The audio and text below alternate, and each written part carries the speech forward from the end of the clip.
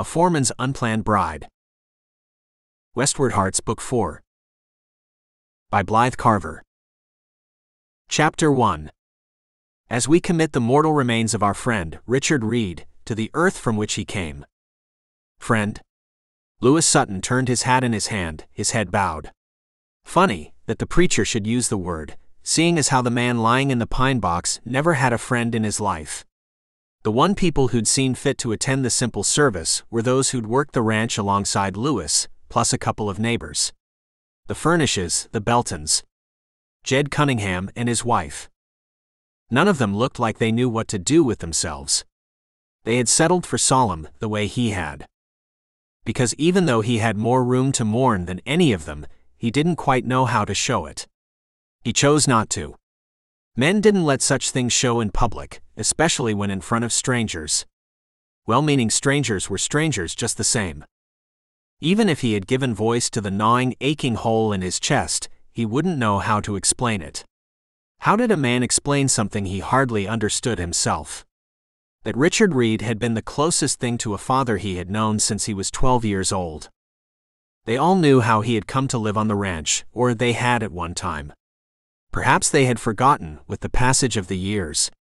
There were times when he himself remembered those terrible early days, when the memory would come back fresh and clear enough that it all but knocked him from his saddle. This was not the first time he'd stood beside an open grave. He couldn't keep himself from pondering the use of the word friend.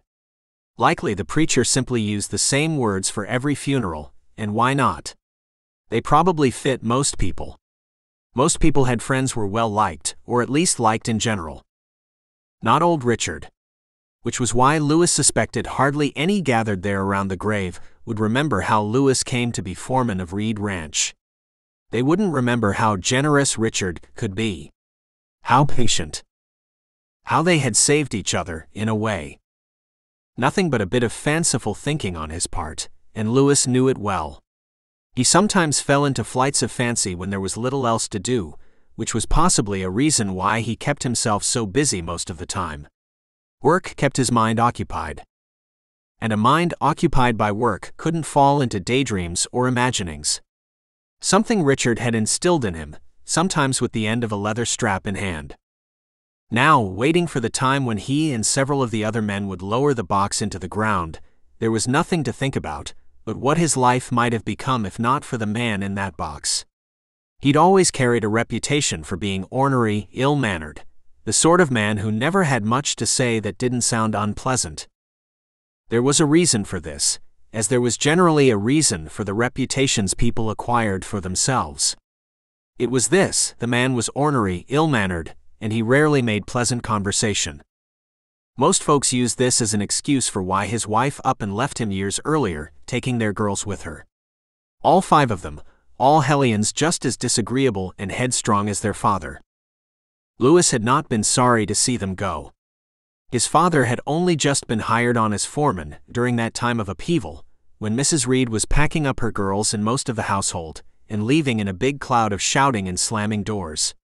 Lewis had chosen to take refuge in the little house designated for his family. Mama would be the new cook in the house, seeing as how Mrs. Reed was taking theirs with her. He'd only met the girls once, on the morning they were to ride into town and get on a train. They might have been pretty things, he supposed, had they not been so sneering. Willful. Arguing among themselves about who was going to sit near the window on the train, how long it would take to get to Baltimore. Nothing of the home they were leaving behind, or the father who they'd probably never set eyes on again. And they hadn't. They had not even bothered themselves to make the trip out for the funeral, though Lewis had contacted them regarding their father's death. Richard had kept their address in a little book in the top drawer of his desk. Something about finding that little book had twisted up Lewis inside something awful. Richard must have thought about them, though he hadn't spoken a word to any of the girls since the day they rode away in the wagon heading into town. Had they thought at all about Richard in 15 years? Lewis doubted it. They were all younger than he, the oldest being the twins who were 9 or 10 at the time. Young enough that they could go on and forget everything about Carson City, Nevada, the ranch. All of it. Though how a person could ever forget such a place was a mystery to him, but much of the way other people thought and behaved was a mystery anyhow. How could a grown person not bother writing back upon hearing about their father's death? Especially when there was the matter of a will to be settled. He'd been as clear as he could, yet no word had been sent in reply. How could they not at least write back? He did not pretend to know exactly what had driven them away. His mama had warned him against the all-too-easy assumptions one could make about a situation such as this. He didn't know what went on in another family's household, or between a husband and a wife. That had struck him as strange at the time, for he had never once seen his parents looking or sounding even the slightest bit unhappy with each other. As a grown man, he suspected they never had been. They'd loved each other, until the day of the fire. He cleared his throat and swallowed back the lump which had formed there. How much loss could one man bear? Why did the good Lord see fit to test him so? Especially considering that losing Richard meant more than losing his second, surrogate father. It meant losing the ranch above all. He glanced up from beneath lowered brows to the house. His home since the day of fire had destroyed the cabin reserved for the foreman and his family. White curtains fluttered in the open windows, the insides cast in shadow. He knew every room by heart, could have made his way through with a blindfold over his eyes and never so much as brushed against the edge of a table. Richard Reed had been a man of habit and order. Not a thing had moved or changed since the day Cordelia Reed took the girls and never returned. The house had stood as a shrine to her, something Lewis had never understood. Considering how little the man had seemed to care for his former wife, and how little concern he'd paid his daughters, one would imagine he'd wish to change the entire place from top to bottom. Erase all memories of the woman who'd walked away from him. Maybe he simply hadn't cared enough to consider changing things. Maybe that lack of caring was why Cordelia had left to begin with. Richard had not been an easy man to know. Lewis would be the first to admit it. It had taken them years to bridge the discomfort which seemed to hang between them like a shroud. There were times back in those early days when he'd asked himself why the man had bothered to take him in. His distaste for children was obvious, and his discomfort with people, on the whole, was the stuff of legend. As he grew up, he came to understand a few things he couldn't possibly have, as a boy of 12 or 13. Among them was a man's need to feel he was passing something down to the next generation. To feel like he was teaching a boy to exist in the world, something Richard would never have been able to do for his girls. Loneliness. He'd come to understand that too, and how he had kept his surrogate father from going mad with it. Why then had Richard betrayed him so? The preacher's high-pitched voice fell silent. Lewis looked at him, noting the way he nodded, and affixed his hat before taking his place beside the pine box, holding the remains of a man who Lewis had never understood. Not if he could leave this beautiful wild land to his daughters with no mention of the foreman who'd lived under his roof and treated him like a father, especially once he'd taken ill. Not when Lewis had nursed him and sat at his bedside night after night, reading aloud from books no one had touched in 15 years. Not when they'd shared every meal since he was 12 years old, and yet he had not once been mentioned in the old man's will. He had never cared at all, or at the very most, he had cared in his own fashion.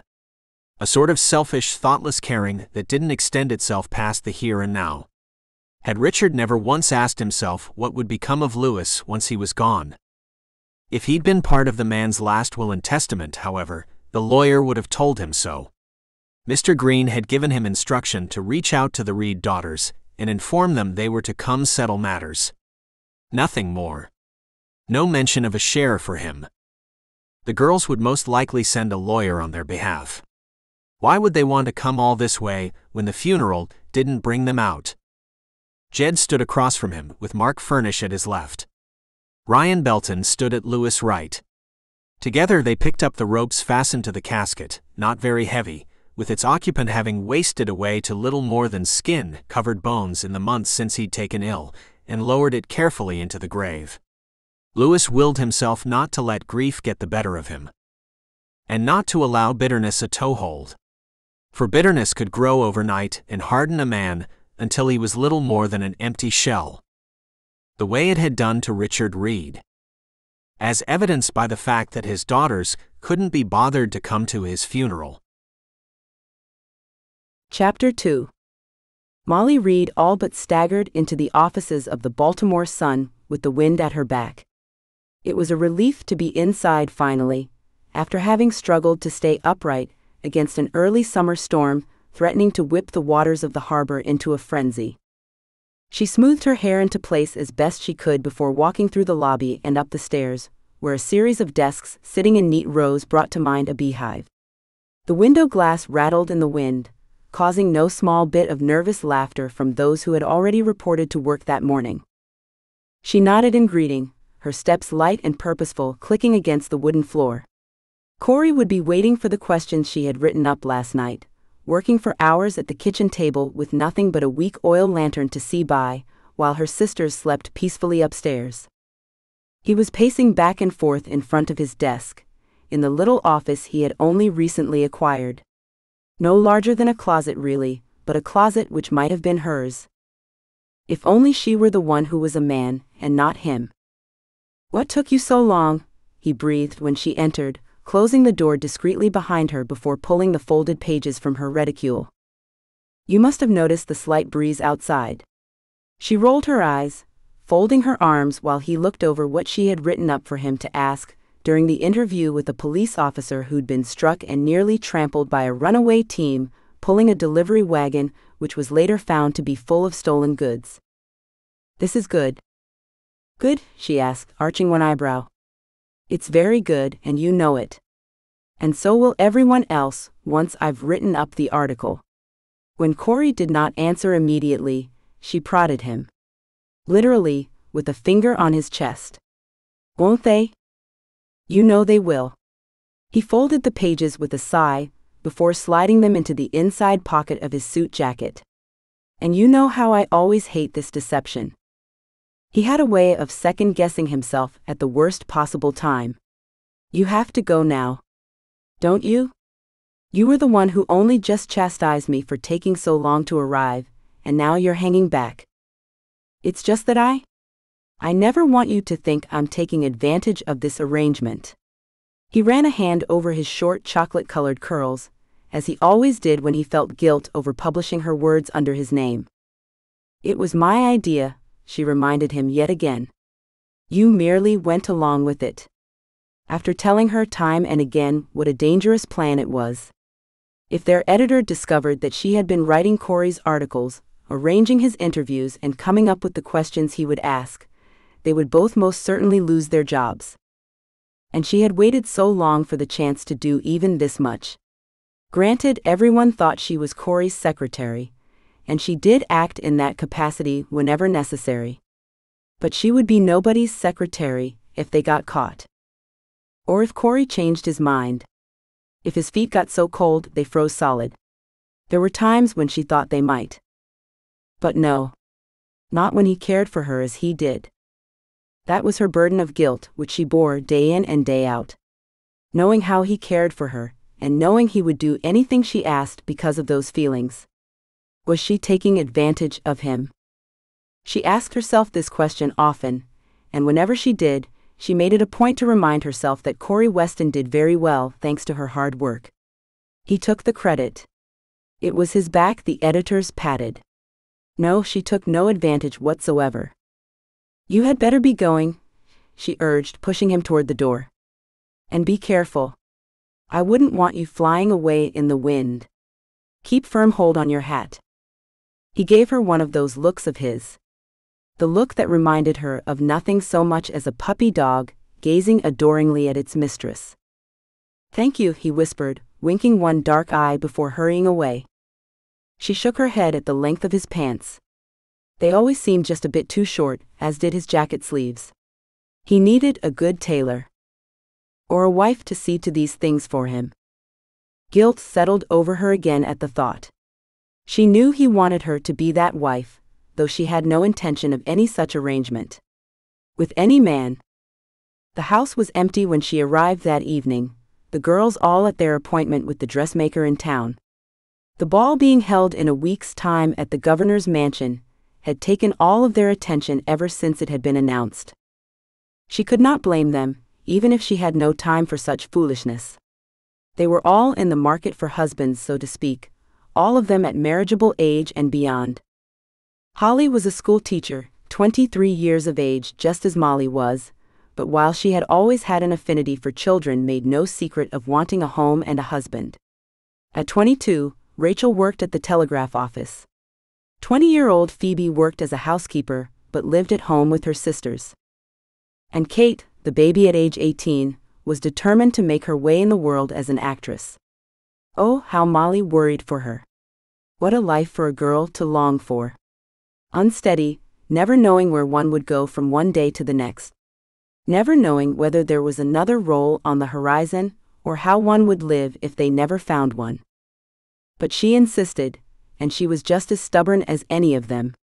They'd managed to keep her reined in up until then, but the time would come when she slipped away in the night. Molly was certain of it, knowing it was merely a matter of time and opportunity. The post had come, a stack of letters and bills sitting just inside the front door to the house they'd shared since arriving in Baltimore. With Mama gone these last 3 years, they'd been able to live nicely on the money from her family, just as they had when she was living. The girls had only taken jobs at Molly's insistence. She wanted them to be independent, as she longed to be. For should their marriages not work out, as their parents had not, there would be no grand family fortune on which to fall back. The money would not last forever among the 5 of them. She walked through the darkening house without lighting a lamp, until she reached the kitchen, putting on a kettle for tea before sitting at the table to go through the mail. One envelope in particular caught her attention, seeing as how it was in such disarray. Dirty, a man's boot print marking the back, it looked as though it had fallen to the bottom of the mail truck and been forgotten until that very day. She opened it first, curious as to its contents, especially since it was addressed to the Reed sisters. The writing was so small, so cramped, and she had been reading all day, which had tired her eyes. She pulled a pair of spectacles from her reticule. She did not like to wear them at work, as she felt they did nothing for her looks, and even she was a victim of feminine vanity from time to time. "Dear Mrs. Reed," she murmured aloud, "I regret to inform you that your father, Richard Reed, has passed from this life." She lowered the letter, her hand now shaking too badly to allow her to read further. Her father. The few clear memories she held of him were not pleasant ones, to put it mildly. This hadn't kept her from thinking about him, though it had kept her from contacting him. It was a funny thing, really. Each passing year had made any attempt at reaching out seem more ridiculous. What did one say to their father after 5 years? 6? 8? 15? Shame colored her cheeks, the shame of 15 years of silence. None of the other girls would feel this way, she knew. All of them had gone along with Mama, and declared Richard Reed unfit for their concern. He was a beast, a terror, unfit for the companionship of even his daughters. A gentlewoman did not live under the same roof as a man like that. She'd asked herself many times over the years just why her mother had married him. They'd known each other but a short while before then, having met at a barn dance. She'd come in from out of town to visit with kinfolk in Carson City, and Richard Reed had struck her as a dashing hero with stormy eyes and a dark, brooding nature. The very opposite of the sort of man her parents wished for her to wed. Cordelia Biddle Reed had never gone so far as to speak those last words aloud, but she hadn't needed to. Molly had always been able to fill in that which went unsaid. It went along with the imagination required to be a good journalist. 10 years and 5 daughters later, Cordelia had done the only thing she felt she could do, and Molly wasn't sure she blamed her. Richard had been a difficult man, prone to bouts of temper and deep, dark, brooding spells which left the rest of the household tiptoeing as if on eggshells. Young though she'd been, she could still remember straining to keep her natural exuberance inside, to keep from laughing and singing whenever Papa was in the house. Should a footfall be declared too loud or a laugh too much like a squeal, the door to his office would slam open and the tirade would begin. Yes, as a grown woman, it was not at all difficult to understand why her mother had packed up the girls and left. What she to this very day did not understand, however, was why her father had not lifted a finger to stop her. And now he was dead. Molly removed the wire-rimmed spectacles for the briefest of moments, catching a stray tear beneath each eye before putting them back in place. She was determined to get through the letter before she allowed herself to wallow in emotion, if she ever did at all. According to your father's lawyers, Reed Ranch has been left in your possession. Would there be no end to the surprises this day would bring? Molly's eyes went wide when she read this, then wider still as she went on. Your presence is required in order to settle these affairs, though there are conditions which must be met, and to which I am unfortunately ignorant. They will only speak of the conditions of your father's will to yourselves. Molly leaned back in her chair, one hand to her suddenly throbbing head. She was loath to think on what this meant, though she knew perfectly well. She might well be called many things, but no one would ever call her an idiot. They would have to take the train to Carson City, in order to see to the terms of the will. "Oh, Papa," she grunted through clenched teeth. "This is just like you." And it was, truly. He had managed the last word. He would have his daughters back on the ranch, no matter how it inconvenienced them to take the trip all the way across the country. How was she to manage it? She had her work. She could not simply walk away from it. But he wouldn't have known that, would he? He knew nothing of his daughters, of their lives. The kettle's whistle was more like a scream, making her jump and swear under her breath. Her nerves were frayed after a night with little sleep. And now this. There was no choice but to go. She would have to make the trip alone, of course, but only for the time being. The girls could not miss the chance to meet eligible men at the ball. They might find their husbands there. Perhaps even Kate would, and it might be enough to turn her away from the ridiculous notion of being an actress. Molly removed the kettle from the heat, but did not brew her tea. Instead, she went back out, this time hurrying the 4 blocks to Cory's boarding house, to inform him that she would need to be away from the newspaper for a time. There was a matter of a ranch which needed settling, and she was the only one who could settle it. Chapter 3. Lewis slowed the wagon when he reached the house in which Jed and his wife lived. When compared to the furnished home, which it all but sat in the shadow of, it was meager indeed. The Cunninghams seemed happier there than they would have in a palace. Melissa was tending the garden when he arrived, and she waved when she recognized him. "Good afternoon to you. We wondered if we would see you, what with everything going on at the moment. I'm only stopping in to say hello, before I take the wagon into town to meet the train." He climbed from behind the freshly groomed team, then hurried to help her carry a basket of carrots and potatoes to the house. She was with child for the second time, only 6 months after giving birth to little Laurel Jane, and in his opinion should not be doing such work. It wasn't his place to say it, but Mark Furnish could afford to bring in a woman to help her. He could afford a great many things. But it wasn't Lewis' place. Jed was on his way downstairs with Laurel under one arm as Lewis entered the front room. "My princess just woke from her nap," he explained, "and I don't always have the chance to spend time with her during the day. I just happened to come in for dinner." Laurel wiggled her fingers, reaching out for Lewis. A friendly little thing, no trace of shyness about her. Lewis stroked her curls so like her mother's and patted her hands. He had no experience with babies, and found himself uncomfortable around them, more often than not. "Today's when they arrive?" Jed asked, knowing well the answer. "The train gets in at 4, which of course means 5 if we're lucky," Lewis snorted. "Lucky me, bringing 5 women back to the ranch." "Fortunate indeed," Jed chuckled before casting a regretful look his daughter's way.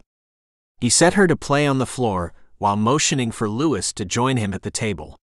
"I know she can't understand me yet, but I need to get out of the habit of making such comments while there's still time to do so." Lewis chuckled. "I won't tell Melissa." "So." Jed folded his arms, leaning back in his chair. "We'll finally see what the terms of old Richard's will happen to be. I must admit, I'm curious. No more so than yourself, of course. Considering that I won't have a home or a job come the sale of the ranch? I'm quite curious indeed." Lewis' jaw tightened, as it did whenever he thought of losing the ranch, which meant so much to him.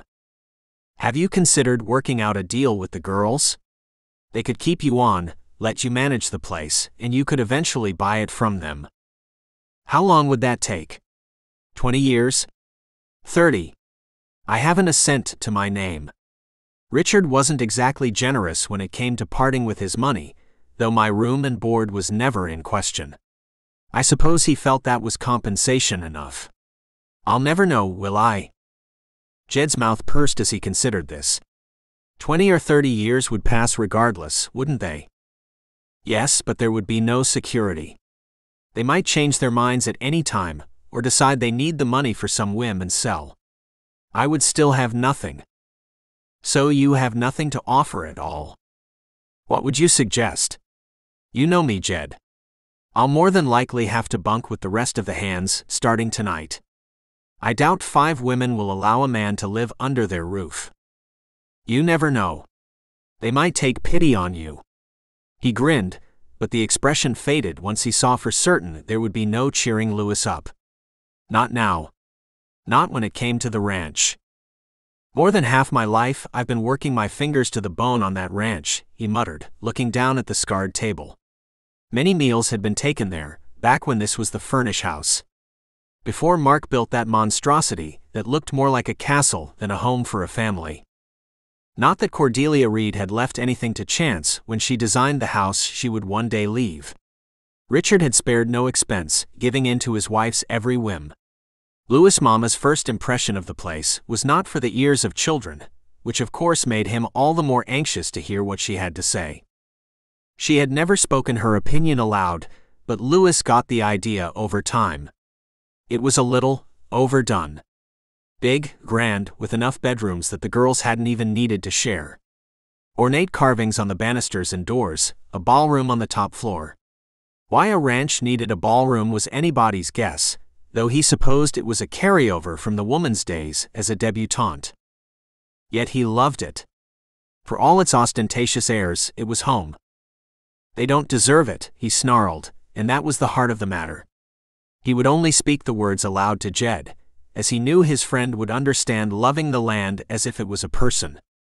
A child he had poured his soul into. The only place he would ever imagine feeling free, whole. Like he belonged. Those girls hadn't done a thing to earn it, while he had done nothing but. I know how you feel. I truly do. It still sticks in my craw to imagine someone else owning the land I was raised on, and as happy as I am here, and while I would never change it for anything, there are times when I remember that this will never be mine. Jed lifted a shoulder in a lazy shrug. But that's the trade-off we make. I won't have anything to trade off. That's the problem. Speak to the Reeds about it then. Tell them what this means to you, not just you either, but all the men working on the place. They'll lose their positions if the ranch is sold, broken up, what have you.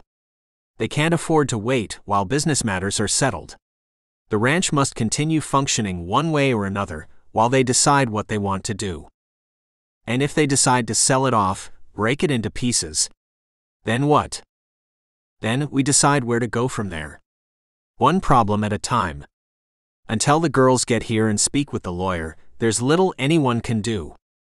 Lewis pushed his chair back more abruptly than he needed to, and all but jumped up. I'd best be getting on. Don't go angry, Jed implored with a frown.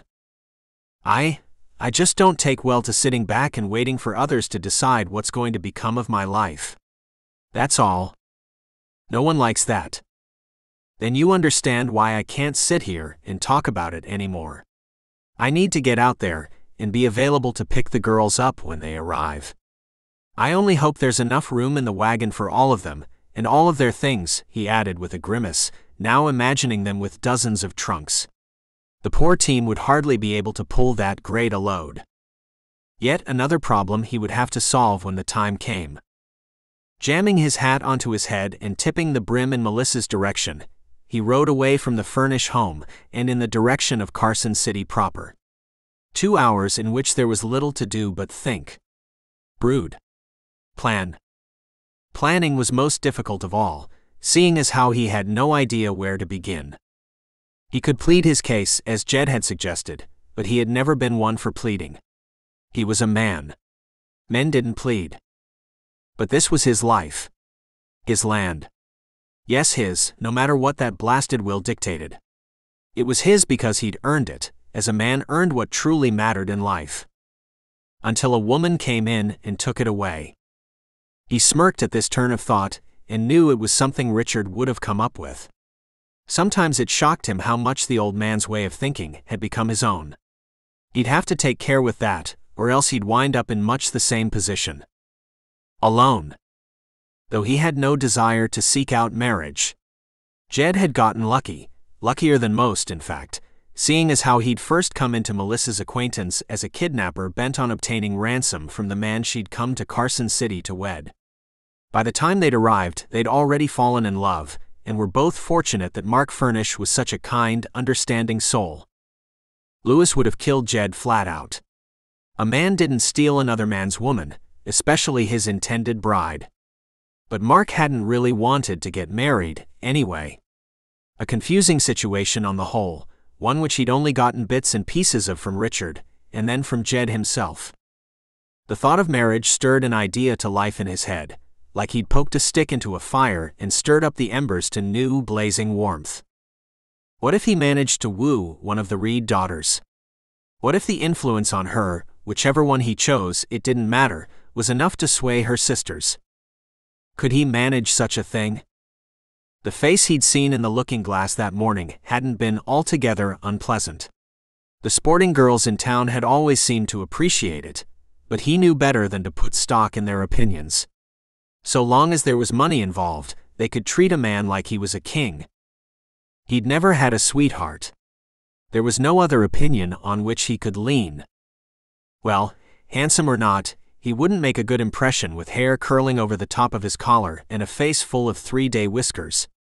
He would treat himself to a haircut and a shave at the barber's before going in to meet the train. A good thing he'd left early after all. Positively providential, as his mama used to say. Then what? He didn't know how to woo a woman. Such pastimes had always seemed silly to him when there was so much to be done. Work he could be proud of at the end of the day, something to make him feel accomplished.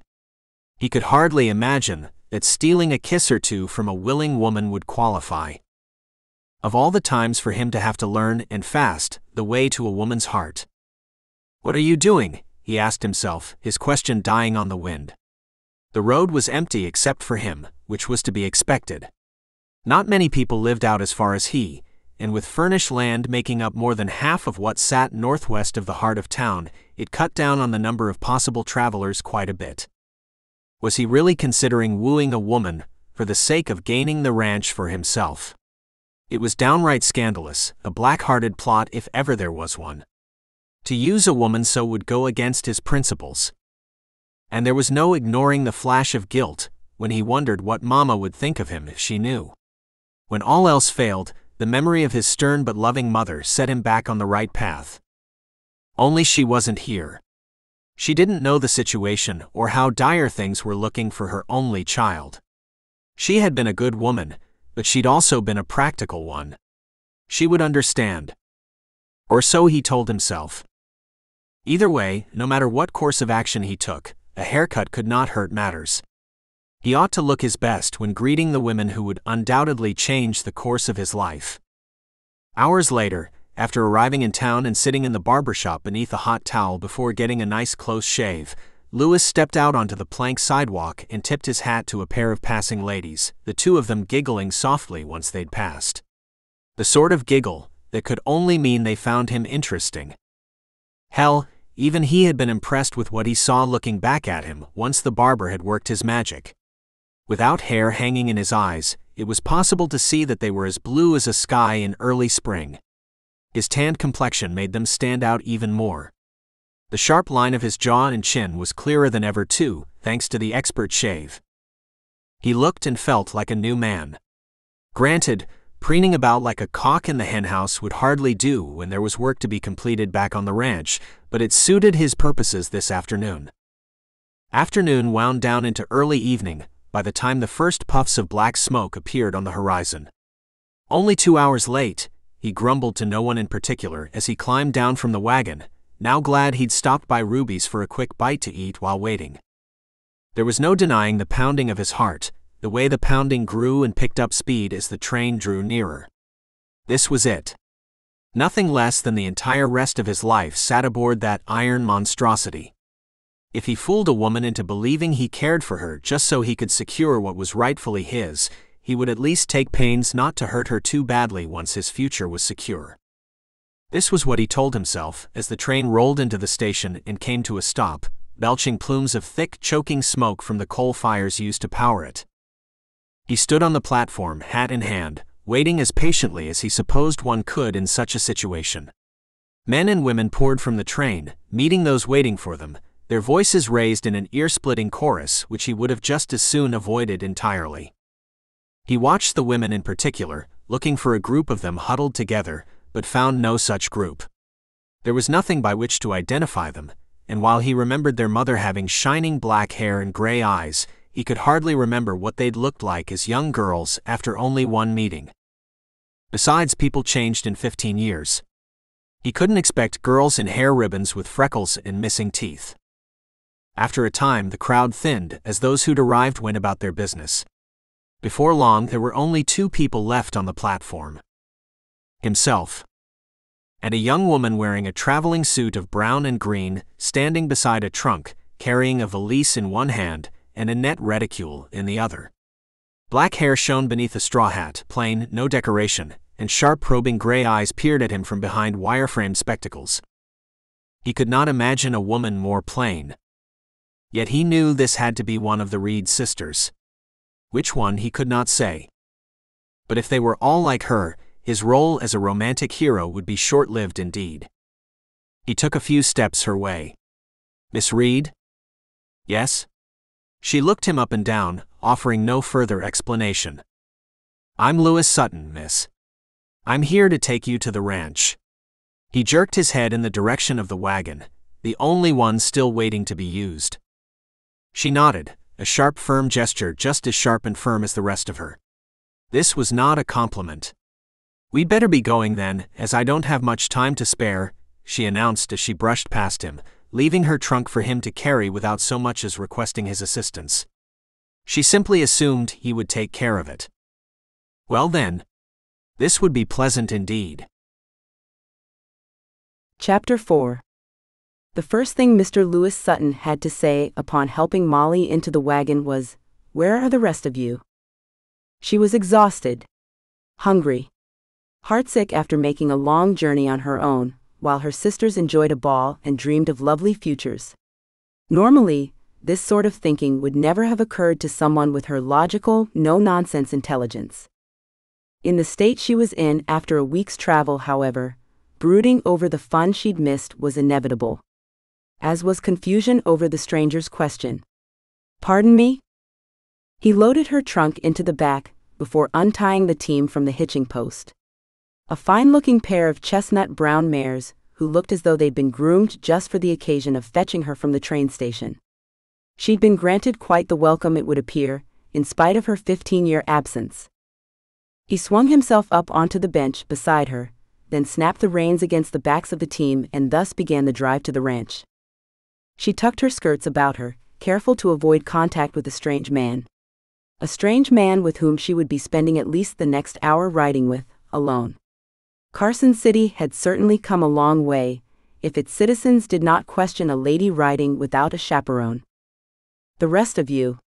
The other girls. There were 5, weren't there?" "Have we met before?"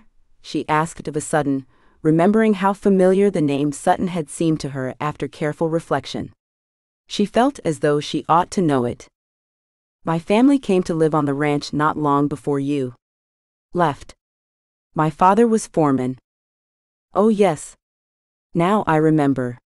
And they had met just the one time, the morning Mama packed them into the carriage and whisked them away. The man had a long memory then, better than hers. Or her father had spoken of them. No, that was unlikely.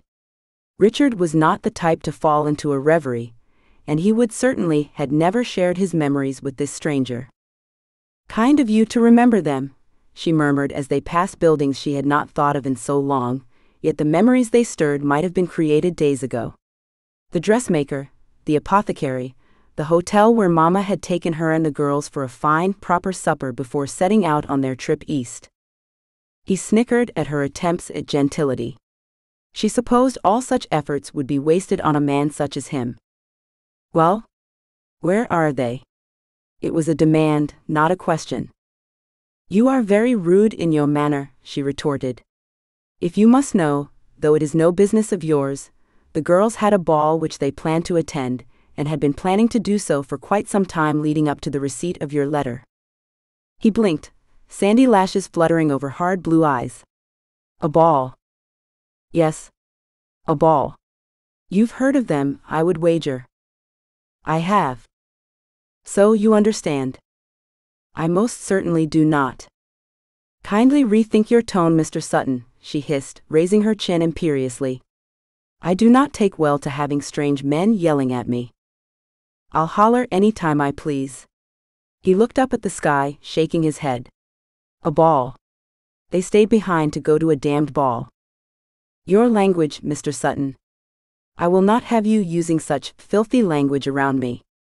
She muttered under her breath, arranging her skirts with great care, while her cheeks burned with a mixture of fury and embarrassment. Yes, now that he put it that way, the fact that her sisters stayed behind so they might meet eligible gentlemen did seem rather frivolous, all things considered.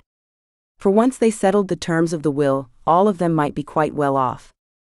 They would no longer need to fling themselves at eligible men. The men would come calling, once they learned the Reed sisters were heiresses to a ranching fortune. It was rather short-sighted of them, but she would rather have bitten off her own tongue than admit it to the coarse, ill-bred man seated beside her. You might have taken to the habit of using salty language while in my father's presence, Mr. Sutton, but I am not my father. No, you are most certainly not. And if you are to be in my presence while I stay here to settle the terms of the will, I must ask that you remember you're in the presence of a lady. He snorted. A lady? That's right. Are you hard of hearing? No. It's just that, never mind. Please, sir.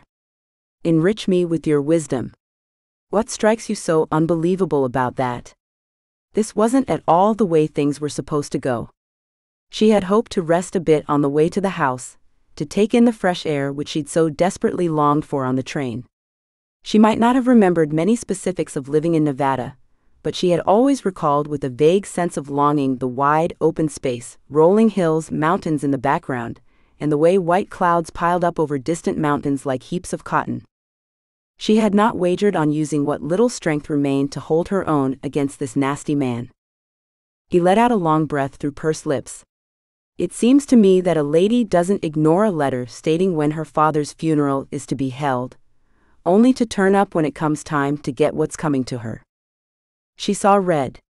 She actually saw the world in front of her turn from the soft, hazy amber of early evening to a bright, flaming red. How dare you? You know nothing of the circumstances. Pray tell then. Explain to me why, when I wrote you more than a month ago, you did not manage so much as a letter in reply until the one I received just a few days back. The letter was lost. She pulled it from her reticule, holding it up for his inspection. See? Someone even stepped on it. The imprint of a boot is clear on the envelope.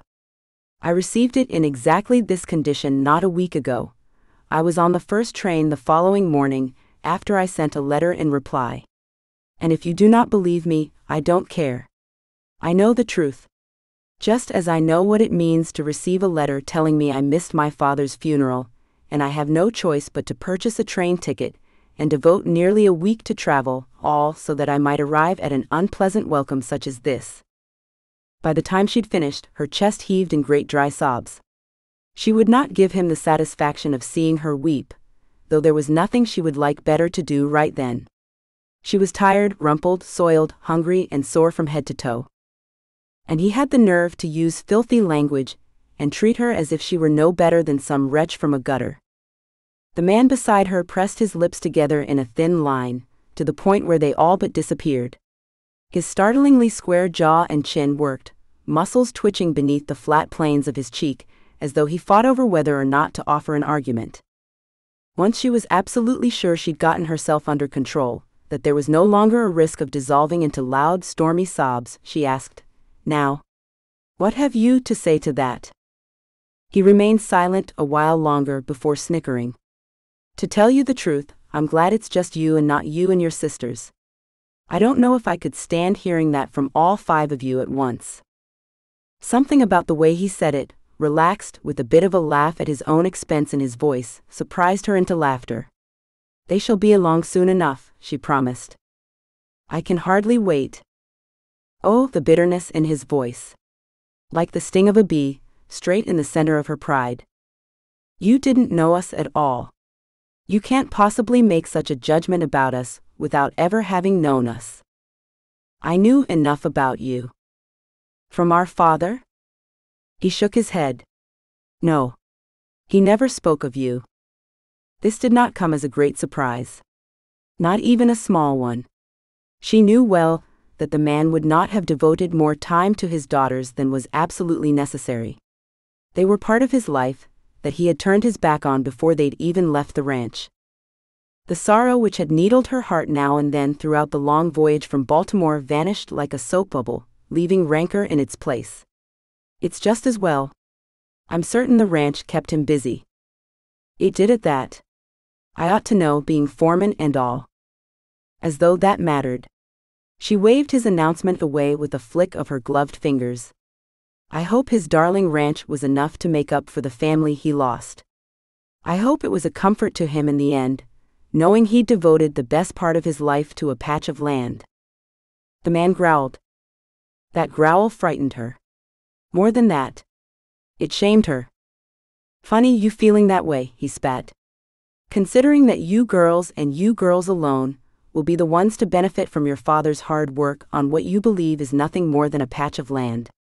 That patch of land earned him quite a bit of money, and the value of the land and the livestock combined will set the 5 of you up in fine style for as long as you're intelligent enough to manage it. You can give yourself all the fine airs and graces you wish, but the sweat of your father's brow and the sweat of a lot of other men are what will bring you the inheritance he left. And you would do well to remember it." Her shame deepened, and she was glad for the presence of a bonnet which covered part of her face. She tilted her head away from his that she might conceal more of it, for she felt the rising flush covering her neck and cheeks. He made a strong point, this rough man with a temper as sharp as her father's. He'd learned it from the old man most likely, unless his own father was just as ornery. She recalled the number of ranch hands who had once moved about the land on horseback, herding the cattle and branding and making repairs. Dangerous work at times too. Riding through dust storms, hail, riding in heavy downpours, all to see to the safety of the livestock and the horses. She remembered once when she was very small, seeing a horse all but fall to pieces when a snake slithered into its path. It had thrown its rider and broken the man's back, before tearing off in a cloud of dust. All of that work had made the ranch what it currently was, and according to Mr. Lewis Sutton, that was quite a lot. Enough to see to their comfort for many years to come. And there she was, behaving as though she was above it all. She twisted her handkerchief in her hands as she tried to find the words to express how wrong she'd been. "I do not mean to speak ill of your vocation," she murmured, her tongue tripping in awkwardness. "I was angry.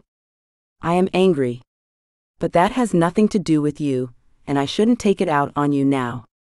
As I won't be here for long, only until the matter of my father's will is settled, I see no reason for us to be bad friends. Please accept my apology." Oh, how that stuck in her throat. How she hated to ask for any man's apology, especially one who'd only minutes earlier used foul language and raised his voice to her. Yet she had the distinct impression that this was not the sort of man who came easily to apologies or mending fences, which meant she had to be the bigger person and make amends. He would see she meant him no harm, and that no matter what he believed, she did not give herself airs and graces. They would continue on as if the first uncomfortable, unfortunate half-hour of their acquaintance had not existed. She would have the peace she desired, and at least one aspect of this unfortunate situation would be bearable. Which was why the single grunt with which he responded boiled her blood the way it did. Do you not even possess the decency to accept a woman's apology when she offers it? She hissed, afraid to raise her voice any higher. She might start shrieking. He tapped the reins against the backs of the team and shrugged. I don't think we have to be friends at all. I don't wish to be your friend. I don't care for you, and that's a fact. You might as well know the truth of it now. Her mouth fell open. Why, you nasty vile man. How dare you? Do you have any manners at all? If you think so badly of me, keep those thoughts to yourself. I do not need to hear every opinion you have. I think it's better you know it, he insisted. I don't want you thinking you've come out here to make friends, and I don't want you pretending to be my friend while you take away something I've poured my life into these last 15 years. Oh. So that was it. She sank against the wooden planks at her back. Even with her mind in such a haze of fatigue, she was not too addled to see the truth of what she had arrived in the midst of. You believe the ranch ought to go to you. She turned to look at him, truly studying the man for the first time since she'd climbed into the wagon. Isn't that right? The tension in every line of his body told her she'd hit the bullseye. What I believe, he muttered through clenched teeth, is that it shouldn't go to flighty women who only care for the riches it will bring them, who will discard the men who've worked hard to make it what it is. Do you understand that none of us will have positions on the ranch once you sell? She frowned. This made little sense, though she was not brash enough to consider herself an expert in the subject. Why would you not stay on? I would think anyone buying a ranch would wish to employ the men who know the land and the livestock best. Would that not be the right thing to do? The right thing to do? He asked with a shrug. I suppose. But can you guarantee that will happen? Because it's just as likely the bank will take the land from you and hold it until a likely buyer comes along. Or that Mark Furnish will wish to expand his land holdings by snapping up the entire parcel. He has the money and the ambition to do just that, but he doesn't need another foreman.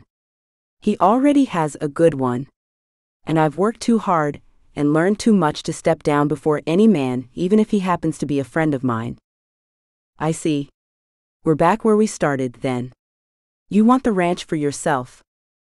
I never said that. But you did, sir, when you spoke against losing your position as foreman. You care nothing about the other hands, and you never did. You only care about yourself. Hang it all, woman. I never said anything of the sort. You're only twisting my words around until they suit your purpose. I don't need to do any such thing. You're doing quite a good job of painting yourself as the heartless mercenary you are. You want the ranch for yourself because you feel it's owed to you. Let me remind you of something. He glanced at her, then turned back to the task of guiding the team of horses. A voice in the back of her head warned her against this. Told her not to continue. That she was about to say the sort of thing a person couldn't take back. That even though he had behaved terribly, he did not deserve what she was about to say. She ignored this voice. If my father thought you deserved the ranch, why didn't he leave it to you? It was a terrible thing to say. Ugly. Beneath her. But there was no taking it back once she'd said it, no backing down. Though she'd been in the wrong, instinct made her hold her own. If she recanted now, shrank back even an inch, he would find her weak. She knew enough of men to know of their penchant for chipping away at a woman's weakness, real or perceived, it mattered not. Hadn't she spent the last 8 months writing news pieces for which Cory took the credit? All because she was a woman. Molly instead of Martin or Michael. No way would she allow him to believe she had a weakness he could use against her. The ranch was hers and her sister's, and he clearly felt as though it was owed to him. She would not allow him to take what was hers. She would not allow him to believe her weak and ineffectual. She was neither of those things. To his credit, he made the rest of the drive without speaking again, though his knuckles stood out bright white as he gripped the reins hard enough to tear the leather. Chapter 5. In one fell swoop, he had managed to lose credibility and destroy any chance of convincing one of the Reed girls of his romantic intentions. All because this one, whose name he had not yet learned, he realized, had drawn a confession from him with her double talk and her wicked barbed tongue. Yes, she had Richard Reed's blood in her all right. It did not work to her advantage. Now there would be no wooing one of the girls, for she knew what he wanted. How he resented them. How he believed the ranch ought to be his. She'd make his life nothing less than misery if he so much as turned a favorable eye toward one of her sisters. "Which one are you?" he dared ask when they were no more than a few minutes from the house. It would be a matter of clearing the next rise, which would allow them a look at the entirety of the Reed holdings. She stirred with a faint murmur, like she had been moments away from dozing. He supposed she must have been flat tuckered out after such a journey, though this did little to earn his sympathy. "Which one?" "Oh. You mean which sister?" "Molly. The oldest. A twin." "That's right. What brought you out here when none of the others could manage it?" He caught her out of the corner of his eye. "No ball for you?" She sat up straighter, her spine and shoulders stiffening. "That's none of your concern." Probably no man would want to dance with her. He couldn't blame them if this was the case. She would just as likely berate her partner and tell him how to do it better. Besides, she hardly seemed the type to wear a gown, so stiff and formal as she was. Fair enough. He pulled the team to a halt and paused at the top of the rise. "Your ranch, Miss Molly Reed?" To her credit, she looked downright impressed. A bit thrilled, even. There was color in her cheeks, and her mouth curved into what might have passed for a smile. "They have nothing like this in Baltimore," she observed. He noted the way her gaze moved over the land to the mountains on the horizon, and her smile widened. For a second, no longer than the length of a heartbeat, he thought she understood. That she might possess the sort of soul a person needed in order to appreciate and respect the land.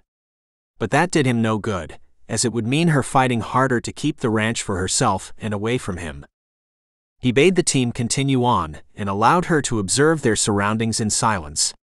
Once the house loomed before them, growing larger with every turn of the wheels, her eyes latched onto it and never left. It sprawled upward and outward, all 3 floors, with a balcony outside the glass doors leading into the ballroom. A deep porch wrapped around the entire bottom floor, with ivy winding its way over the banister and up the posts. Far too grand for a ranch, but it was what her mother had wanted. How did she feel about it, he wondered, but he would rather bite off his tongue than ask. She didn't accept his hand at first, when he offered to help her from the wagon. It wasn't that she refused to take it, but that she didn't notice it at all. She hadn't stopped looking at the house yet. He observed that she hardly breathed. "Miss Reed? Are you all right?" This jarred her into awareness. "Fine, thank you." She took his hand, her touch as light as a butterfly's, alighting gracefully. She stood there, waiting for him to take the trunk from the back of the wagon, her fists tightly closed. Stiff. This was her home, yet it was not. She waited for him to walk up the porch steps and up to the door, which she opened, as his hands were engaged in holding onto the trunk's leather straps. He left the monstrosity in the front hall, while she entered behind him. "My goodness." It came out sounding like a breath. "Oh my goodness." He granted her a curt nod, glancing about the place he knew so well. The parlor, as you'll recall, to our left. The study to the right. The library. The dining room. Kitchen at the end. He opened the pocket doors leading into the parlor, wincing at the sound of the wood protesting being moved. It had rarely been. Almost never. The parlor had been Cordelia's domain, and thus had sat untouched for 15 years. Molly stepped in behind him, her breathing ragged as she took in the condition of the room. She closed her eyes and appeared to sway slightly.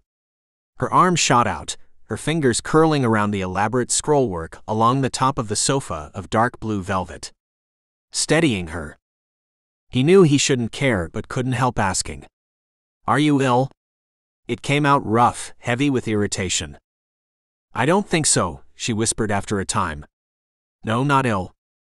Yet she did not open her eyes or release her hold on the wooden scrolls decorating the altogether gaudy piece of furniture. "What is it then?" "Thirsty." Hungry? I would imagine your trip was a rough one. She paused before shaking her head. I am hungry. Thirsty. Tired. But this? I didn't expect this. Expect what? Her eyes were slow to open. When they did, she regarded him with a rather wary look. I know this will sound strange. Forgive me if you do not wish to hear sentimentality from someone who you clearly do not like. But he didn't contradict her. He simply waited. She looked around, her mouth falling partway open. Have you ever had the feeling of stepping straight into a memory? This is exactly precisely as I remember it. Down to the china figurines on the table and mantel. Mama always mourned over not having remembered them. They look as though they haven't been moved in all this time. Nothing has. Her head swiveled toward his. Nothing. He never saw fit to change things, I reckon. I reckon not. There was no sarcastic sting in her voice as she looked over the room again. Only wonder. I never imagined. It's the strangest feeling. Like I'm a little girl again. Stepping into my own childhood. I wish the girls were here, though Kate wouldn't remember. She was too young, only 3 years old when we left. But the others would. I do wish they had come. Suddenly, her cheeks colored as she remembered that she was not alone. Somehow, he didn't mind her brief flash of a softer, tender nature. She seemed more like a person and less like an adversary. He cleared his throat, looking down at the floor and reminding himself that she was, indeed, his enemy. He could not allow her to work her way into his esteem. You'll find the rest of the house is the same as well. Untouched. Only the necessities your mother took, the china and silver for instance, were replaced. Had to be. Even then, there's nothing so fine in the dining room now. But everything else is where you left it the day you left home. Why do you think that is? I don't think it's any of my business. She tipped her head to the side. If anyone would be anywhere close to understanding, it would be you. You've been on the ranch all this time. Under her frank gaze, he couldn't help but loosen up just enough to give a half smile. Truth be told, I gave up trying to understand him years ago. The ghost of a smile transformed her plain, charmless face into something nearly pretty. Nearly. That sounds like my father, all right. I never understood him myself, though I didn't have as much time as you did to get to know him. She might have. She could have written, could have visited. A grown woman who spoke her mind and to the devil, with anyone else. There was no reason he could see why she couldn't step out of from the shadows of her mother's hoopskirts and decide for herself whether she'd know the man who sired her. His expression must have given away his turn of thought, for Molly turned away and went to the window rather than look upon him further. I would like a minute to myself, if you do not mind. I don't mind, because I don't care much for what you need. He turned away before she had the chance to fly at him. I'll take this up to your mother's old room. His toe touched the trunk in the hall. You carry my trunk upstairs, yet you don't care what I need? She followed him into the hall, hands folded before her. I had to head upstairs anyway, he grunted, lifting the trunk onto his shoulder after standing it on end and crouching before it. Why? That is where my things are.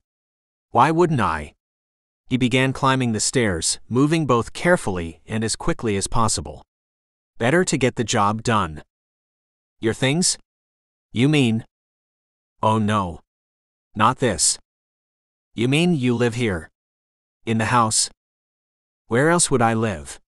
He reached the second-floor landing, and rather than continuing up to the ballroom, which no one had done in all the years he'd lived there, he turned right and walked to the second door from the last.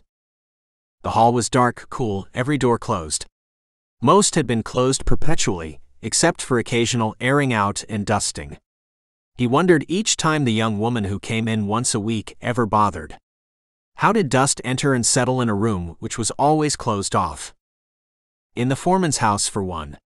Her voice was just as sharp and vicious in a darkened hall as it was in a wagon, he found. Pity the man who ever tried to come near her in a dark room. He might find himself cut to ribbons. The Foreman's house burned down when I was 12 years old. Not long after you left, in fact. I've been living in this house ever since. You have. Longer than you ever did. He couldn't help himself. The woman defied all attempts at civility. And yet it's mine.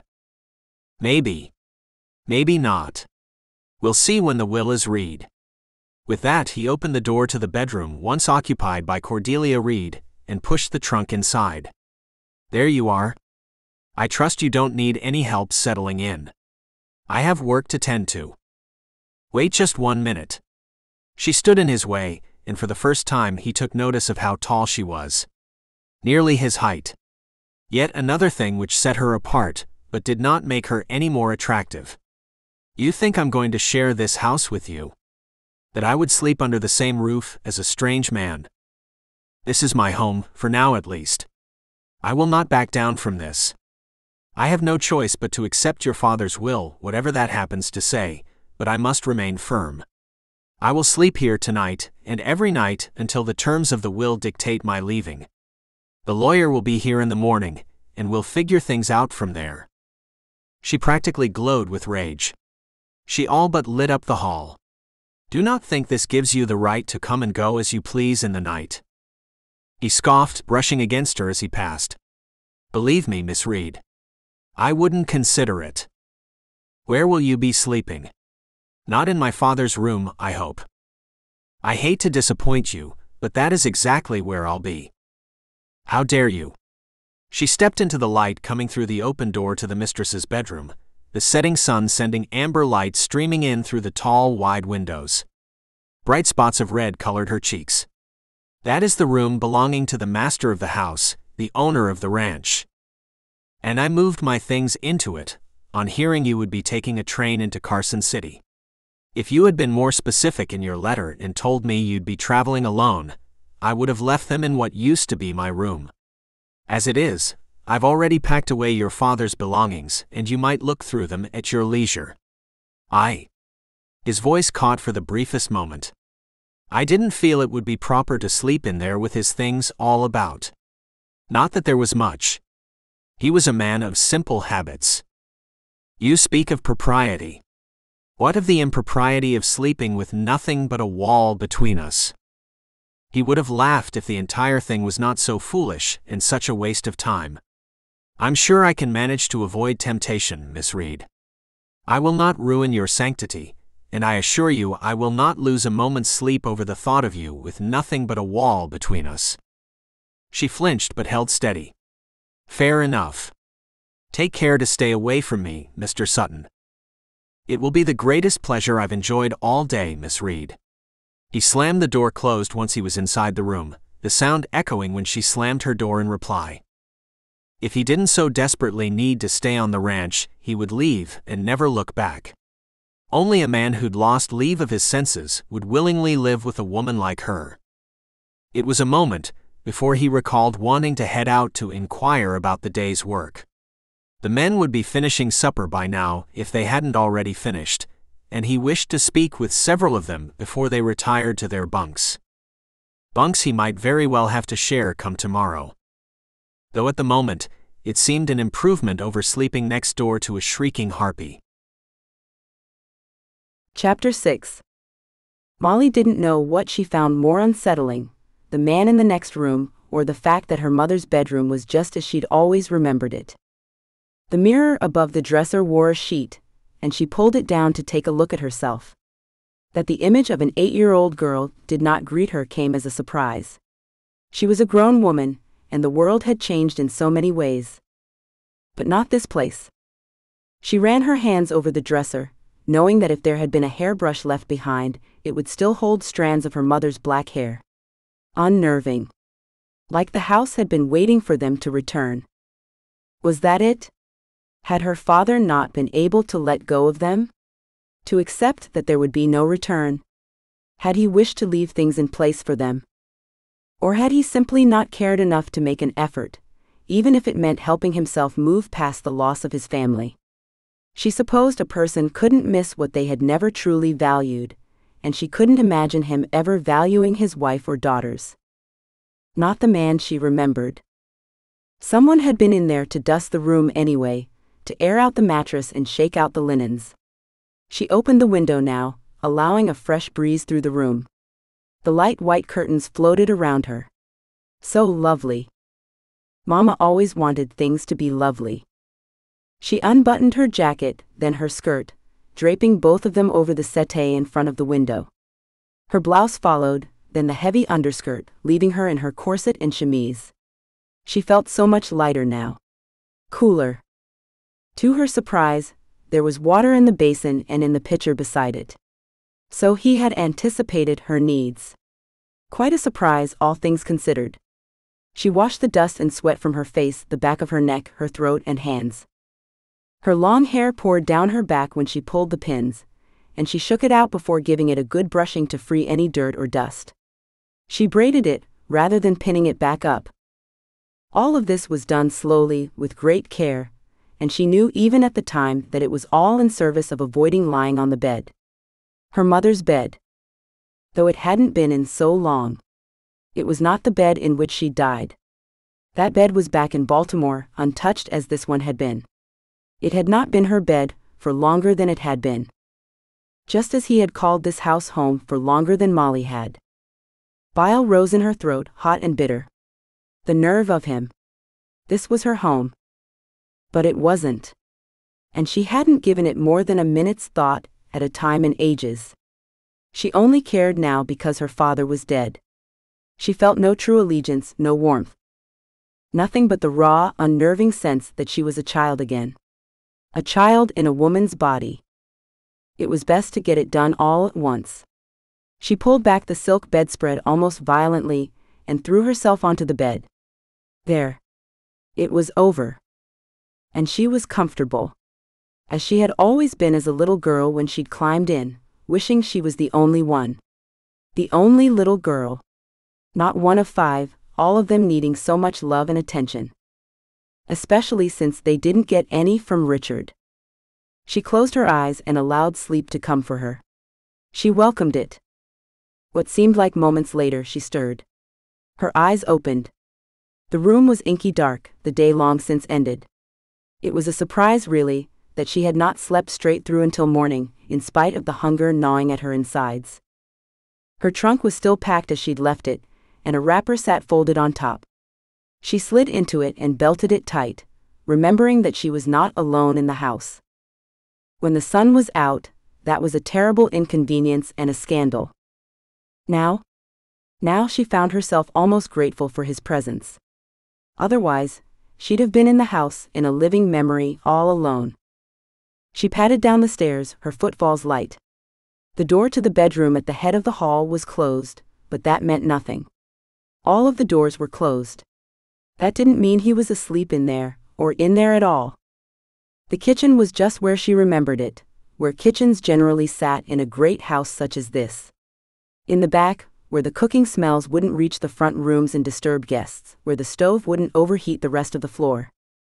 There was a lantern just inside the door. She lit it, and carried it to the door leading down to the root cellar. It was gloriously cool down there, almost chilly, and she found a leftover plate of roast chicken under a cloth. It was quite fresh, leading her to believe it had only been prepared that night. Something for the hands maybe, left over and brought to the house for her. Who cooked for them now? Where did they live? So many questions. She carried the platter up the narrow stairs and closed the door, taking a loaf of bread and the butter jar from the larder. She was accustomed to eating alone, late at night, after getting home late from the newspaper or once her work was finished. The chicken was good, and she ate heavily of it. The clock which hung over the stove said it was just past 4 o'clock. Should she bother going back to sleep with morning so close? Perhaps she could write for a spell. She could write of the journey, the interminable ride on the train. Of the men and women she'd observed. The town, how little had changed there. How very, very little had changed in the house. She could write of her deep, inexplicable grief, of how that grief had not bloomed to life until she'd stepped foot through the front door. How sorry she felt for any man who kept his home as a shrine to the family he'd lost. Though the loss was no one's fault but his own. She knew that much. She might write to the girls, but they would likely reach Carson City before the letter arrived. If they followed the plans she had so carefully set for them, they would be leaving in another day or two. She had lost track. Considering the very short amount of time she'd had to put things in place, she thought she'd done admirably well. Purchasing their tickets with her own, explaining the situation later that evening as she threw clothing into her trunk at random. Holly was the most sensible of those she'd left behind. They shared that quality, if no others. They were not identical twins. Hollis Reed was shorter, plumper, altogether more jolly and well-loved. Margaret Reed, on the other hand, was the older sister in every sense. The more responsible, reliable, hard-working, driven, ambitious even, though it had never gotten her anywhere. They were named for Margaret Hollis, their maternal grandmother, while the others had been named on a whim. As though Cordelia had plucked their names from the air. Holly would get the others together. Wouldn't she? Even Kate, who most often needed prodding and even a fair bit of supervision before she sprang into action. And then she would complain. Molly wondered as she spread butter and strawberry jam over a slice of bread, whether she would ever reach a point in her life when she could stop worrying over them. She had never known what it meant to be by herself. Just herself. With only her needs to take into account, and only her whims to follow. The oldest of 5 sisters did not have that luxury. She ought to write to Cory. Yes, that was what she should do. He would want to know she'd arrived safely, and whether she had an idea as to when she would return. She could add that portion of the letter after speaking with the lawyer. So long as he managed to keep up appearances and string a few words together as she would, they could make it through this without anyone being the wiser. Cory had been privy to her style of writing long enough.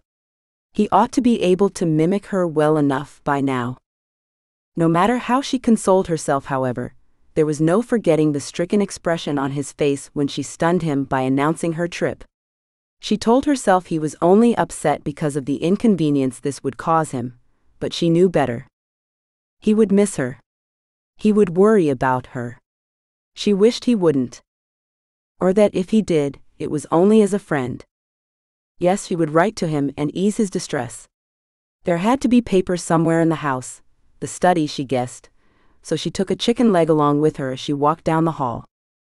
Oh, how she had tiptoed past this room.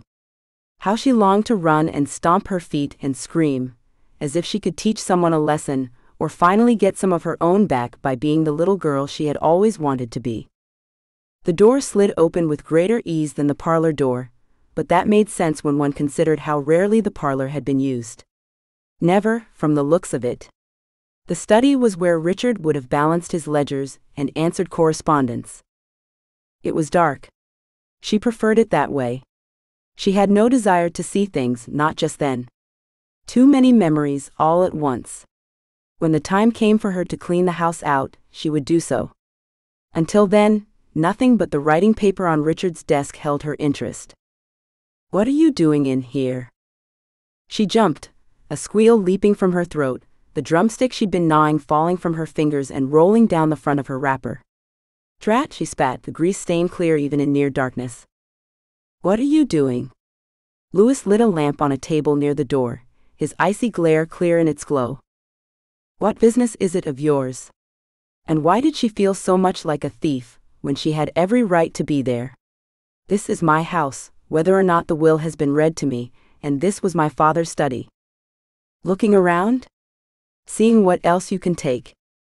It took every ounce of her strength not to growl at him, not to lift her upper lip and snarl like a rabid dog. I wanted to write a letter. I came in here to look for paper. She tapped the stack of paper on the desk. And look. I found it. Thank you for lighting the lamp, that I might be able to see better. Why did you not light it, on entering the room? I didn't want to. Because you were sneaking through the house. There is no reason for me to sneak, as you put it. She bent to retrieve the now ruined drumstick from the floor. If you'll excuse me, I have a letter to write and a wrapper to soak in cold water before the stain sets. No thanks to you. See to it that you stay out of this room. See to it that you don't tell me what to do. Or are you fearful that I'll find something you've been trying to conceal? Maybe you're the one with something to hide? The one sneaking around. His nostrils flared, the pulse jumping in his throat. It was visible thanks to his half-open shirt. Her face flushed when she noticed him, noticing the way her gaze had lowered to the exposed triangle of chest. Firm, with a fine sprinkling of sandy hair. A smug smirk touched his finely carved mouth, which only made her blush more deeply. It also swept any brief, ill-advised thoughts of what the rest of his chest looked like straight out of her head, and brought head-spinning rage in to take its place. That was for the best. No sense in letting an overactive imagination take hold. "Get out of my way," she ordered, striding from the study without deigning to look at him, though she did drop what was left of the chicken leg at his feet. Let him clean it up, since he was so protective of the house and what he considered its secrets. This time her feet fell heavy on the stairs as she marched up to her room. As heavy and as loud as she could make them fall. She wished she was wearing shoes so they would make more noise. Chapter 7. Mr. J.J. Brown, Esquire, arrived at the house at exactly 10 o'clock that morning. Lewis wondered how he'd managed to be so prompt, as though he had timed his trip from town down to the second. "Mr. Brown." Lewis shook the man's hand on opening the door, inviting him in. "Please. I've had the cook set out coffee, though if you would like tea." "Coffee's just fine." He followed Lewis into the parlor, where Molly waited for them. The queen in her castle, seated in a chair by the window. She enjoyed her tea while writing letters on a small desk against the wall. She rose smoothly, smiling. All radiance this morning. No spectacles either, and her hair was arranged in a confection of swirls and waves. In a light blue dress trimmed with lace, her generous mouth no longer twisted in a snarl, she looked like a new woman. He supposed she had every reason to. She was about to find what she'd inherited. She was an heiress. "Miss Reed. A pleasure. Your father spoke highly of you." That was a lie told for her benefit, and everyone in the room knew it. Molly took this in stride. "Thank you for saying so. I'm sorry my sisters could not join me, but they are on their way by train as we speak. They had an engagement in Baltimore, which required their attention." "A ball," Lewis added. Molly's eyes darted over to him, shooting daggers, quickly returning to the lawyer. "You know how it is for young, unmarried women," Molly sighed with a shrug, then directed Mr. Brown toward the sofa. "It is so important to maximize every social opportunity. Would you like coffee?" She might have been the mistress of a great house for all the grace and elegance she exuded as she poured 3 cups, then offered milk and sugar. She had studied her mother. "Miss Reed, and forgive me, to which Miss Reed do I speak?" "Molly." "Forgive me, I should have been more clear." "Not at all. Miss Reed, your sisters will not have to consider finding eligible young men once we have things settled, you can rest assured." Lewis' stomach turned at the implication. He no longer had a taste for coffee or anything else. "That's quite a relief," Molly beamed. "You don't know how I've worried over their futures. With our mother having passed a few years back, I've taken it on myself to care for their affairs and concerns. I don't mind telling you, it's quite a task." So Cordelia had died. Richard either wasn't aware or had simply kept it to himself. And Molly was left as a surrogate mother to 4 sisters. No wonder she was so hard, cold. Not only was it in her blood, but it had been beaten into her by life itself. The lawyer reached into a leather satchel and withdrew a packet of papers. "Let's see. If you don't mind, I would rather cut through the legal terms and phrases in favor of cutting to the heart of the matter." It was then that the man looked at Lewis, clearing his throat softly. "A signal. This has nothing to do with you." Molly, perceptive as she was, noticed this. "There won't be a need for Mr. Sutton to leave us alone, Mr. Brown. I would rather he hear what my father saw fit to leave behind." Yes, because she wanted there to be no questions, and to lord it over him, to smile in smug satisfaction when he heard for once and for all that he would get nothing. Now he wished there was whiskey in his cup rather than coffee. Something to bolster him. Now let us see. He skimmed over the first several passages before coming to the meat of the matter. Ah yes. I leave the entirety of my holdings, land, stock, the house and its possessions, to the ownership of my 5 daughters. Margaret Hollis, Rachel, Phoebe, and Catherine Reed. Theirs was. Lewis' stomach turned to lead. He wished he had not stayed in the room after all.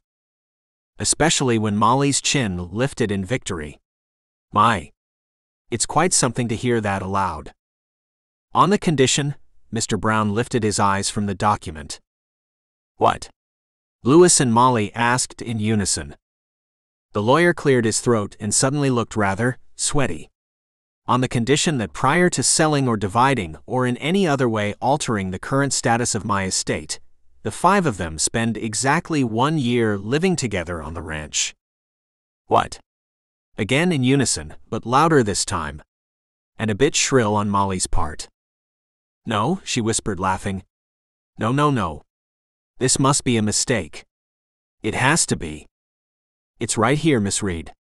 There are additional conditions in a separate document which I have been instructed not to reveal until the year is up. But it's very clear. All 5 of you all at once for a year. Then and only then might you decide to sell or split up or otherwise alter the current state of affairs. This is outrageous. Molly leapt to her feet, suddenly much more the woman he'd met the day before than this graceful, elegant role she played. I won't stand for it. I'll hire a lawyer of my own and contest this travesty. Miss Reed. J.J. Brown looked absolutely flabbergasted at this turn of events. Just a minute ago, he'd been sharing coffee with the very image of feminine poise and charm. Now he probably felt a lot like Lewis did on the way from town. You don't understand, and neither did my father. She ran a hand over her hair, smoothing it back into place where it had fallen astray. I have a job in Baltimore. I work at a newspaper, and I've spent the better part of a year working until my eyes burn and my fingers ache from holding the pen. I can't give that up. I won't. Much to his surprise, Lewis found himself feeling sorry for her. So that was why she was so eager to get back home. She had somehow found herself a job at a newspaper, as a woman at that, and was on the verge of losing everything she'd struggled for. Maybe they had something in common, after all. She turned to him as though she heard his thoughts. I'm sure this is all very funny for you. Or maybe you're looking forward to having 5 women living in the house. Is that it? Don't? He said nothing more, choosing to let the way he stared at her speak for him. He would not endure her insults. He'd done nothing to deserve them, nothing to her, nothing to any woman. He was not some lecherous beast. She fell back a step, the fight suddenly draining from her eyes. I'm sorry. That was uncalled for. Mr. Brown looked like he couldn't possibly get away quickly enough. Please send word when your sisters have arrived. We will start the year from that date. Molly seemed to shrink with each breath she took, until she reminded him of nothing so much as a lost, frightened little girl dressed up in her mother's clothes. The image fit, all things considered. With that, the lawyer made a hasty exit, though he did at least leave the will behind for her to examine. He could imagine she would. He could imagine she would a great deal, again and again, until she'd memorized every single word. Lewis didn't want to stay with her, yet he didn't feel as though he could leave. She would be alone, and she had just sustained a great shock. There were suddenly dark circles under her eyes. He'd seen men returning from war who'd borne that same look. She reached for the sofa as she sank into it, shaking. Her legs had given out. He poured fresh coffee without asking, and added milk and sugar as he'd watched her do. Here. Drink this. He pressed it into her hands, wrapping her trembling fingers around it. Damn him, she whispered, staring out the window. Damn him forever for this. I should have known. How did I not know? He would never simply give us something, simply because we are his daughters. There has to be a condition. There was always a condition. Only when we left was there any end to the conditions. And here we are, the same as before, having to earn what ought to be ours. Just like we could never earn his love. I shouldn't be listening to his. No. I want you to. She finally acknowledged him, her gaze traveling over his face. You spoke of losing what you'd worked so hard to earn. Surprise. Now you know what I worked for. What I can't have now, if I want my sisters to be able to claim their inheritance. What about your inheritance? He had to ask. Why is this just about them? She snickered. Why were you concerned about the other men on the ranch and not yourself? That isn't the same. You're right. It isn't, because I am truly concerned for my sisters, while you were only concerned for yourself. You don't know the first thing about me. Nor do you about me. I know my father never spoke of us, to you, or the lawyer or anyone. We ceased to exist, and he couldn't help but punish us for never reaching out to him. I know it. This is punishment. Or. She raised an eyebrow when he trailed off. Well? Or. He sat across from her, where the lawyer had been. Or, this is a way to make certain you understand what you have here. A ranch, a good one, with plenty of potential to be even better. Maybe he didn't want you to give it up, before you were aware of that. You would see it that way. I have no reason not to. You don't have to lose everything you worked for. The coffee cup rattled on the saucer, and for a heart-stopping moment, he was sure she would throw it at him. He could almost feel the burning, searing coffee splashing over his face, soaking into his shirt. Instead, she lowered it to the table between them. You have no idea what it means to be a woman. To have ambition. Dreams. Talents you can't put to use in a productive manner, because you happen to have been born a woman. I love writing. I love asking questions and creating articles for the paper. I want to learn the truth, and I want to share the truth with the people who read the paper. That's all I've ever wanted. And I can't. He studied her. How could she not see that though he had no idea what it was to be a woman, he knew exactly what it meant to want something so bad, and to be denied it? She laughed, standing, going to the window. Do you know what I'm forced to do? I write the interview questions. I give them to a man. He asks them and writes down the answers. I write the article. He raised a brow, impressed by her dedication. The glance over her shoulder was cold. Tired. The look of a woman who has indeed worked until her fingers could no longer hold a pen. They publish it under his name. Our editor thinks he's the one who writes, while I'm nothing more than his secretary. The entire story was so pitiful, there was nothing Lewis could come up with to say. He sat there mute, staring at the woman by the window. It had been easier to detest her when they had nothing in common. Why would you be so intent on returning to such a situation? It was a natural question. He didn't understand why a person would fret over being forced to stay away from a position where they were taken advantage of. She snickered, shaking her head, never looking away from whatever it was she stared at through the window. Spoken like a man. A man with choices. Who has always had options. You don't know me. Stop acting as though you do. He rose, walking to the door. She didn't deserve his pity, and she certainly didn't want it. Though if it interests you, I worked for 10 years before your father would allow me to act as foreman, then another 5 after that. Since I was 12 years old. I didn't live here for free. I worked every day, and it was understood that I earned my keep.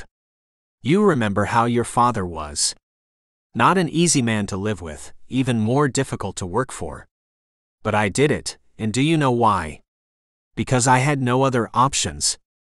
And before I knew it, I loved this place. Loved it like it was my child. If I lose it, if it goes to you or you sell it, I'll have no other options. I won't have this place. It's all I've known for more than half my life. So don't talk to me about options, Miss Margaret Reed, when you're an heiress who need never work another day in her life once she comes into her money, after nothing more than a year spent living on a ranch. Her eyes were wide, watching him silently. Pardon me if I don't cry myself to sleep tonight for you, he muttered as he strode from the room and outside, where his horse was waiting to get the day started. He'd already lost too much time to her. Chapter 8. The girls were already on the train. She couldn't reach them. They didn't know what they were coming to. What awaited them? The disappointment. Sheer rage flowed through her veins. Rage born from futility. Knowing there was nothing she could do, that she had no control over her future. That if she wanted the girls taken care of, it would mean collecting their inheritance. Which meant spending a year there. An entire year in this place? She walked for what might have been miles, as she always had when her emotions were in an uproar. Walking was the only activity which helped clear her head. In Baltimore, she would walk down to the harbor and watch the ships sail past. The presence of water had seemed to calm her too. There was no water here, at least not within walking distance. She remembered enough about the ranch to know there was a river somewhere, a necessity when there were livestock to be watered, but it was a great distance from the house. The ranch was thousands of acres. And she would become quite intimately acquainted with it over the course of the next year. A year. A year. How could he do this to them? No matter what Lewis said, no matter how many lovely sentiments he crooned in her ear about Richard wanting his daughters to appreciate what they'd been left, the simple truth was that her father was an ornery, perverse, ill-tempered, nasty thing who deserved having his wife leave him. A year. Now she was glad she had never reached out to him. He didn't deserve her, or any of them. Even Lewis, who had by his own account performed backbreaking work for 15 years, hadn't earned a place in his esteem. He might have left him something, anything. A means of thanking him for a job well done. She might not have been an expert on ranches, but it was clear that this ranch ran like a well-oiled machine. Not a thing she'd set eyes on wasn't taken care of. The stables, the pens. The bunkhouses which the ranch hands lived in. They were well maintained, freshly painted. The horses she'd seen looked healthy, energetic. And even all that work and dedication, had not so much as earned a mention in the man's last will and testament. How Lewis must have felt betrayed. Was it any wonder he hated her? That was the least of her troubles. She hated him nearly as much as she hated her father. How dare he make his opinions known? How dare he ask why she wanted to return to the paper? It was the only thing she had ever worked toward. It was all she wanted. She had finally achieved it, even if she'd had to find a way around convention to do it, and now? Now that was all for nothing? It was either that, or leave her sisters with nothing. They were hardly impoverished, but the Biddle inheritance wouldn't last forever. They would have no option but to marry. And if they didn't find husbands before the money began running out, they would have no choice but to debase themselves and take the first husband who came along. She wouldn't have that for them. She wanted more, much more for her sisters. They would not marry the first handsome devil who came along. As their mother had. Look where that had gotten her. Raising 5 daughters alone, determined to never marry again. It wasn't worth the trouble, she'd sworn to anyone who would listen. She had all the money she needed, and 5 beautiful daughters to her name. She had no further need for a man. Richard Reed had soured her on the entire notion of marriage. But not when it came to the marriages awaiting her daughters. Even in her final hours, she had thought of nothing else. "Promise me," she'd rasped, the cancer having ravaged her lungs and stomach and who knew how many other precious parts. "Promise you'll look after them. Take care of them. Make certain they don't repeat my mistakes." Her mistakes. Mistakes which had resulted in her daughters. Were they truly such grave mistakes then? Or had Cordelia regretted mothering the 5 of them in the end? Molly had promised. She would have promised anything then. 20 years of age, with the youngest of them just having turned 15. Overwhelmed, tired from nursing her dying mother, terrified at the prospect of facing the following day without a mother. Molly could have written to her father then. Maybe she should have. Maybe things would be better now if she had. They could have started to mend fences, and would have had 3 years between them by now. It was always easy to look back and see the way things should have been. Though even then, there was no guarantee Richard would have come around. He might not even have cared had she written. Why open herself up to more grief when she'd already been deeply suffering? A gust of wind kicked up from the north, bringing with it the sweet scent of fresh grass and wildflowers. She would pick an armful when she reached them, leave them in vases around the house. Anything to add a bit of freshness to the otherwise stale, stuffy house. What would the girls think when they arrived? They would more than likely react as she had, both surprised and disbelieving and more than a bit unsettled. She should remove the old items before they arrived. Change things as she might. She had time, 5 days by her calculations. Anything to spare even a bit of the strain they would experience on learning the truth of the next year. A year. An entire year. They would lose their jobs. So much for Kate's dreams of the stage. Well, perhaps there was one small bit of good coming from this. She gasped, then cried out when her ankle turned and sent her sprawling on the ground. Drat, she cried out, knowing what had felled her before she saw it. A prairie dog hole. She remembered them well, but had forgotten to keep a watch for them. Blasted things, she groaned, brushing the soil from her hands, wincing at the way her palms stung when she did. She tried to stand, but there was no walking on what was surely a sprained ankle. Just when she decided to make changes to the house, too. She balanced on one leg, then, looking about, hoping to see a hand riding in the distance. She might wave one of them down. Or else she would have to crawl on hands and knees, and she had no intention of crawling all that way. The house was barely a spot on the horizon. Come on, she grunted, hopping to keep herself balanced, touching her toes to the ground every so often and wincing whenever she did. She could feel the ankle beginning to swell. After what felt like an eternity, she saw a lone rider. Help, she cried, cupping her hands around her mouth. Help, please. But she was downwind from him. He didn't flinch or slow the horse's pace. Help, she shrieked, waving both arms wildly. Help me. Please. Still nothing. What could she go to catch his eye?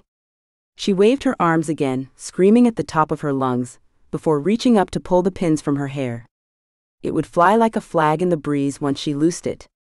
A desperate act, but she was a desperate woman. It was this or spend the rest of the day, and probably the night in the middle of nothing, nowhere. Help. She drew it out, using the entire force of her lungs. The horse pulled up to a stop. The rider, nothing more than a body wearing a hat from this distance, looked around. When he saw her hair waving, arms sweeping back and forth, he turned the horse in her direction and approached at a gallop. Oh, thank you, God, she gasped, her throat raw, her lungs burning. Her hair would be terribly tangled after so much wind. And her ankle. What would she do if she couldn't take her walks? The strain of living with that terrible man would make her burst.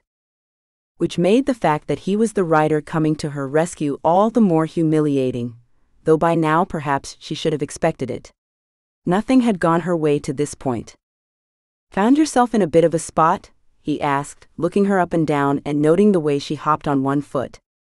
Prairie dog, careful with your horse, she warned.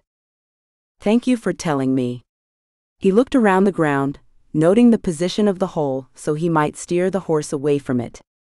I suppose you'll be needing a ride to the house then? Or a ride into town, so I might get on the next train to Baltimore. But you wouldn't do that. I couldn't possibly be that fortunate. He dismounted, holding his arms out when he reached the ground. Well, come on now. Unless you want to try it on your own. She couldn't possibly do that. There was no choice but to let him put his hands around her waist and lift her onto the saddle. He seated her sideways before climbing up behind her. The contact his body made with hers threatened to set her skin on fire. Her pulse raced, her throat tightened. She kept her face turned away and questioned whether this was shame or something else making her react so. She would much rather it be one than the other. You were taking a walk? He asked, taking the reins in hand and turning the horse toward the house. Is that so strange? She could hardly speak, her throat was so tight. Even drawing a breath was an effort. No. I guess you've got to find something to occupy your time. We can't all be Foreman, she muttered, staring at the spot between the horse's ears and willing herself to ignore the pressure of his chest against her arm, to say nothing of his arms around her controlling the horse's progress. No, we can't. Although at least I take credit for the work I do. It doesn't bear another person's name. Bile rose in her throat, souring her mouth. Are you sure about that? It seems to me the owner of the ranch is the one who gets the glory, while the foreman goes unknown and unnoticed. You don't know much, do you? I suppose you think it's up to you to educate me. Somebody ought to, especially if you're going to live here for the next 12 months. He took great pleasure in saying it. 12 months. He drew it out that way, to make sure she had things in perspective. Hateful, hateful man. Speaking of living, where you do plan to live? We didn't have the chance to discuss that. He stiffened. I see no reason why I shouldn't continue living as I have. That's very nice for you, but I see things very differently. I would be greatly surprised if you didn't. I won't have you in the house with my sisters. Not with them. It's one thing for me to be there. I know I can take care of myself. You didn't sound so sure of yourself yesterday. That was different. I'm not afraid of you. I just don't happen to like you, and I resent you thinking my reputation means nothing. Nobody cares about your reputation all the way out here. I do, and I care even more about my sisters. And if you don't think people will talk once they learn my sisters have arrived, and you're still taking up residence in the house with us. I understand. So you'll leave? He grunted. His breathing reminded her of an animal's. I'll think about it. But it isn't your ranch yet. It isn't your house. Not for another year. For now it belongs to neither of us, so neither of us has any more say in things than the other. We both need a place to live. And what about my reputation? She couldn't help but giggle, though she managed to suppress the worst of it. Your reputation. You don't seem to mind that people will talk about the strain on my self-control, sharing a home with 5 young women. You don't care that people will whisper about me. We both know of the double standard when it comes to men and women, and things of that nature, she snorted. Let's not pretend things are different from the way they are. You would be applauded, while we wouldn't be welcome in polite company. I would never do that to you. And let anyone accuse me or any of you, and they would find out how seriously I take such lies. The utter lack of humor in his voice surprised her, and somehow was a comfort. It almost didn't bother her when he lowered her from the horse, his hands on her again. She almost didn't hate it when he looked down at her as he did, his face close to hers. Almost. Come on. He slid an arm around her waist. Let's get you into the house. Chapter 9. When I accepted your invitation to supper, I have to admit I imagined something other than this. Lewis looked over his shoulder from his place at the stove, where a pot of beans bubbled in an iron pot and a pan of cornbread cooled. Not up to your standards, I reckon. No. Molly shook her head, waving her hands around. I don't want you to get the wrong impression. This is nice. He threw back his head and laughed. Come now. We don't have to lie to each other. I can tell how disappointed you are. I'm too hungry to be disappointed. I only meant that I didn't expect for you to be the one doing the cooking. She meant more than that, but he was willing to let it go. Some battles weren't worth fighting, besides they had finally stopped bickering. He was starting to enjoy the feeling of not having to constantly be on his guard. This is the way we normally ate, and I was typically the one doing the cooking. I thought you had a cook here on the ranch. We do, but she usually bothers herself with cooking for the men. She works in a kitchen at the end of the bunkhouse and has her own little place just beyond. No sense in having her cook for us, too, when there's so many men needing food. You already have so much to do. How did you find the time? I just did. He turned with 2 bowls, both of them filled with steaming beans. A crispy, fatty bit of bacon sat atop both helpings. After that, he brought over the cornbread and butter. Sitting across from her at the little table was a far cry from sitting across from her father. For all the ways in which they were alike, and he would have wagered there were far more than she would have been comfortable hearing about, she was more pleasant to look at and smelled much nicer. She had pinned her hair up again, which was to be expected. He was almost sorry for it. He was certain he'd never forget the sight of her with a cloud of dark hair floating back behind her, waving her arms, needing his help. A man didn't forget a sight like that. Nor did he forget the scent of that hair as he rode behind her, taking great pains to keep his body as far from hers as possible while remaining in the saddle.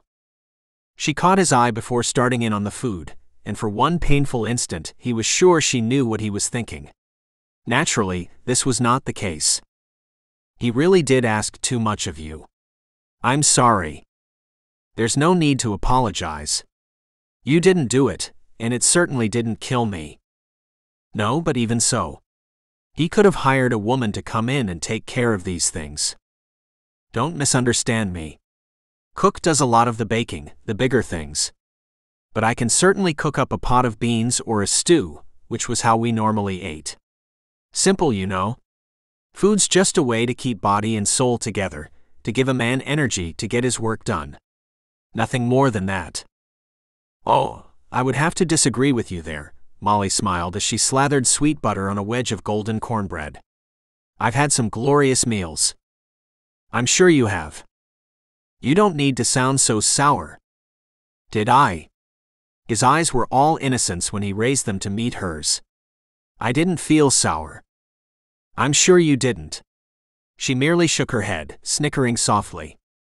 I take it your mother didn't avoid the high society folks in Baltimore? I imagine you went to a lot of fine suppers, with silver and china and all. Are you sure you don't feel sour? She asked, tipping her head to the side. Because you sound like you do. I'll have you know life wasn't all roses and silk. Especially when Mama got sick. Cancer. Well, I'm sorry to hear that. I remember thinking how lovely she was when I saw her. Like an angel. It was the right thing to say, as her face all but lit up at the praise which he hadn't even directed at her. She was, wasn't she? I remember wondering if I would look like her when I grew up, and praying every night that I would. She chuckled at herself. Wasted prayer. What was he supposed to say to that? What would be an appropriate response? What was she looking for? A cold sweat trickled down the back of his neck. If he told her she was as beautiful as her mother, she might think he was lying to spare her feelings. This was not the type of woman who would gladly suffer being patronized. But he couldn't agree with her either, and sound unnecessarily cruel. Besides, once she'd abandoned her imperious tone and the hard, unflinching glint in her eyes, she'd softened into a downright pleasant-looking woman. Her hair shone in the light from the lantern hanging over the table, and her gray eyes held both warmth and intelligence. When she smiled, her entire face transformed into something he rather admired. He couldn't leave her self-deprecating comment unanswered, so he settled on a mild reproach. Now. No one would call me angelic, she murmured, eyes downcast. That was the honest truth. She was about as far from an angel as he could imagine. Even so. Not everyone wants an angel. Mr. Sutton. I mean nothing untoward, he pledged. No disrespect. This did little to settle her ruffled feathers. It didn't sound as though you meant nothing untoward. Why then was there a persistent tugging at one side of her mouth? Upward, as though she struggled to keep from smiling. He didn't imagine the twinkle in her eye, either. This was a woman who'd lived among men and had learned to make her way among them, which meant pretending to be offended when one of them spoke out of turn. It was how ladies behaved. Not that he would ever accuse Miss Molly Reed of being anything less than a lady. He would have bet the entire ranch, were it his, on her virtue. Just the way she'd flinched from him when they rode to the house, and the way her face had flushed when he pulled her from the saddle, spoke of her inexperience. The way things were supposed to be, he reckoned. Though he had never thought less of the sporting girls in town. They were a nice sort too. He'd never understood why good people looked down on them. Especially when some of those so-called good folks spent their money in such establishments when they thought nobody was paying attention. This Molly wasn't one of those hypocrites. She merely had to play by the rules set for her a long time ago, was all, or there would be making her way through the world. Not when everything was against her. Let's getting something straight now, Miss Reed. He leaned in, elbows on the table, his regard for manners forgotten for the minute. While we haven't discussed our plans for what we do going forward, it looks like we're going to be sharing this house for a bit. You might as well know now that I don't expect you to be my friend or even to want to be my friend, but we don't have to be formal either. You can call me Lewis. You can tell me when you think I'm being too brash or if I say something that offends you, but you don't have to pretend to be offended either. Who said I was pretending? I've seen you when you're feeling offended, he reminded her. I've heard you too, and you make it a point to let a man know when you believe he's gone too far. I'm surprised I don't have bruises from head to toe from that sharp tongue of yours. She pressed her lips together in a firm line, and for one moment he knew he made a mistake. He had finally said too much. Any goodwill he had managed to create by rescuing her earlier was as good as spoiled. It might as well have not happened. Then her nostrils flared. Her shoulders shook. She wanted to laugh but didn't know if she should. Laugh, damn it, he encouraged. Come on. I know you can. Just laugh. I won't let it go to my head if you laugh at a joke I tell. She laughed until tears leaked from her eyes, rolling down her flushed cheeks. I'm sorry, she gasped, holding her stomach. I don't know why that struck me as so funny. Maybe you just needed to laugh, finally. And now maybe we can get down to the business of getting along together. She dabbed her tears with the corner of her handkerchief. But not being friends. We don't have to be friends. A determined woman. As if giving him her friendship was tantamount to giving in. Still, he respected her brass. She wasn't a pushover. Fair enough. But business partners don't have to be friends. Oh, we're partners now? Her brows lifted as she cut another wedge of bread from the pan. Pray tell how you came to conclusion. You have to live on this ranch for a year, but you don't have the first idea how to run a ranch. Yes or no? You know the answer. I meanwhile know how to run a ranch. It's the only thing know how to do. She held up a finger. Except for cooking. Baked beans and stew are hardly enough to earn me a living as a cook. We need each other. That's what you're saying. The way business partners do. They both bring something into their partnership that they couldn't have without the other. If you want to have a successful ranch at the end of this year, you have to keep it running the way it is now. Otherwise, if you go to sell, what will you be selling? She mimicked his posture, folding her arms on the table and leaning in. The sharpness returned to her eyes, though it wasn't directed at him anymore. I see what you mean. I thought you might. You don't strike me as someone who's slow on the uptake. Thank you. She drummed her fingers on the table. Since we're being honest, I have to tell you, I hate my father for this. I like my life very much, no matter whether or not you think I'm a fool. Working for no credit. It's the only way I've found to do what I love. I make enough money at it that I can take care of myself. I like the city, no, I love it. I love the vibrancy. I love the gaslights on the streets at night. I love that there's always something to do or see. And so much to write about. That will all be waiting for you when you return. I don't think the city will disappear.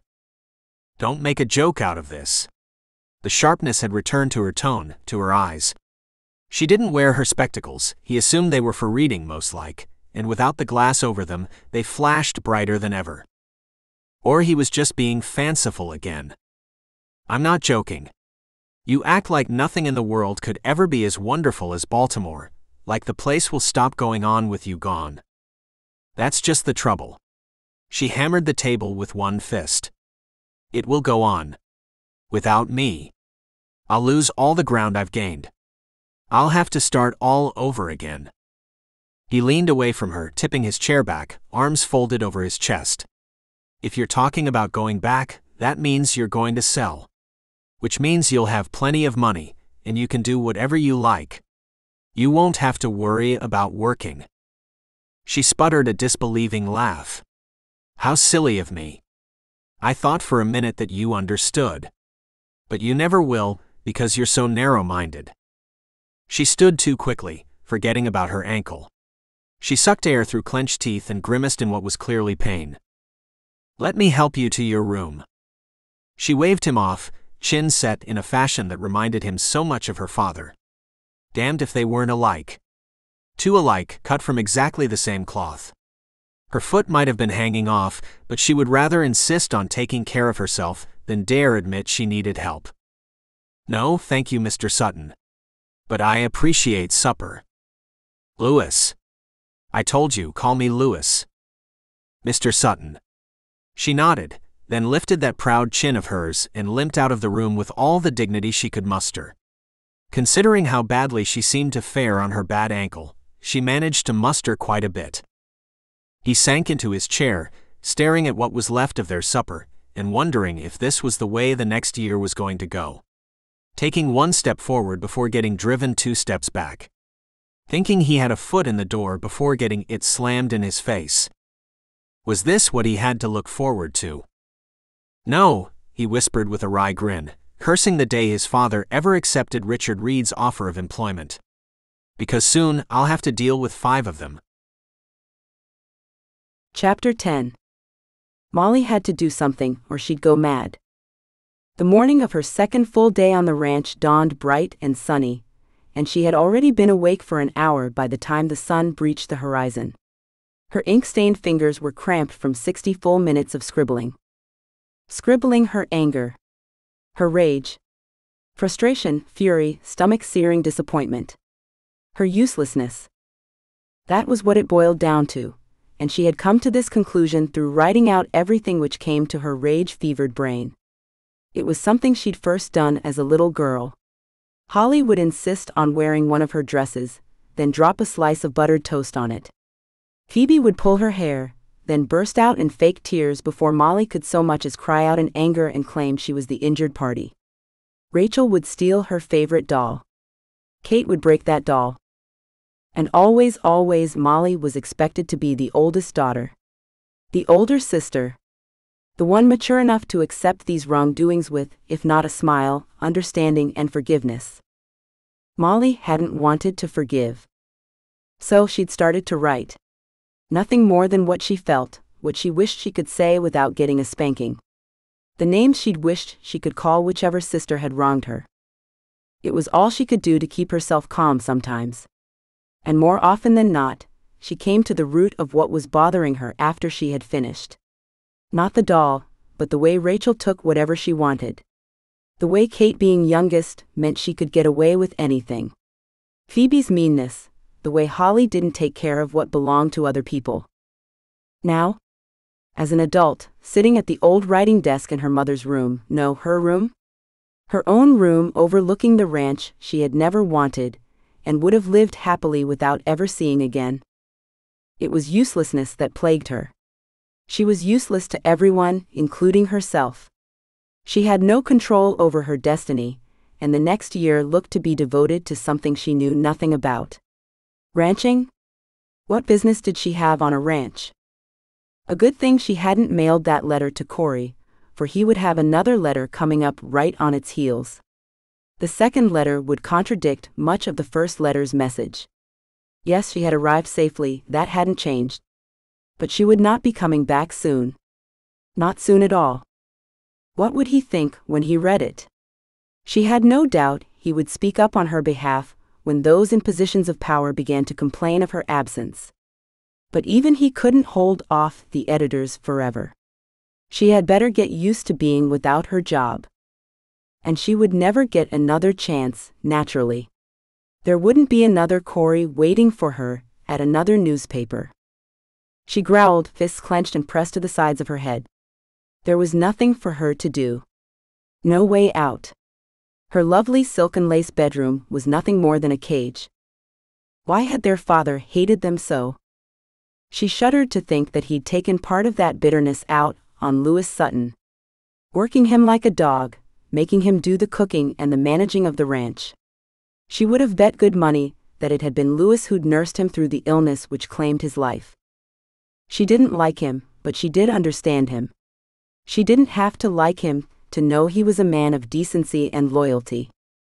After all, Richard had taken him in. She wondered over the details of that. As if he heard her thoughts, Lewis rode out to the bunkhouse. She smelled the lingering scent of coffee, meaning he had taken care of himself that morning with no thought paid to her. While she knew she would have ignored him if he had come to her door, this obvious slight perturbed her deeply. She glared at him as he trotted from the stables, hoping he felt the heat of her gaze on his broad shoulders and back. The cocky tilt of his head, the way a man held himself when he felt that he owned everything in his line of sight. Insufferable. Though now that he was out of the house, she felt comfortable moving about the place. They would have to find a way to coexist. While she would be in the majority when the girls arrived, there were still several days before that would be the case. It was just the two of them for now, and she couldn't see the sense of locking herself in her room whenever he wasn't outside. Her wrap closed tight, she hobbled to the door and then out into the hall. The stairs were an obstacle, but she could support herself on the sturdy banister with both arms while hopping from one to the next. Good thing he wasn't in the house to see this. She would never get over the humiliation. Her stomach rumbled. Beans and bread wouldn't do for a second night in a row. She would have to fix something more substantial, sprain or no sprain. It was manageable, and she was used to taking care of herself. The sight of a napkin-covered plate on the kitchen table should have come as a surprise, yet it somehow didn't. Under it sat biscuits, with a small jar of strawberry preserves beside. The coffee on the stove was still hot. He knew she would come downstairs once he was gone. It would be much easier to dislike him if he didn't insist on making an effort to be nice. The downstairs door banged shut, making Molly jump. Arg. Molly? Molly. Footsteps running up the stairs. Molly, where are you? At the far end of the hall. She sat beside the bed, rubbing the back of her head where she had hit it. What happened? He burst into the room, panting, his eyes wide. You surprised me. I was looking under the bed. I struck my head. He let out a hearty sigh, his shoulders falling. You're likely to kill a man shouting like that. I didn't shout. I hit my head, for heaven's sake, what would you do? He leaned against the doorframe with a dry laugh. What are you up to in here? He looked around, his brows lifting in surprise. She looked about herself too. I thought it would be easier on my sisters if their rooms weren't precisely as they left them. The downstairs is one thing, but up here? She shivered involuntarily. I remembered us taking more than we did. We left, suddenly. You had a lot of toys and dresses. An understatement. She had piled all of it up in the back room. Her old room. Dresses on the bed, shoes on the floor. Dolls' books, all of them lying in separate areas. And here it all is. I have no idea what to do with any of it. I hope you don't mind, but I would like to put Kate back in her old room. It was the only room without a bed a grown person could sleep in when we left. Now you have my father's room. You make it sound like you want me to remain in the house then. Once your sisters return. We'll put the matter to them when they arrive, of course. But for now, it makes sense to have a plan. They might very well not care one way or the other. She smirked. Some of them might think it's a good idea for you to stay. Kate would be a great champion for you, I'm sure. No longer a baby, I take it. Time passes for all of us. Not just some. She's 18 now and full of her own mind. Like her older sister, I take it. Molly rolled her eyes as she picked up one of the dolls, a pretty thing with golden curls and a silk dress. Even its fingernails were pink, matching the blush in its cheeks. I guess it must have seemed awfully strange to you. living in a house full of our toys and such. I didn't lurk around the empty bedrooms and play, if that's what you're imagining. She giggled. No, not at all. They might just as well have not existed, he continued, taking a seat. I never entered any room but Kate's. I wasn't exactly interested, and Richard would have skinned me alive. Would he? You doubt it? Even without having seen the way we were together, you must remember his stern ways. She snorted, her eyes downcast. Of course I do. I thought for a second that he felt some tenderness for our memory. I should have known better. His tone softened. He could very well have. Do you think he would have shared his thoughts with me? Come now. I have to admit something. What's that? Her eyes cut to his before darting back to the doll. I would have envied you terribly if I knew you were living in the house as his son. There was nothing to envy. Trust me. I would have. He was a father to you, when he never was to me. You could have changed that. At the very least, you could have tried. You don't know that I didn't. I know you didn't. How? I never saw a letter from you, and I did manage his correspondence along with many other things around here. I don't blame you. It's none of my concern why you did or didn't write. I know nothing about it. I do know how difficult he was. All too well. That he was. I suppose that's why I shouldn't envy you. He was silent for a while. Not entirely. What do you mean? If it wasn't for the fire, I wouldn't have to look to another man for a father. I wouldn't be living here at all.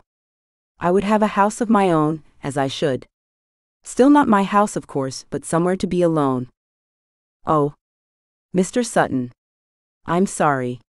I should have thought before speaking. Lewis? Please. Call me Lewis. He looked up with a grin. We do live together. Her brow furrowed. I wish you wouldn't put it that way. It sounds so ugly. We share a house.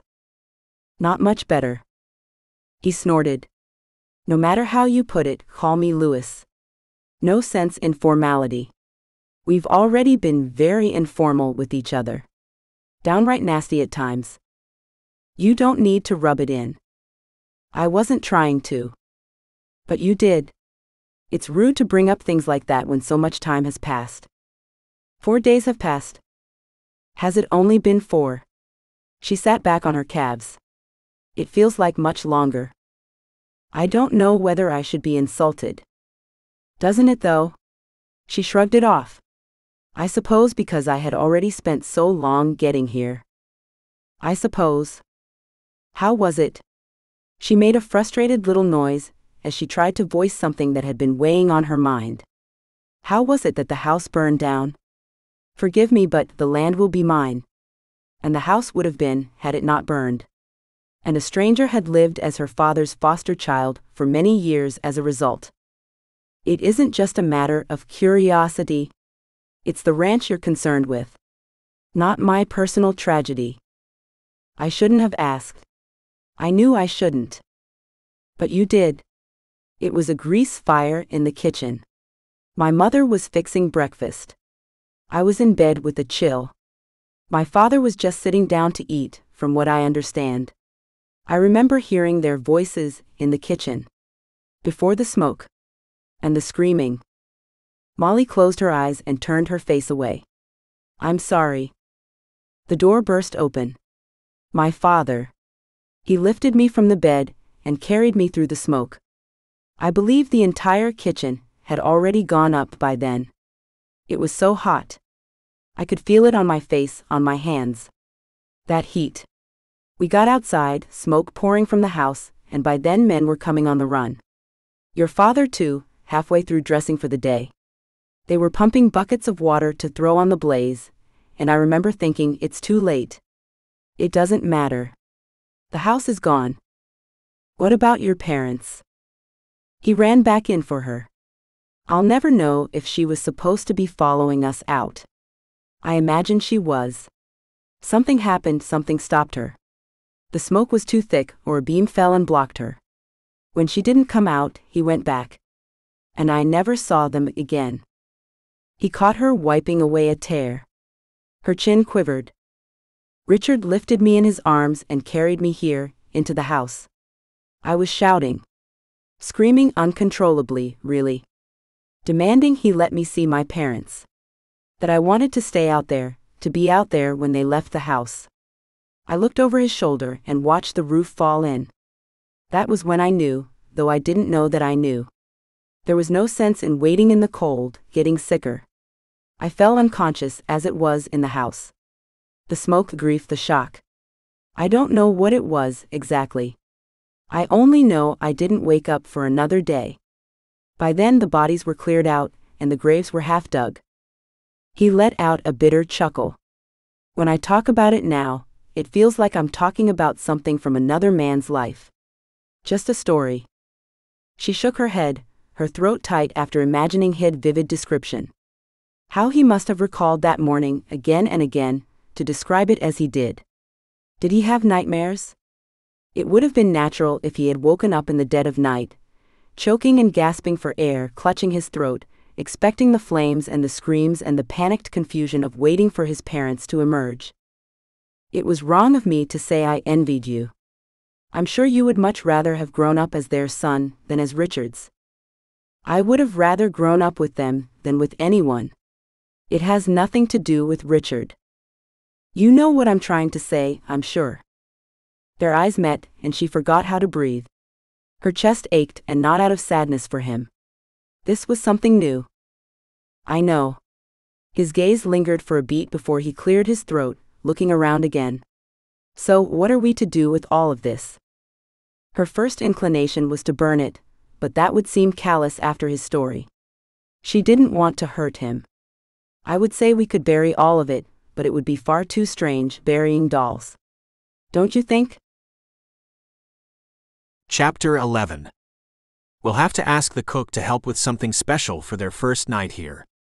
Molly tapped pen to paper, chewing her bottom lip as she tended to do when she was deep in thought. He smiled into his coffee cup, then wiped the smile away before she could see it. I'll tell her to come in when she's finished putting supper on. You can talk about it. Thank you. She made a little check mark beside that point on her list of many items which needed attention before the girls arrived. They're not going to know anything about Richard's will when they arrive. I want to make things as easy for them as I can. I hope you do, as it will make life easier for all of us. I haven't much looked forward to their arrival, if you must know. I don't much enjoy the notion of being a whipping boy for them to take out their frustration on. I never said I must know. She glanced his way. But you hardly needed to tell me so. I would be deaf, dumb, and blind not to know. You don't take it personally. He raised a brow. For heaven's sake. Since when do you care whether I take something personally? I only wanted to know. I like to be prepared for your tirades. He gave her a small nod. I've never subjected you to a tirade. If you say so. Tell me one time. One time you've suffered through a tirade of mine. She folded her arms, narrowed her eyes, and looked more like her father than she ever had. If it was a tirade he wished for, he should only have pointed this out. However, it was early in the day, and he didn't have the time. Or the patience. All right, fine, have it your way. Have it my way. Evidently, that was the wrong thing to say. You might as well admit to patronizing me by choosing those exact words, and being patronized is in all probability the thing I hate most in the world. He shouldn't tease her. He knew he shouldn't. A man didn't toy with a snake when it looked ready to strike, and when it struck, he didn't blame the snake. But temptation was temptation. In the entire world. Oh, shut up. She pushed her list aside and shot up from the chair. Her ankle must not have been a sprain after all, or not very serious, for she was about like nothing had ever happened. He bit back another smile. I'll be off then. Plenty to do. So long as you have time to drive me into town tomorrow morning. I said I would, and of course I will. I wouldn't trust you to drive the wagon." She slammed the metal coffee pot onto the stove. "My, you're in a wonderful temper today. Or perhaps we've been getting along too well, and you want to return to the way things were before."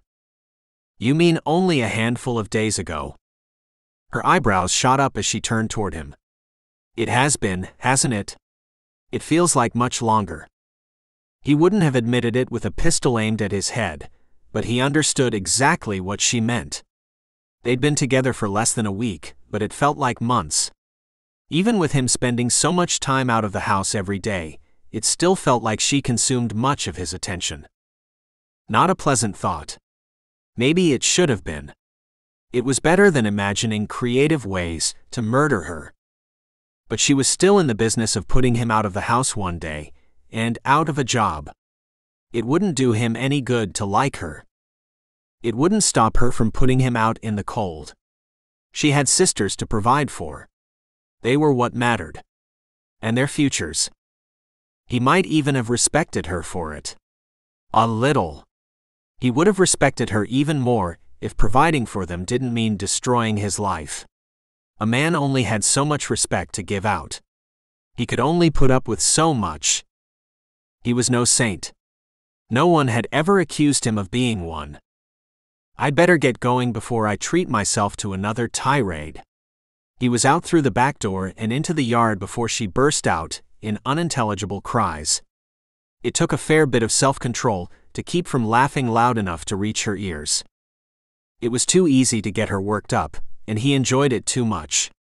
He told himself this didn't make him a bad person. It only made him human. He didn't owe her a thing. "Whatever you do, don't encourage Kate's flighty ideas."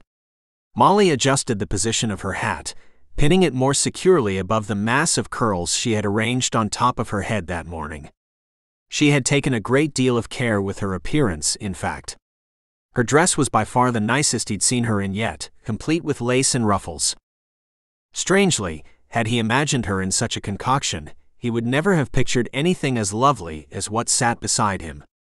His imagination had originally brought to mind something like a monkey wearing a ball gown, while this was a revelation. She was a woman. Yes, a ridiculous conclusion to come to. She'd been a woman all along, at least female. Female with long, lustrous hair which waved behind her like a flag in the wind, and smelled like fresh cotton and flowers when he was close to her. "What's that?" he asked when she leaned forward, craning her neck to meet his gaze. "You're not listening to me." "I was distracted. I have quite a lot on my mind. It isn't often I take this much time away from the ranch over the course of a single week. I'm sure the men can make do without you. I'm not the inflexible ogre my father was, and I would think you to keep your opinions to yourself on that point. I asked you to promise you won't give Kate any ideas that her fanciful ideas are anything more than silliness." "What ideas are these then? So I'll know when she presents them to me that I shouldn't pay credence." "Didn't I tell you she wants to be an actress?" "Oh yes. You told me something about that. I wouldn't be too concerned, as there isn't exactly a chance of her doing anything like that here in Carson City. We aren't renowned for our theater. We don't even have one." "Give Kate a week and she'll have it organized," Molly grumbled. "What would be so terrible about her becoming an actress, if that's what she really wants to do?" "You must be joking. You're saying that just to get under my skin." "I'm not. I thought you had some sense at least." "I'm flattered. I mean it. You're a hard-working man, and decent enough in your fashion." "Thank you," he muttered under his breath. "I won't have that for her." She sat with her back ramrod straight, hands clasped tight in her lap. Just like that, hardness took over for loveliness. There was the Molly he had come to know. "You've gotten to do what you wanted.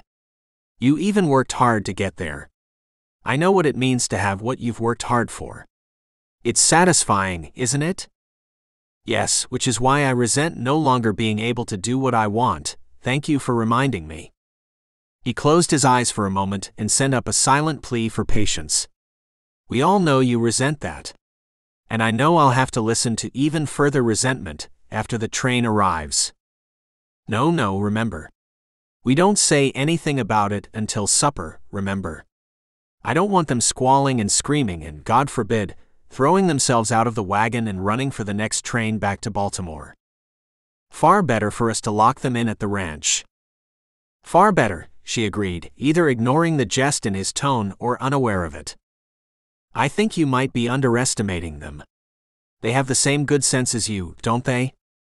How could they not? I'm the oldest in every way. That was all she'd say on the matter, tight-lipped and straight-backed. The oldest in every way. And the least fun, he would wager. Yet when she let herself go and relaxed a little, she had spirit. Life. He even found himself liking her quite a lot when she was screaming at him. She was being herself. Not who she thought she should be. I'll keep an eye on Kate and I won't encourage her, he promised. You don't have to worry about me. I'll be on my best behavior. Thank you. They glanced at each other. And you know they'll be furious with you. Don't you? I know. I can manage it. Another glance. Maybe you could help me a little? Tell them not to take it out on me. HMPH. She turned her face away. I don't know. They're awfully headstrong. I'm sure they would listen to you. You can influence them. You don't know them. Imagine 4 more of me. I'd rather not, thank you. Without my good sense. I'll withhold my opinion. She burst out laughing. I'm just too happy to be seeing them again. I've missed them. I really have. I'm sure they've missed you too. Or they've taken advantage of my not being home and run amok. Kate's likely regaled everyone on the train with dramatic readings, and Phoebe's fallen in love with at least 6 men in the last 2 weeks. 6? Seems a lot. She's been falling in love her entire life. He made a mental note to steer clear of Phoebe. The last thing he needed was for her to form an unfortunate attachment. Sadly, if he hadn't spilled his inner thoughts to Molly on the ride in from Carson City, he might have used Phoebe to his advantage. She might have been his ally. Stupid, loose-tongued fool he was. Even if the notion of using an innocent young woman for his own purpose didn't warm his heart, no matter the good reason behind it. Maybe you need to give them more credit, he suggested. He was taking his life in his hands, and he knew it, but he felt like something had to be said. If she took this attitude with the girls all the time, they'd fight like rabid dogs and drive him to distraction. Maybe they're more capable than you give them credit for. I guess it's difficult to look at the people we protect as, well, as adults who might be able to take care of themselves. Is that how my father treated you? Like you couldn't be trusted? He snorted. When it suited him. The town closed in, or they closed in on the town. He wasn't sure which. He only knew the notion of meeting 4 new Hellcats made his innards turn to water. If only Molly would take his part and keep them in line. He should have been nicer to her. No matter how impossible, she made it. Stubbornest thing he ever knew, her father included. And an expert at avoiding giving an answer to a question. The train was due to come in at 10, which meant they probably had until roughly noon. Molly wanted to stop in at the mercantile to purchase fresh linens for the beds, though he'd made sure to remind her that no one had slept in them for years. She'd been immovable. She wanted her sisters to have the best. Maybe that was why they sounded like a bunch of spoiled children. Richard would never have stood for that. The man had not believed in sparing the rod. He brought the wagon to a stop and helped Molly from it, but he stayed outside while she went to work with her shopping. No sense in getting in the way. Besides, he wanted a few last minutes of quiet to himself while he had the chance. What would the girls think of the town? Of the ranch? If they had half a brain, they'd keep negative opinions to themselves. He had no time for their high-handed grousing. This was not Baltimore, and it never would be. And he wasn't one of the eligible gentlemen their older sister was always going on about. The sort they would meet at a ball. He wouldn't pass muster, not even close. so long as they didn't disrespect him or his ranch. That's how he thought of it. It was his until it was theirs. They needed him if they wanted to keep the ranch running and profitable. He reminded himself of this as Molly waved frantically to him through the window. She needed him too. He loaded her purchases into the wagon and wondered if they would have the room for the girls and their possessions. Then again, they wouldn't have packed much. Not as much as they would have had they known they were staying for a year. The image of pigs being led to slaughter almost left him feeling sorry for them. Almost. For once the train was on time. He wasn't sure if he was glad or annoyed. Molly climbed out of the wagon without waiting for his help and clambered up onto the platform to wait. He stood beside her, watching the smoke plumes grow larger all the time as the train approached. The way Molly wrung her hands made him smile. She really did love them. They'll be tired, she murmured mostly to herself. And hungry. Cook will have something for them when we reach the house. He did what he could to stay out of her way, if only for self-preservation when her nerves were so tight. The woman was ready to explode out of her silk dress. They're going to hate this. I just know it. For a time. They'll get used to it. They'll see this is all in service of something better for all of you. She turned her head, and there was a hint of desperation in her eyes and expression. I wish it didn't have to be this way. You know that, don't you? You've made it clear. No. That's not what I mean. Oh, I don't know what I mean. She sighed, looking down at the platform. He sighed too, the way a man did when he realized he wanted to be alone with the woman in his presence, not surrounded by 5 new chaperones. Just when they were starting to get along a bit, too. I do. And I feel the same way. Her fingers brushed against his, surprising and unsettling him, in not a wholly unpleasant way. In a moment of sheer insanity, he found himself wanting nothing more than to take her hand and kiss the knuckles, to murmur words of encouragement and understanding. Instead of doing something he could never take back, and would probably hate himself for later, he patted her hand before hooking his thumbs into his belt loops and turning his attention back to the approaching train. Best to let the moment pass. If this disappointed Molly, she didn't show it. Instead, she waved her handkerchief to one of the passing carriages. There they are, she shouted over the train's brakes as they brought the train to a roaring stop. She trotted ahead, weaving her way through the men and women also waiting. Lewis could only do his best to keep up with her. The squeals which filled the air moments later were just as piercing and unpleasant as the train's whistle. One by one, 4 young women tumbled out of the train, all of them hugging their sister and talking at once until there was no telling who was saying what. All of them were dark-haired like their sister, and all had her unusual height. They had inherited this from Richard, who'd stood well over Lewis 6 feet and 2 inches. And their expressions all faded from the excitement of reunion to disdain for where they'd arrived within roughly 10 seconds. All right, Molly declared, clapping her hands. We'll have the baggage loaded into the wagon, and you girls can sit on your trunks or what have you. A wagon? One of them, the one who looked most like Molly, so he assumed this was Holly, wrinkled her nose in distaste. Lewis' mouth opened before he could stop himself, ready with a stinging retort, but only a pleading glance from Molly silenced him. I don't know what you expected, she replied in a light tone. We're riding out to the ranch. There aren't exactly any streetcars that far out. He groaned inwardly, glad for the chance to load the trunks so he could turn away from the women and mutter a few choice words under his breath. It was going to be a long year. Chapter 12. If only her sisters would behave themselves. This wasn't like them at all, behaving like a passel of spoiled brats.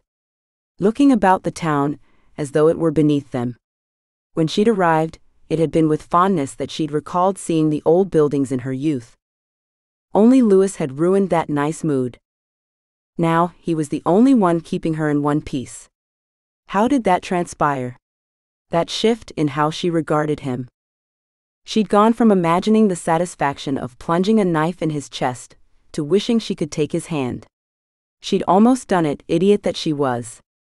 Good thing he had rejected her, though even that stung more than she'd like to admit. It was nerves, nothing more. Phew. I thought it was hot aboard the train. Rachel fanned herself with her hat. At least it isn't humid, like back home. Careful, Phoebe teased, casting a glance toward Louis Broadback. You'll freckle without your hat. I would hate to see your perfect complexion ruined. The girls tittered at this, while Molly rolled her eyes and turned her gaze forward again. How was your trip? She called out to no one in particular. Wonderful. Kate threw her arms around Molly from behind. Oh, for goodness sake, sit down, Molly admonished with a chuckle. I don't need anyone falling from the wagon and breaking their neck. Was it her imagination, or did Louis snort at this? Yes, it would suit him perfectly if the girls all met grisly ends. The devil. But it was wonderful. Kate insisted. Being able to look out the window and see the entire country move past. I asked myself all sorts of questions about the people. What are their lives like? What do they think, feel fear? Do they ever wish they were on the train, going someplace new? What do you think, Mr. Sutton? Molly kicked Louis in silent warning. He made a thoughtful sound, a sort of grunt in the back of his throat. That's an interesting question, Miss Kate. Please just call me Kate. Yes, you can call us all by our first names, Phoebe informed him. Molly rolled her eyes heavenward and begged for patience. Well, Kate, I think it's possible that those people you see do wish they were someplace else, sometimes anyway. Don't we all wish we could take a train to another place? Just let go of our old lives and start something new? Oh, so that was what he was up to. Priming them. Easing their way. This was entirely for his benefit, she knew, for he'd somehow gotten the idea into his head that they would claw him to pieces like feral cats. Though it wasn't outside the realm of possibility, she doubted they would go that far. What if we like our old lives very much, and don't wish to start something new? Molly countered. Louis' jaw worked in time with the flaring of his nostrils. Then I suppose we don't get on the train.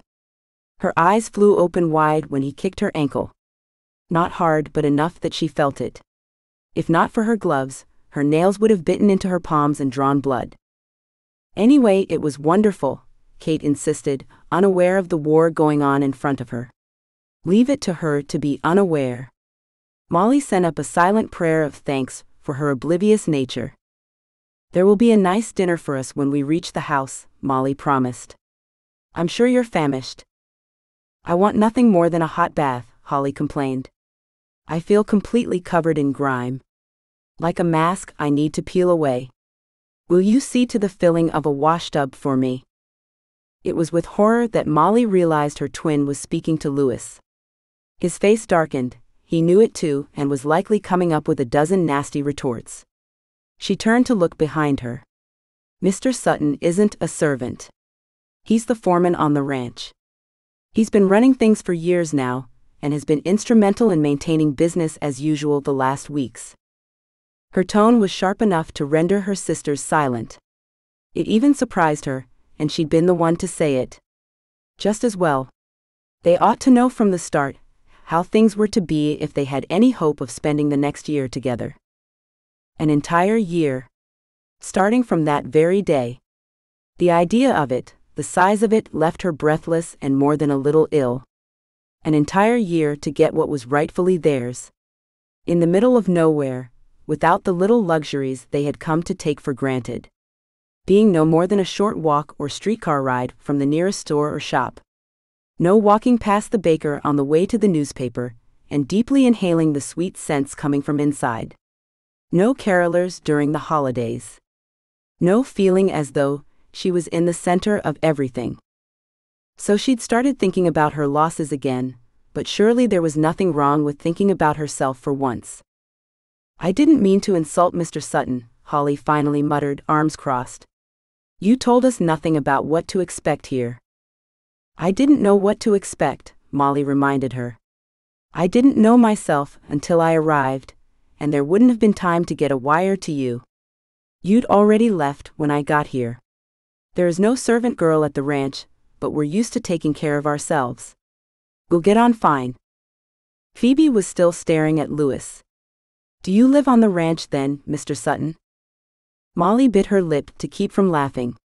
"That's Phoebe," she murmured as he had not turned from his driving duties and wouldn't know her voice. "I'd guessed," he murmured before raising his voice. "I do. In fact, I live in the house." "We'll discuss this when we arrive," Molly shouted over the cacophony of raised voices. "We will discuss this later."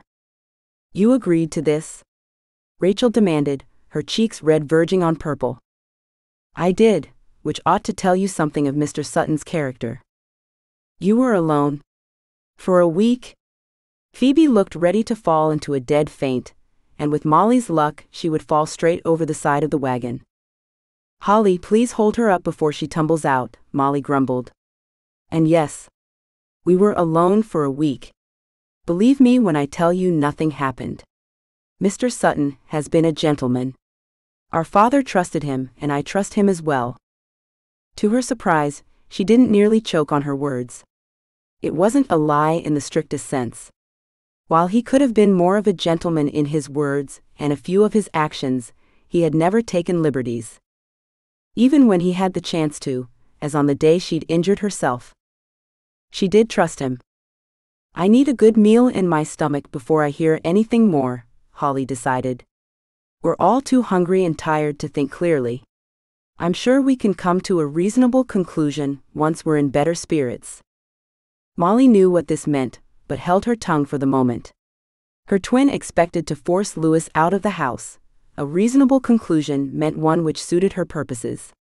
Strange how they had been Molly's purposes only a week earlier, when she had all but burst into flames at the mere thought of this man sharing her home.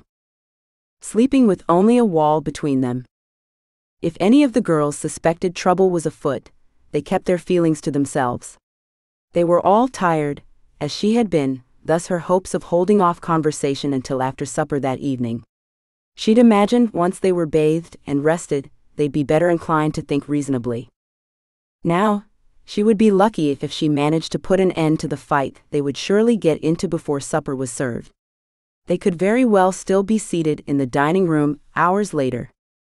When they crested the last rise and the house came into view, Kate let out a squeal of ecstasy. "It's just as I remembered it. I thought I had dreamed it.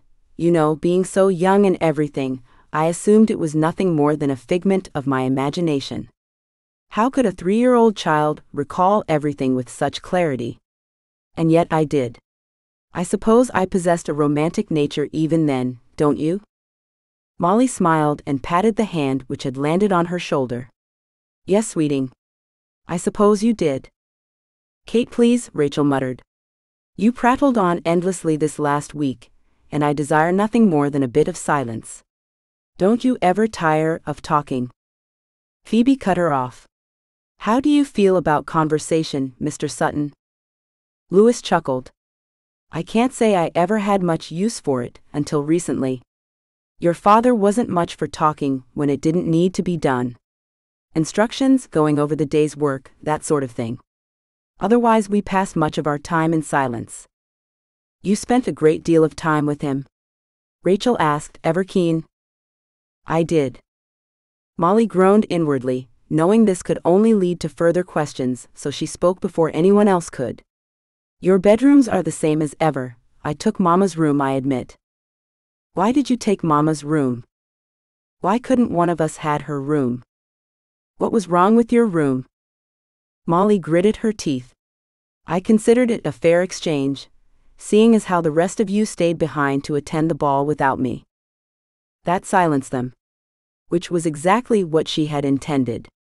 Once she got herself under control, and no longer felt like screaming at them for being so selfish, she added, "I should warn you, the living areas are all just as we left them. Our father didn't see fit to change anything in all this time. I did just purchase fresh linens in town prior to your arrival." "That seems like an awful expense, seeing as how we won't be here for very long," Holly pointed out. Molly only looked to Lewis, whose wince told her he felt for her difficult position. "I felt it best. Thought it would be a nice treat, rather than sleeping in old linens. I can wash them after dinner and hang them out to dry.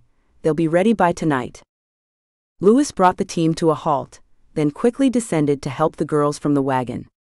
Molly took note of how Phoebe's gaze lingered a moment too long, how she took her time in releasing his fingers. Oh yes, she was already half gone. Molly wasn't sure who she pitied more. The girls went inside, and their immediate squeals of surprise and joy told her they remembered the house just as she had. Lewis, meanwhile, went about the business of unloading the trunks. She didn't want to leave things as they were, not when they were about to get much worse. I'm sorry for my sister's thoughtlessness back there. Assuming you were a servant. I wouldn't worry about it. I took no offense. Are you coming in to have dinner with us? You ought to eat after spending so many hours driving. He laughed, pausing in his work to shake his head at her. When he smiled wide as he was then, a pair of dimples appeared on his cheeks. How had she not noticed them before? Or had he simply not smiled that way? You don't care whether or not I'm hungry. You care about not being alone in the lion's den. I resent that. Because you know it's true. It was, and they both knew it. All right, I admit it. I don't want to be in there alone. I need you, she stammered, wishing her mouth wouldn't get ahead of her brain for once. His brows drew together, and she knew she was in for it. He'd never let her live it down. Admitting she needed him. What was wrong with her? Desperation made her do terrible, foolish things. Oh. Well then, I'll be with you directly. He continued, unloading the trunks. No questions, no uneasiness. Just acceptance. Why couldn't everything be that simple? She walked into the house to join her sisters, and her heart was lighter than it had been all day. Chapter 13. Lewis changed into a clean shirt before going downstairs, the trunks in their respective rooms. In spite of what he knew was coming, the sound of so many energetic voices echoing through the house brought a smile. It had been quiet there for too long. Empty, lonely. A shell. He hung around a bit, lingering in the background, hoping to get a sense of these women. One thing he'd learned in his years of living with their father was how to appeal to a person on their level. The less he'd expected of Richard, the better. He'd taught himself to require little and expect even less. But this was different. This was a group of strangers who for some strange reason felt the house belonged to them, and he was the intruder. As if life had waited for them as the house itself had. Like nothing had changed inside or out. He needed to know who he was dealing with. Holly was easiest to spot. She seemed short-tempered, though it could have been fatigue after a long journey. He vaguely remembered Molly saying she worked as a teacher. He hoped she showed the kids more patience than she'd shown so far. Rachel seemed clever. Sharp. Not much escaped her. She ran gloved fingertips over the surfaces of the furniture in the parlor, expecting it to be coated in dust. He would never tell any of them how Molly had worked herself into a frenzy, cleaning and dusting and polishing. Phoebe kept glancing his way. Studying him. It was unnerving. Really, she might have been the prettiest of all the sisters, but he'd never been overly fond of women who threw themselves at men. They always seemed to have another meaning behind their words and actions. Scheming. Maybe she wasn't that sort of girl, but time would tell. He wanted to give her credit and let her prove otherwise.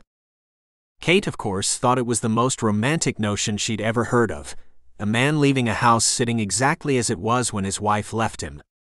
And he kept it this way in case we came back. We would have the home we left when we were little girls, just the way it had always been. All right, Kate, Molly chided softly from the sofa. She'd sat and observed as her sisters spun through the room, like the still spot in the center of a cyclone.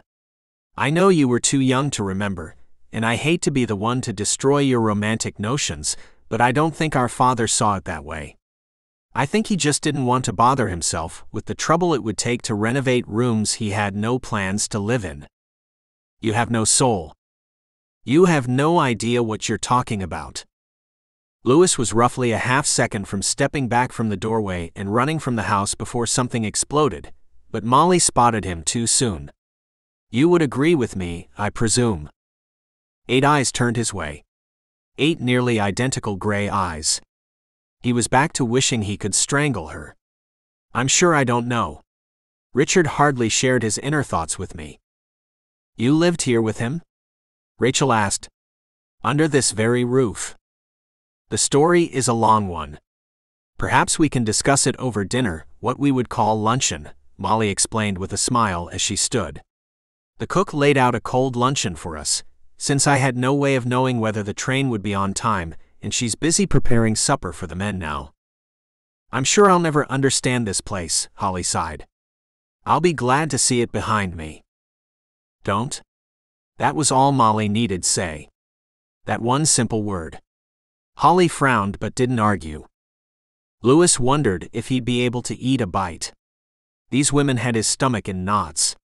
100 calves in need of branding? He could handle it with no trouble. He'd broken both arms over the years and one leg. He'd pulled and strained and twisted nearly every muscle in his body.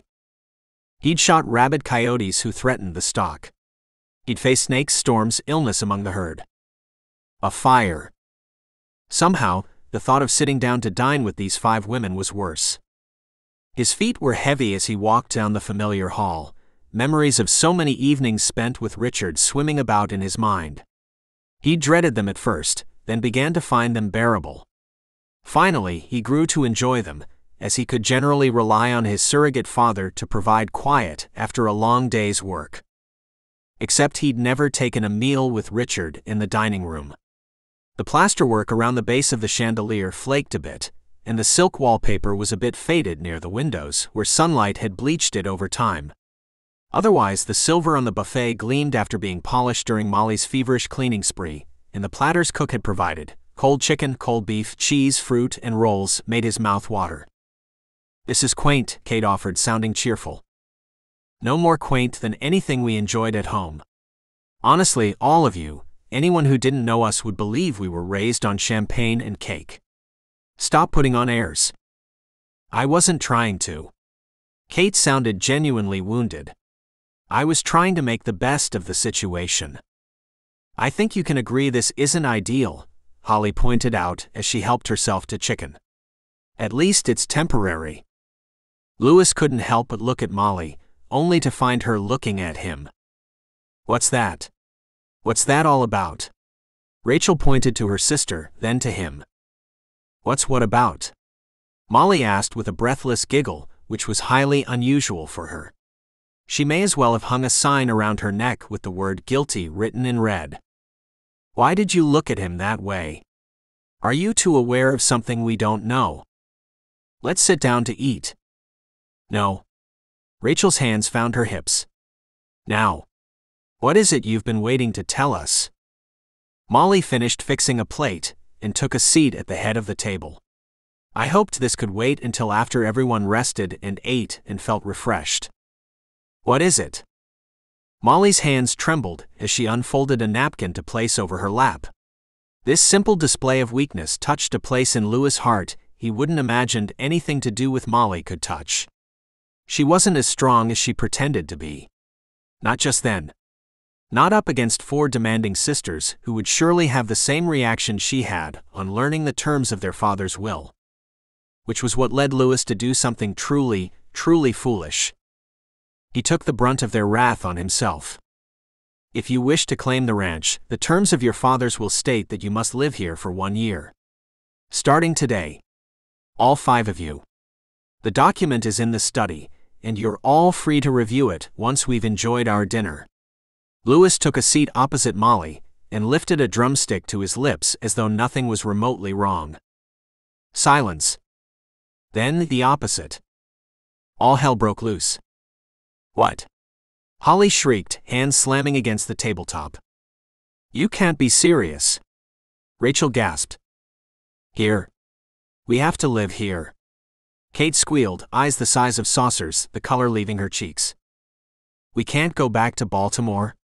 Phoebe whimpered. Not if you wish to claim your inheritance, Lewis shrugged. I'm sorry, but those are the terms set forth in the will. It was just as big a surprise to us as it is to you, believe me. He's serious? Holly demanded, turning to a slack-jawed Molly. Why, yes, she whispered, nodding. He is. This is impossible. What about my teaching position? Holly screamed. What about my job? Phoebe asked. They'll find somebody new. What about all of our lives? Rachel wept. I'll never be an actress. Kate mourned, leaning against Rachel that they might weep together. We don't need this. Holly was shaking from head to foot as she stood and held onto the table for support. We don't. We can go home at any time. Just because our father left us this ranch doesn't mean we need to claim it. We all have lives and plans. What about you, Molly? What about your job? You've worked so hard for this. You don't need to tell me that. I've already been through everything every one of you feels right now. Believe me. She placed a hand on Holly's arm. Believe me. I've had time to think about this, and I don't like it any more than you do. I'm sorry, by the time I met with the lawyer, you were already on your way. I didn't know exactly where you were at any given time, so there was no way to send word. You knew about this for an entire week. Kate sobbed. Yes, or nearly. And you couldn't find a way to fix this. Molly gritted her teeth and closed her eyes for a moment. Lewis stepped in for her. There's no way. It's a signed legal document on file with the court of Carson City. I'm sorry. I know you're very upset. I'm sure you knew, Holly spat, turning her wrath on him. He was used to this by now. I'm sure this is breaking your heart on our behalf. You knew we would sell this place, don't you? And you would be out of a position. Yes, I've already thought about it, and about how you said you lived here with our father.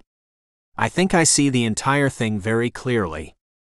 Lewis met her gaze without blinking. You don't, or you would keep in mind the fact that he left me nothing while he left you everything. I have no stake in this. She laughed. Except for an extra year living on the ranch, working on the ranch. Am I wrong? You aren't. Living in this house, in fact. It's his home more than it is ours, Molly reminded her in a dangerously low voice. I made the same mistake you're making now, and I feel compelled to warn you against it. She looked down the table, finding his gaze and holding it. I wish I hadn't said some of the things I did, but I can't take them back. What I know is that he's the reason the ranch still functions, and any money we manage to collect on its sale will be because of his hard work.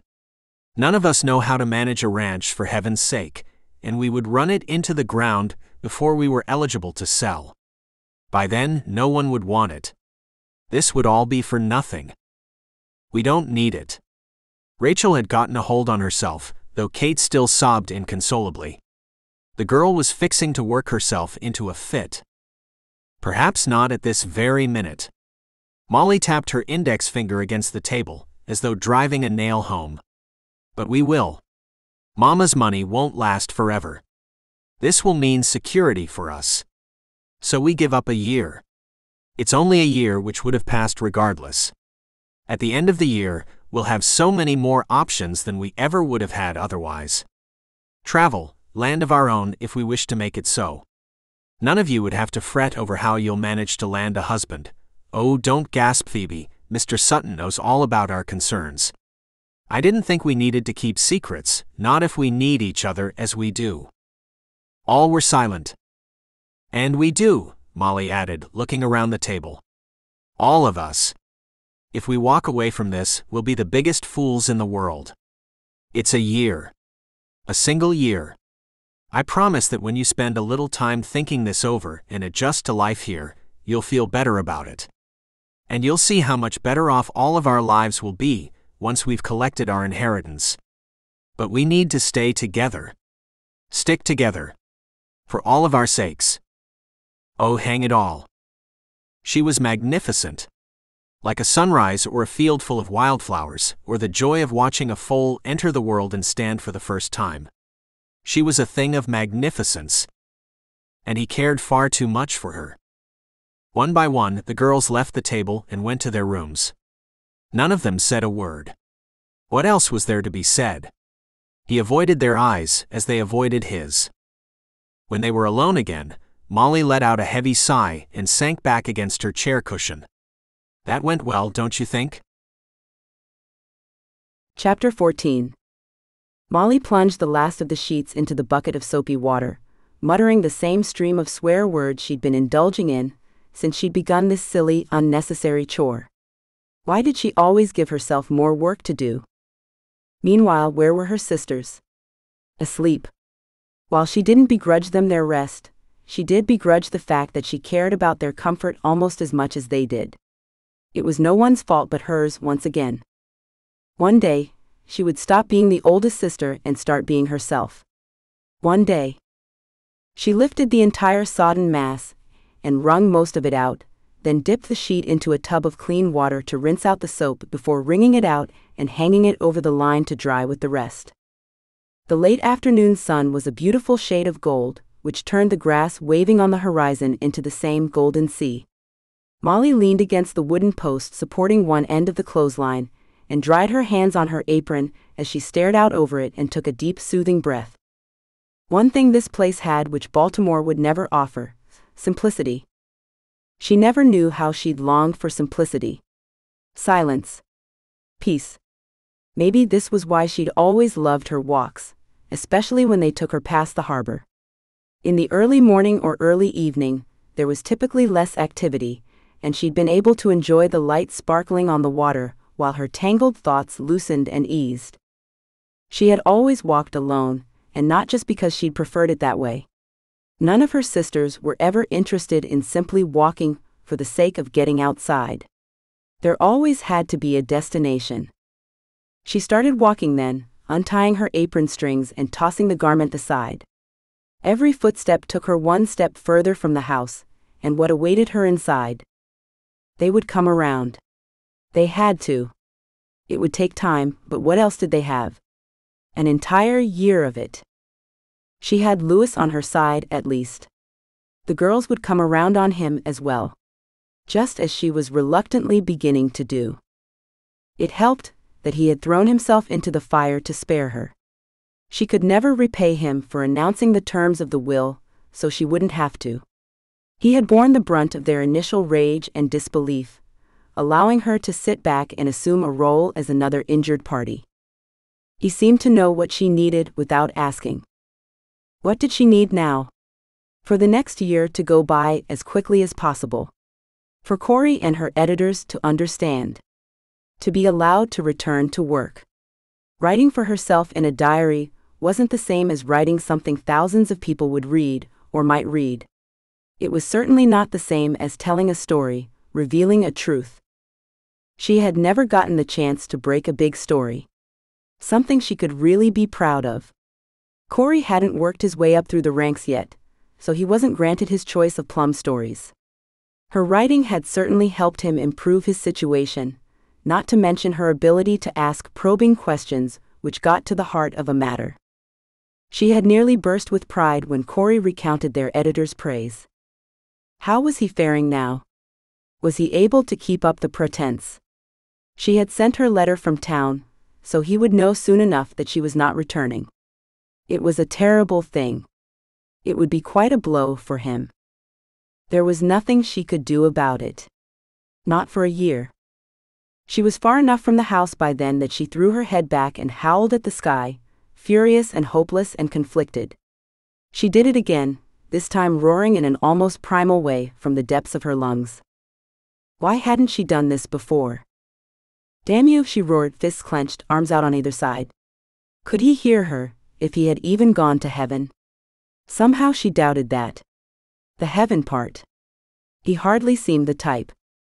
How could a man who cared nothing for his children, their lives, their dreams ever find their rest in the arms of the Lord? She doubted he could, if there even was a heaven. Oh, Mama would roll over in her grave if she ever heard one of her daughters so much as question it. Molly screamed until tears rolled down the sides of her face, from the outer corners of her eyes into her hair. She screamed until her voice broke, until sound no longer came out. Until she was empty, clean, free. Feeling better? She whirled about, running her hands under her eyes to wipe away any more tears. Lewis smirked down at her from his saddle. How did he manage to do this to her?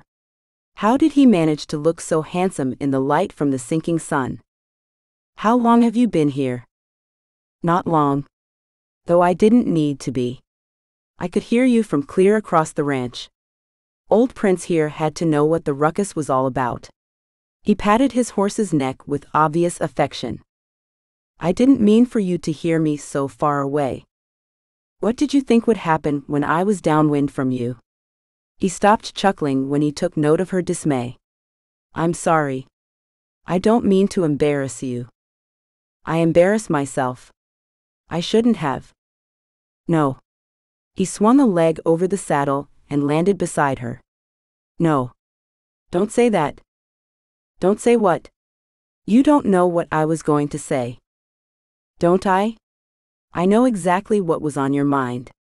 You were going to say you shouldn't have screamed. You shouldn't show how you feel. Ladies don't do that, right? That's right. One would think you'd spent your life around ladies. Quite the opposite, he grinned. Her nose wrinkled. Please spare me the details. I don't want to hear about your vast, colorful history at the town sporting house. It's a saloon, if you must know. Be careful what you call it. You'd be putting a lot of nice girls out of work. I wouldn't want to put anybody out of a position, she murmured, looking away. You'll get your job back. Or you'll get a better one. You deserve to write under your own name, where other people will know who you are and how good you are. If this partner of yours was worth his salt as a man, he'd come clean. Her chest puffed out. Don't insult Cory that way. You don't know him. I know he isn't good enough at what he does to do it on his own, and I know he takes advantage of you. What else do I need to know? He isn't a bad person. He's very good. And he's taking a chance of losing his position if we're discovered. In fact, he might be in that very danger now, thanks to my being here and not there with him, writing. Danger he wouldn't be in, if he could do his job without relying on a woman to do it for him. I see. That's what insults you most about my life. I wish I had never said a word. You don't deserve to know anything about me. We're back to this again. If you're going to cheapen work I was very proud of, yes. We're going back to this. I'm not trying to cheapen you. They are. All of them. All those people who would put you behind a desk and tell you to pretend to be someone else just so you can be proud of yourself, but you can never be proud out loud, openly. It has to be a secret. They're the ones who cheapen you, not me. And what are you doing then? When you throw this in my face, what are you doing? I'm trying to make you see that you're worth more than that. If you're offended by my telling you so, maybe it's because you know it's true, and you've been settling for much less than what you're worth all this time. The sensation was like having a bucket of cold water poured over her head. Shocking, startling. Her heart stopped with the shock hit her, then picked up speed and raced harder than before once the shock wore off and she took in his message. You know I'm right, don't you? And no. I mean, I don't. It's all right. Just don't take it out on me, please. I've had enough taken out on me today. I might have bruising. She didn't know what to say. Should she thank him? No, because what he'd just revealed wasn't exactly something she was proud of. She wasn't even entirely certain she agreed with him. After all, he might have an excellent point, but he had never seen life through her eyes. I'm going to walk back to the house. Do you want to ride? I was going to head in and have a bath. Look over the ledgers. She brushed past him, head down. No, thank you. I need to walk. And think. And wonder. And imagine him in the bathtub, which was the last thing she needed to think about. Chapter 15. The house was quiet. He knew he had to take advantage when he had the chance, as there would be little quiet for the next year or so. And then he'd be on his own. He leaned back in the chair, stretching out his legs on the surface of the desk. Crossing his ankles. He folded his hands on his stomach and looked around the room. While he wouldn't exactly call it pleasant, it was homey. A glass-shaded lamp cast green-tinted light onto the walls and ceiling. The walls were paneled in dark wood, one of them with built-in bookshelves holding years of ledgers, books, and manuals on animal husbandry and ranching. Nothing one would read for pleasure. No, that was in the library, which had been untouched for years. He'd spent many nights here, learning. Leaning over the ledger books, reading the invoices for feed and supplies. Learning who to trust, who to press when it came to delivering what they promised. He'd had a shrewd teacher for certain, one who a man would have to be a fool to think he could get away with cheating. It felt unnatural still, sitting behind the desk. Where Richard had always sat. His chair, his desk, his study. It wasn't his anymore, but it wasn't Lewis.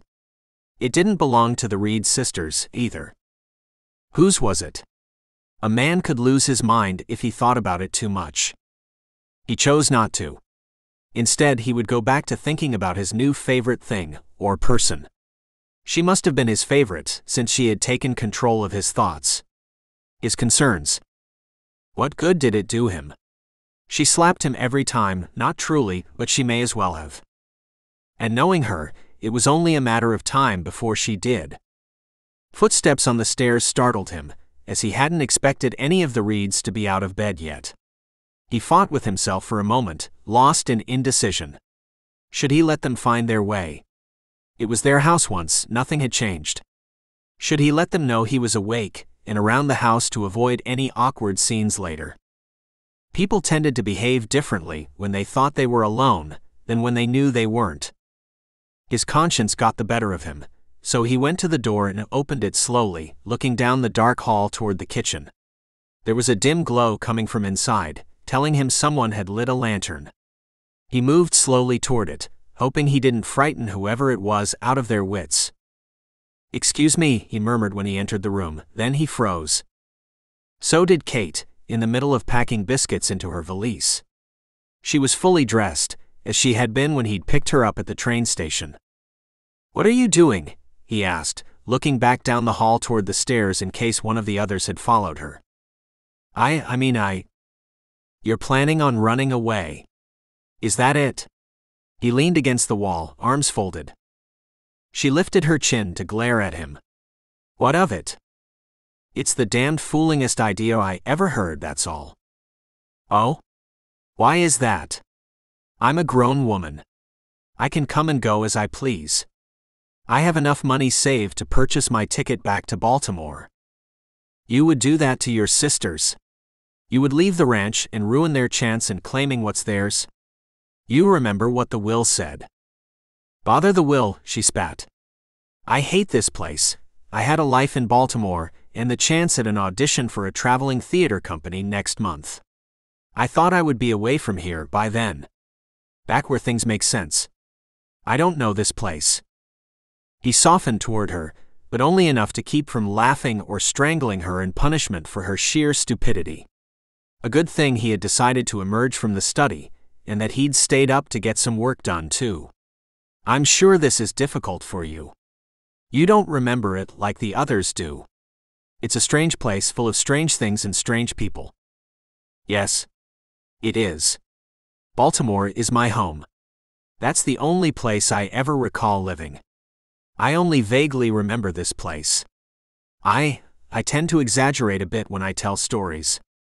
I don't recall it as clearly as I said I did." He bit his tongue until the impulse to laugh passed. "I understand.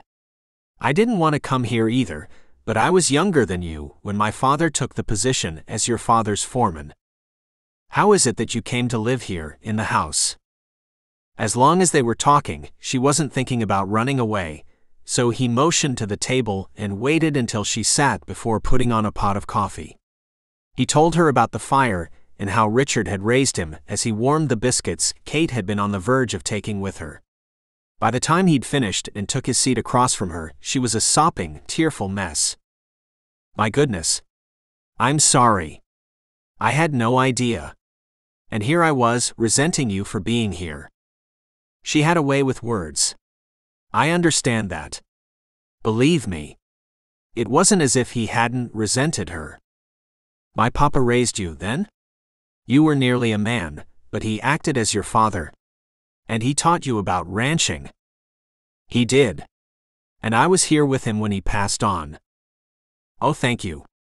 She reached for his hand. He managed not to pull away in surprise, which would have put up a wall between them.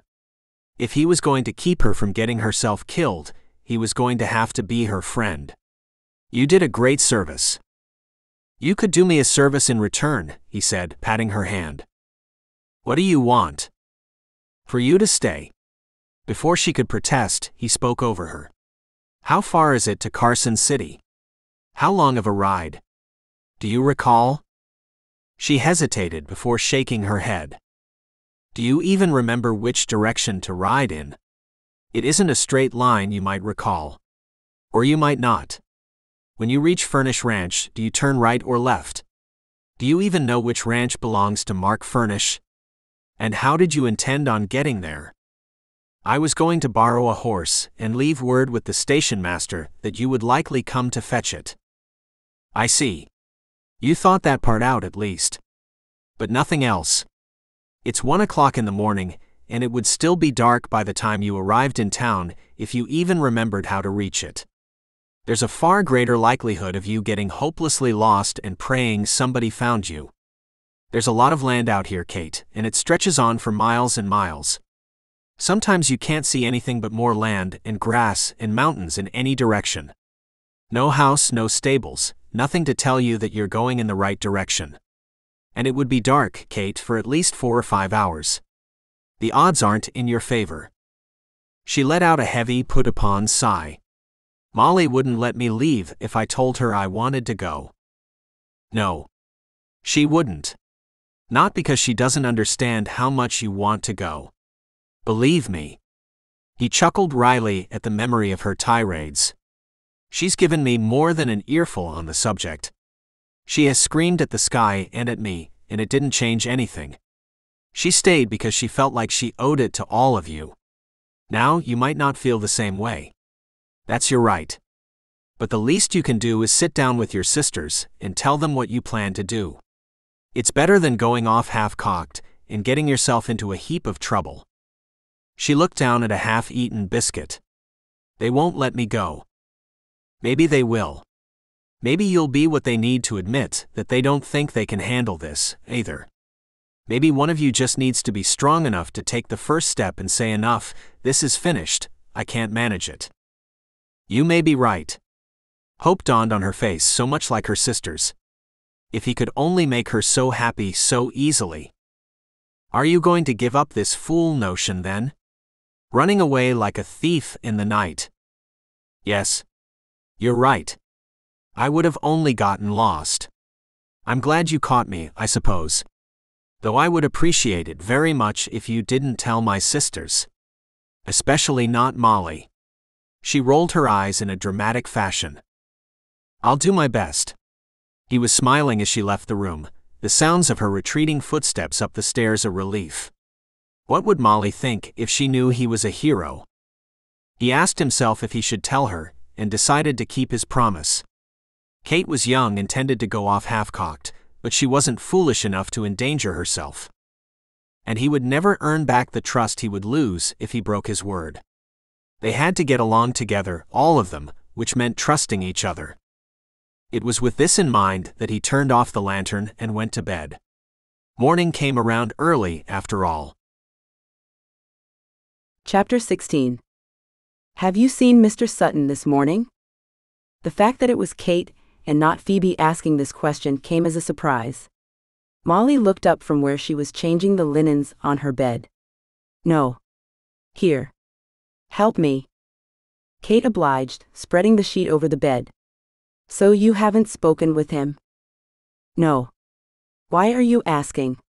He leaves at dawn or earlier, and he's normally out all day. He takes dinner with the Hands and supper here at the house. Are you already infatuated with him? Kate giggled. Hardly. I was only curious. I'm sure. Something was wrong. Very wrong.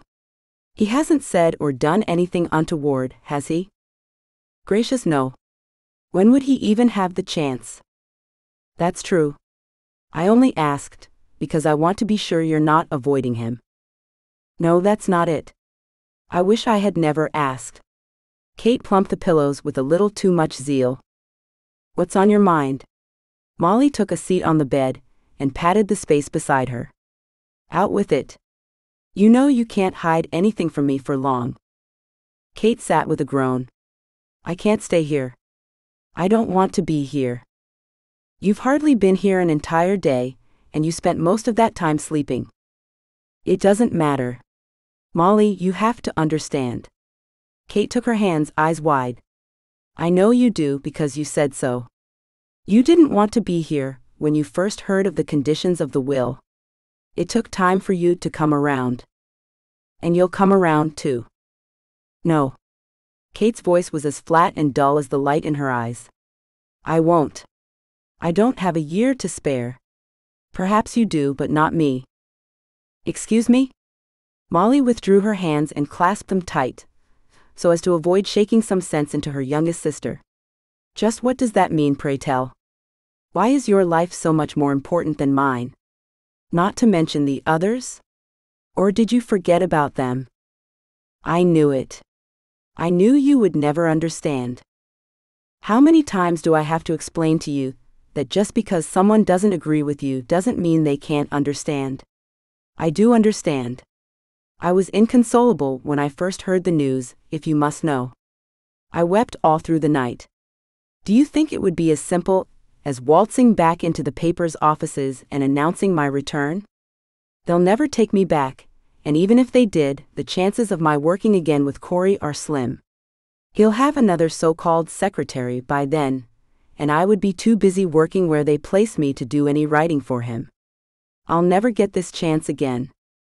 And you're still willing to stay at the ranch? Kate whispered. Her twisted, befuddled expression spoke of her lack of understanding, but this came as no surprise. Yes. Because it means something not just for me, but for all of us. We're all in this together. Can't you find somebody to pretend to be me? What? This was beyond belief. Molly went to the window and opened it wider, taking deep breaths of the fresh air in an attempt to calm herself before she lost her temper. I'm sure there has to be at least one dark-haired girl in town willing to live here for a year and pretend she's me. Papa had no photographs of us. There would be no way to prove that the girl wasn't me so long as you told her what to say. I'm certain you've lost your senses. Molly whirled on her, no longer interested in controlling herself. What would happen to us if we were found out? I'm fairly certain what you just described is called fraud, and we could all get into trouble for it. Including this nameless girl you're describing. And Mr. Sutton, for that matter, because he would have to be in on the scheme as well. Meanwhile, Mr. Brown, the lawyer charged with carrying out the terms of our inheritance, might recognize a girl from town, as that's where he lives and conducts business. None of this makes sense, and it's all just another one of your flights of fancy. Of course. Kate sprang to her feet, eyes blazing. I knew you would call it that. Just another example of Kate being flighty and irresponsible. If you knew I would say it, why did you bring such a ridiculous idea to me in the first place? Why don't you care? I do care. But that doesn't mean you're right. You have to think about somebody besides yourself, Kate. Perhaps this is what you need. A chance to grow up, stop behaving like a spoiled baby, and become a woman who understands that the entire world does not revolve around her desires. I don't understand how you believe waiting an extra year before you start your acting career will make that much difference. Because you've never believed such a career was possible. Molly shrugged. That's another problem entirely. Tears brimmed, then overflowed onto Kate's inflamed cheeks. How could you be so cruel? This isn't cruelty. It's love. I love you. I love all of you. I want what's best for all of us, why can't you see that? Molly went to her, arms out with the intention of hugging and forgiving, but Kate was in no such mood. She ducked Molly's attempted embrace and fled, slamming her bedroom door. Always having the last word. Molly sank onto the bed, suddenly very tired. It was only 11 o'clock in the morning, yet she might as well have done a full day's work. Kate had a way of doing that to her. She would come around. Wouldn't she? She simply had to. There was no choice but to. Time would mend everything. Suddenly, a round of intense giggling from under her window sent her running to see what the matter was. On leaning out, she found Phoebe and Rachel giggling up a storm as Lewis approached on horseback, wearing a shirt he'd torn from top to bottom. "Oh dear me," she groaned, dashing from her room into his before giving it a second thought. She knew his shirts would be in the dresser folded neatly. She'd been the one to fold them after all, and she pulled one from the drawer, then ran it downstairs before one of her sisters had a fainting spell over the sight of a man's bare chest. All right, she hissed as she passed them, then handed the shirt up to him. "Are you hurt?" "No, I'm glad to say. One of the calves got a little ornery this morning is all. I've been dragged before." He dismounted, and was careful to avoid the gazes of either of her sisters as he went to the pump. "Go," she hissed, waving her hands at them. "You're embarrassing him and yourselves." Rachel stuck out her tongue, while Phoebe clearly wished to linger in hopes of seeing Lewis' bare torso when he changed. He was at the pump just then, washing dirt from his arms and face. Molly turned her in place and gave her a gentle but deliberate shove toward the house. When she turned back to Lewis, he was smiling through a curtain of hair hanging over the side of his face. It was too long. He ought to have it cut. Not that she didn't find it attractive. "I'm sorry for them," she winced. "They haven't been around men. Except in social situations where there were chaperones and dance cards and such. And not bare-chested men. Right?" She willed herself not to blush, but feared it wasn't working. Some things just couldn't be controlled. Such as the way her heart fluttered when he opened his shirt and discarded it on the ground. Oh, but he was magnificent. Bronzed, toned, with muscles she had never imagined men possessing. His arms and shoulders spoke of a life spent working hard, building up his body. Her mouth went dry, her palms went slick. A curious ache developed in her. "I suppose you're well accustomed to men then?" he asked, casting a look over his shoulder once he turned his broad back to her. "I don't hear you giggling. A week spent with you would be enough for any woman to learn there's nothing so mysterious about a man." He laughed, a rich ringing sound, and shrugged into his new shirt. "I don't know whether to be offended or to take that as a sort of compliment. I've never taught a woman about men before. Mr. Sutton."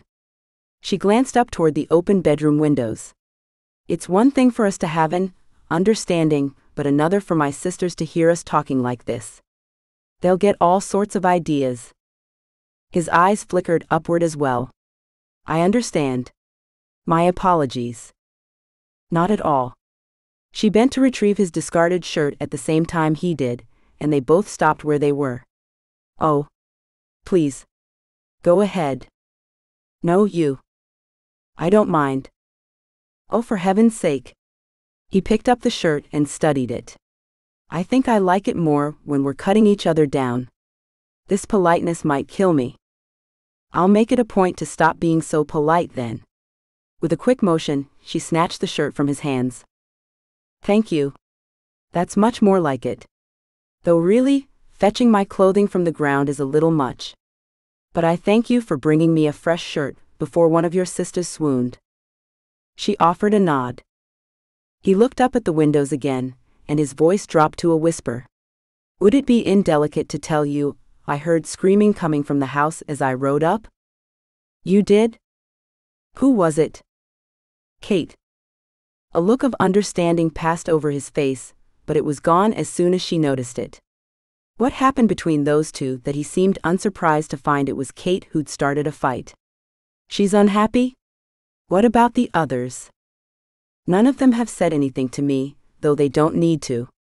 She unrolled her shirt sleeves, having rolled them up before she got started changing the beds, a habit she'd fallen into at home which had evidently carried into the present day, then untied her apron. "Come. Walk with me to the stables. I can tell you need a breath of air." He took the horse by the reins, and she obliged without complaint. "I know that once they spend a little time here, they'll learn to like it." Perhaps even love it. Molly looked out over the horizon, admiring the way it stretched on in both directions, studying the clouds in the distance. It's unlike any other place. It stirs something in me I can't explain. I used to feel the same sort of stirring when there was a lot of excitement around me. Christmas shopping in the city, for instance, or when there was a big story somewhere, and I was going to write about it. Now I feel this humming in my blood. But the reason behind it has changed. This is hardly downtown Baltimore 3 days before Christmas. He laughed again, and she couldn't help but notice the same feeling racing through her. Was she ill? I know just what you mean. He sighed like a man content with his life. I've sweat or bled on just about every square inch of this ranch, if you'll pardon me. It's part of me, and I'm part of it. I can't imagine not waking up in the morning and going out to talk to the men, instructing them on where to graze the herd next. Helping them round up every last head and move them out. Feeling free. That's how you feel when you do that? Free? You ought to come out and watch sometime. I'd be happy to ride out with you. Maybe tomorrow. We're due to move them in the morning to some fresh acreage. Somehow this thrilled her, and yet I would stay far away, wouldn't I? He didn't laugh this time. He only smiled. I would make sure nothing happens to you. You can trust me. There went that feeling again. To Molly's disappointment, the clouds on the horizon meant rain. Quite a lot of it. It rained for 3 days straight, from the moment she opened her eyes until the moment she closed them, and all the time in between. Occasionally, a cool wind blew through the house. There's hail falling somewhere, Lewis explained. You'll find this during the summer from time to time. We've had a run of real good weather. We're overdue for something like this. Molly found it excruciating to be locked up indoors with the glowering, pouting, miserable Kate. At least the others were doing their best to be obliging. They'd gone into Mama's library to pore over the books there, and had spent the time pleasantly reading and sharing memories. Except for Kate. Always except for Kate. Molly made a point of ignoring her and acting as though nothing was wrong at all. Lewis kept to himself. It was his only means of self-preservation, what with Phoebe mooning about over him, always trying to catch his eye or engage him in conversation during meals. Why this struck a nerve with Molly, she couldn't have explained. She had never so wanted her sister to shut up and stop flirting. There was no chance of a future with Lewis Sutton, so what was the point? Simple amusement. Finally, on the 5th morning since the girls had arrived, Molly awoke without the sound of constant rain beating on her ears. She sent up a silent prayer as she climbed out of bed, going to the window to open it wider now that there was no longer a threat of soaking everything inside the room. The sky was no less dark than it had been. The rain would not let up for good, only for the time being. It was still a relief. She could hardly wait to air out the house. Molly. Molly. Phoebe's panic-filled shriek made her heart stop and her blood run cold. She flew from the room and into the hall, where her sisters were already gathering. All except one. She's gone. She left a note on her pillow. Phoebe was sobbing when she handed Molly the note written in Kate's neat script. I cannot stay. Please don't hate me. What is this? Lewis hurried toward them, buttoning his shirt. Molly thrust the note toward him and gave him a moment to read it. She can't have gotten far. I have to find her. Molly, no. He took her by the arm, holding her still before she could run to her room to dress. You can't go out there. You don't know the land, and it could storm at any minute. I can't leave her alone. She realized she was screaming, half out of her mind already with panic. How long since Kate had left? Where was she? How hopelessly lost had she become? I know. I'm only saying you're not going alone. I'll saddle up the horses and have them waiting. He took off down the stairs at a run. Oh, find her, Rachel wept. We'll come with you, Holly decided. No. They followed her to her room and watched her dress. No, it's better for only the two of us to go. It isn't as if we could split up. He's right, none of us know the land at all, we'd all be lost in an hour. Why would she do this? Molly didn't reply, because there was no use. If she started, she might begin to weep, and then she would never stop. It was her fault. Hers. All hers. She had driven Kate away, and now Kate might be dead. She would never forgive herself. Chapter 17. It was his fault. All his fault. He should have locked the girl in her room after that first night, when he knew she wanted to run away. He at least should have told Molly. Now she would never forgive him. She was waiting as he led the horses to the house at a run and mounted with expert smoothness. "We took lessons, though Mama never wanted me to ride astride," she explained in a distracted tone while she tucked her skirts around her legs. "Come on. What's the most likely route she would have taken? Are you sure you're up for this? Lewis, please." She looked over her shoulder and nodded at her sisters. "We'll find her." "We will," he assured them, guilt crushing his chest when he took in their shocked expressions, their red, swollen eyes. Just how they would find her was another matter. Would she have taken the correct route? After everything he'd warned, she'd still done what she wanted in the end. No wonder Molly was always so frazzled with them.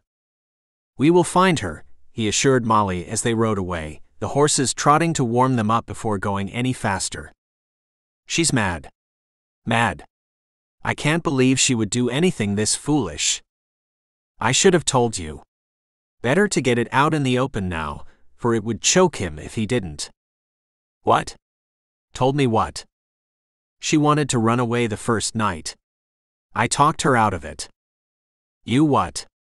And you didn't tell me." "I didn't want to break her trust. I hoped if she felt she had a friend. Spare me your explanations and just help me find my sister." She turned away from him, looking out to the south. "I hope she didn't wander too far from the road." "I told her." "I did. I asked you to spare me." Her spine stiffened in that familiar way, but she did at least soften her tone. "There was nothing you could do. She has a mind of her own, that one, and even though I warned her of the damage this would do to all of us, she insisted on going. It's my fault for spoiling her as I did, we all did. She's young. She's idiotic, and I love her, and when I find her, I'll kill her for putting us through this." She wiped her eyes with a quick movement of her hands. They let the horses gallop then, out to where their land touched the furnishes. "It's left from here," he reminded her. "East." "Wait. Stop." She turned the horse in a circle, frowning as she looked in all directions. What if she turned in the wrong direction? "The worst we can do is ride out for an hour or more, then turn back if we don't find her by then." "What if she gets on the train? What then?" "Then I don't know," he admitted. "You can always wire that man you work with, can't you? Have him check for her at your house." "That's true. He would help." She gave a decisive nod. "All right. Come on." They galloped through the mud, sending it flying in all directions, spattering their clothes and their horses both. Molly didn't care, but then she wouldn't. She felt nothing. She only knew she had to find Kate. He didn't want to say it out loud, but had the feeling she would understand without being told that the best they could hope for right now was for her to have reached the town alive and well. It would mean she was safe, at least. They hadn't been on the road for more than 20 minutes before the rain began again. It didn't start with a slight drizzle or a gentle shower. It was as if the heavens cracked open and unleashed a deluge. "Oh please. Not now." Molly shouted over the roar of rain. As if to answer her, the wind began to howl, driving the rain into their faces. He hadn't counted on this. Their progress slowed to little more than a walk. He could have run on foot faster than they were walking the horses, but there was no alternative. It was simply too strong a storm for them to gallop through. And there was nowhere to take shelter, meaning Kate had nowhere either. Lewis looked over and found Molly weeping, her shoulders shaking, her head bowed. "Stop that," he barked. "I can't." She shook her head. "I can't. What if she..." He brought his horse up beside hers and took her reins. "You listen to me," he shouted over the wind, barely able to keep his eyes open for the way the rain pelted his face. "You have to be strong for her. I know you can. She's out there and she needs us, and I need you to be strong now. There will be time for this later." She raised her head, and the heartbreak written on her face was enough to break his heart. She was already imagining her sister dead, broken, lying on the side of the road. So determined to have her way that she'd led to her own destruction. "Molly. Molly, please." He reached for her face, holding it in one hand. "Please. You can do this." She leaned into him for the briefest moment before straightening up. "Right. Enough of that. Let's go." If he hadn't loved her before that moment, he certainly did then. She was fierce, braver than any man he'd ever known. Braver than her father. They continued on, and when the wind began to blow cold, it turned his blood to ice. Hail. There was hail coming, and it had already fallen somewhere. He pushed the horse on to greater speed whenever the wind slowed, or the rain eased, trying to take advantage where he could. They were both soaked to the skin, of course, miserable and stretched and strained to the breaking point. On a good clear day, they would have long since been in town by that time. After hours of riding, they were nowhere near there. If only Kate had left early enough to avoid this, but no, because it had only stopped raining perhaps an hour before dawn. The silence had woken him, something new and strange. She would have waited until the rain let up. Which means she'd only had an hour on them when they left, perhaps a bit more. It was the only course of action which made any sense. "She can't have gotten too much further if she went this way," he shouted. There was a short gap in the rain. "Maybe we should turn back soon, see if she got lost on Furnish land." "I don't know if I can turn back." "I know," he nodded. "I do. But she might need us back there. We have to think about that." Suddenly, something pelted the brim of his hat. Then another something. Molly looked up and quickly winced, ducking her head, covering it with her arms. Hail. Sizable at that. "Come on. Dismount." There was nowhere to shelter the horses, who were prancing and neighing fretfully, except beneath one of a few scattered oaks a few hundred yards off the road. He led the horses to shelter, with Molly running behind him. Beneath the shelter of the branches, he tied the horses off and gathered Molly up in his arms. "Are you all right?" "I'm fine," she gasped, a hand over her chest. "Just out of breath. Rest for a minute until this passes. She's out there in this." "I know." He patted her back, wishing he could do more to offer comfort. "I know. But until it passed, there was nothing they could do about it. They could only wait and look and hope the hail passed quickly." He turned his attention to the fretful horses while Molly looked around them, squinting out through the storm. "My God," he heard, and by the time he was able to look about himself, she had taken off on foot. He cupped his hands around his mouth. "Molly." Then he saw why she was running. Further down the road, beneath another oak, was a shivering, balled-up figure in a light blue traveling suit. A chestnut mare stood at her side, tied by the reins to a branch. Molly ran full out, skirts hiked up to her knees, screaming her sister's name over the wind and rain. "Kate! Kate!" Kate didn't move. When he reached them, Molly was already on her knees with Kate in her arms. The girl shivered uncontrollably, in spite of the summer warmth. Her teeth chattered. "Kate, precious. I'm here.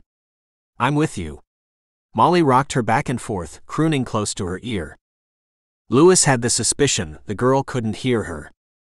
"I'll get the horses." He ran back for them, dread turning his heart to lead. She was not in good shape. Not at all. Something had happened to her. He'd seen fever victims who shook and chattered the way she was.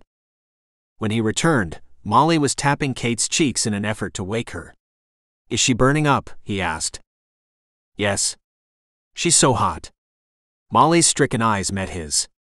"She's so sick. We have to get her home, fast." "Does she have her valise here?" "She does." "Here." No time for modesty. The rain was letting up bit by bit, and they couldn't leave her in soaked clothing when she was ill. I'll find something for her to wear while you undress and dry her. We can't leave her as she is if it will take at least an hour to get her home. We won't be able to ride very fast, or she might fall. This is all my fault. It isn't, and there's no time for that. Take off her blasted corset while you're at it. She needs to breathe.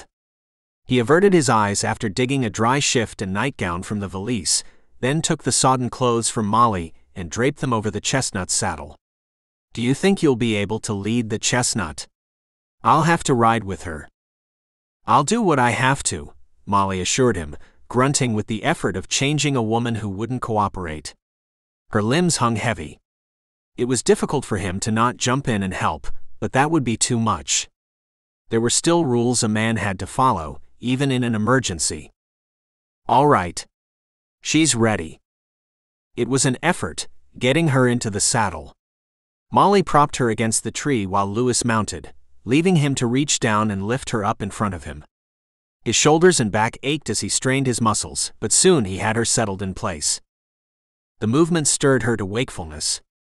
Molly, she moaned, eyes wide and darting in all directions. Yes. Darling, I'm here. I'm with you. We're taking you back to the ranch. Just rest against me. Luke held her close with one arm while managing the reins in the other. We'll be there soon. Molly. Molly. Kate sat up, away from him.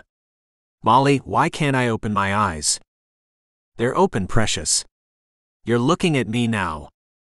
I can't see you. Molly. I can't see. It's the fever that did it, as far as I can tell. Doc Perkins rolled down his sleeves after pulling Lewis and Molly aside, then cleaned his spectacles with a sigh. It had been hours since they brought her home, since he'd seen one of Mark Furnish's hands along the road and urged him to ride like hell for the doctor while they continued on toward the ranch. Where did the fever come from? She whispered, glancing at the bed where her sister murmured in delirium. She might already have been ill. Did she say anything about it before she left? Molly blushed, eyes downcast, and shook her head. No. She didn't say anything to me. Lewis longed to hold her, for he knew what she meant, even if the doctor didn't. Riding in the storm made it worse. Lewis asked. Most assuredly. Sitting out there in the rain and hail, shivering in wet clothes. Tired more than likely, fretful and strained. No doubt whatever illness she already suffered doubled or tripled. But the blindness. Will she get her sight back? Molly clutched his arm. Please tell me the truth. Rather than pulling away, the doctor patted her hand. I see no reason why she shouldn't, once the fever abates. She has no signs of head injury or anything of that nature, which is why I attribute this blindness to fever. It's quite high. Keep bathing her in cold water every half hour, changing the water as you do, and keep cold compresses on her forehead and her wrists. If the fever doesn't lessen overnight, I want you to come for me at first light, and if it worsens, put her in a cold tub. Put her under the pump outside if need be, but you'll need to lower her temperature. Yes, doctor. Thank you. Molly ran a distracted, shaking hand through her hair, offering a weak smile. Thank you for your help. My dear, she'll be just fine. I don't see any signs of serious disease, and her lungs sounded fine. No pneumonia. Likely she caught something from a fellow passenger on the train from Baltimore, and it didn't show itself until now. But I believe she'll recover.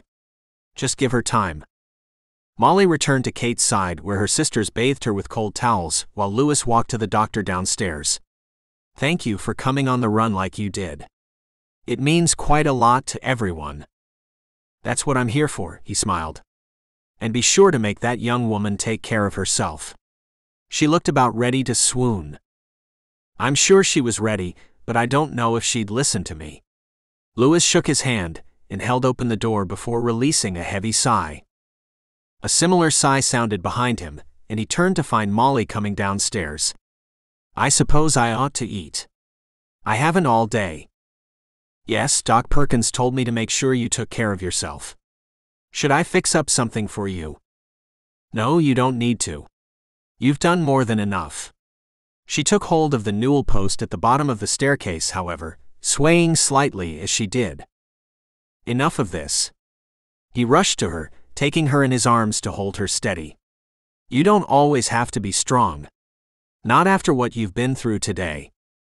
Her head fell back against his shoulder, and her mouth opened as though she was preparing a stinging retort, but his kiss cut that off completely. There was no helping it. She was there in his arms, warm and soft and strong and loving, fierce and good.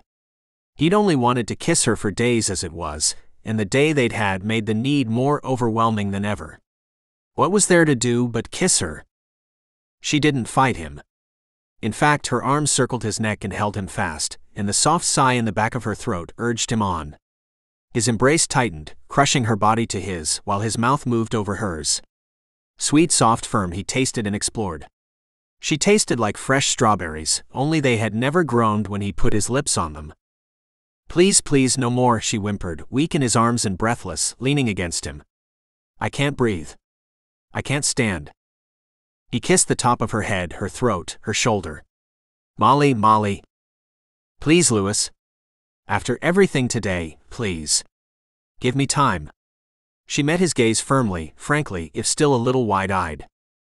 He was many things, but he wasn't a scoundrel. All right. Of course.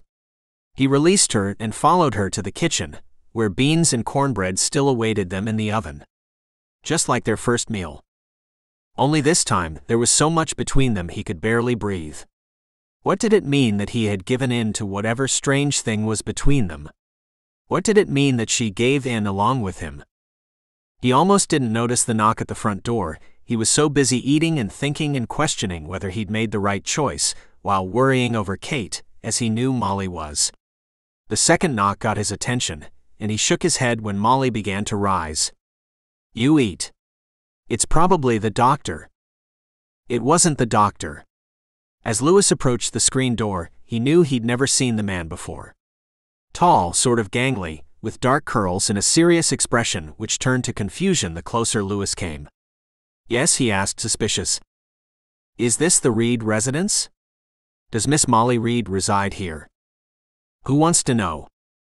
Cory. Molly ran down the hall, breathless. Mr. Lewis Sutton, I told you about Cory Weston.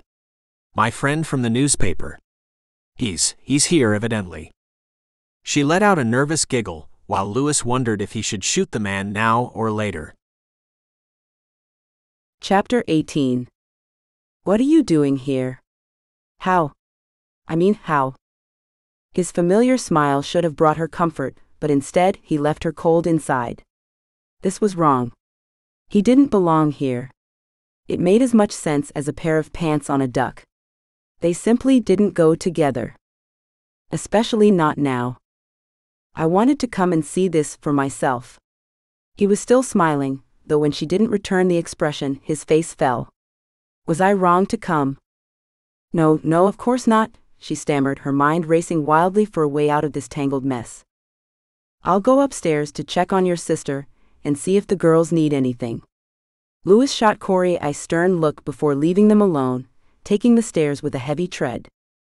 Forgive me, she whispered, opening the door to allow him into the entry hall. It's just that we've had a very difficult time of it today.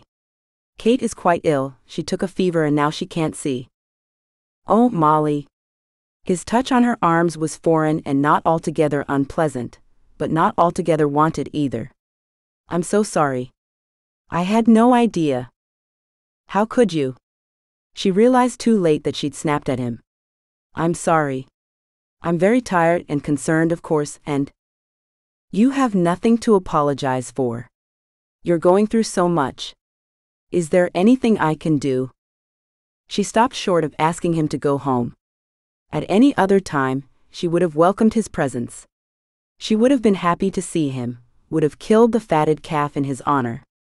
Now, after the panic of searching for Kate and the heart-rending fear for her eyesight, not to mention the kiss from Lewis, which would have sent her reeling even under the best circumstances, Cory's presence was the proverbial straw breaking the camel's back. No, I'm afraid. I wish there was. She looked around, suddenly embarrassed at her rudeness and what must have been the state of her hair and rumpled clothing. Please come in. Make yourself comfortable in the parlor. Can I make you some tea or coffee? By all means, no, Cory murmured, waving his hands. I already came at the wrong time. I ought to return to town. I have a room at the hotel, and can always come back to see you in the morning if you think that would be a better time. It very well could, but you've already come out all this way. I would hate to send you away again without giving you the chance for a visit, and I'm bursting with questions, of course. She held the door open to encourage him, and he stepped over the threshold with a sheepish grin. So long as it's not an inconvenience. Not at all. Kate has the other girls up there with her, along with Lewis. Dr. Perkins just left, and he believes she'll be well enough in time. This was all for his sake, a nicety. In reality, fear and dread twisted her in knots. A decent doctor, all the way out here? To say he looked and sounded skeptical would be an understatement. There are a great many decent things all the way out here, she retorted, hoping she sounded saucy instead of snappish. Dr. Perkins is a treasure. Coming from you, that's high praise. Cory took in the parlor. This is quite a lot grander than I would have imagined. My mama decorated it when it was built. Why my father never changed it is a mystery to all of us. She waved this away as she directed him to a chair by the fireplace. I'm sure this would be cozy on a winter evening. I wouldn't dream of lighting it now, of course. She was babbling. She knew it. But he had thrown her so far off balance, there was no helping it. How was your trip? Lengthy, but interesting. I met a lot of people I never would have had the chance to know otherwise. That good? You can do that, of course. I would be too nervous to introduce myself to anyone.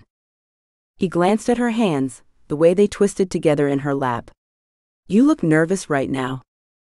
She relaxed her hands through sheer force of will. I'm too wound up. It doesn't have anything to do with you. It had everything to do with him. What brings you out here, though? I'm so surprised. Pleasantly, of course. I wanted to see what you'd gotten yourself into, I suppose. He looked about himself, nodding slowly. It's very nice. At least I know you've been comfortable. Very thank you. She leaned forward. What about your position at the paper? They gave you the time away? Or, oh no, did they fire you? Oh, Cory, please tell me it isn't so. It isn't so, really, he chuckled. You have nothing to worry about. I've been doing a solid job of making myself sound like you. No one seems to know the difference. This left her feeling like someone had punched her in the stomach. She should have been happy for him. Relieved, in fact. There was nothing to feel guilty over. His job was safe. That's not to say you aren't missed, he was quick to add. In fact, if it hadn't been for everything I've learned from you, I would never know how to conduct an interview or put the results together in a cogent story. I owe you everything. Oh. That's all right? She sounded weak and vague, but that was how she felt. Weak. Unsure of what to think. Shouldn't she be glad?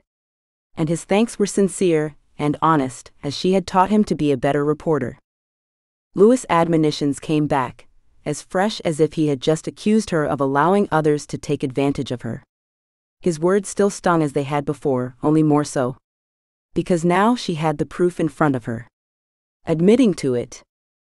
No, Molly. It isn't all right. None of this is all right. I want you to come back. This brought her back to the present moment in a flash. I can't. Didn't you read my entire letter? I can't leave. Not for a year, or almost. I know that's what you said, but there's something you didn't take into account. Neither did your father, as a point of fact. What would that be?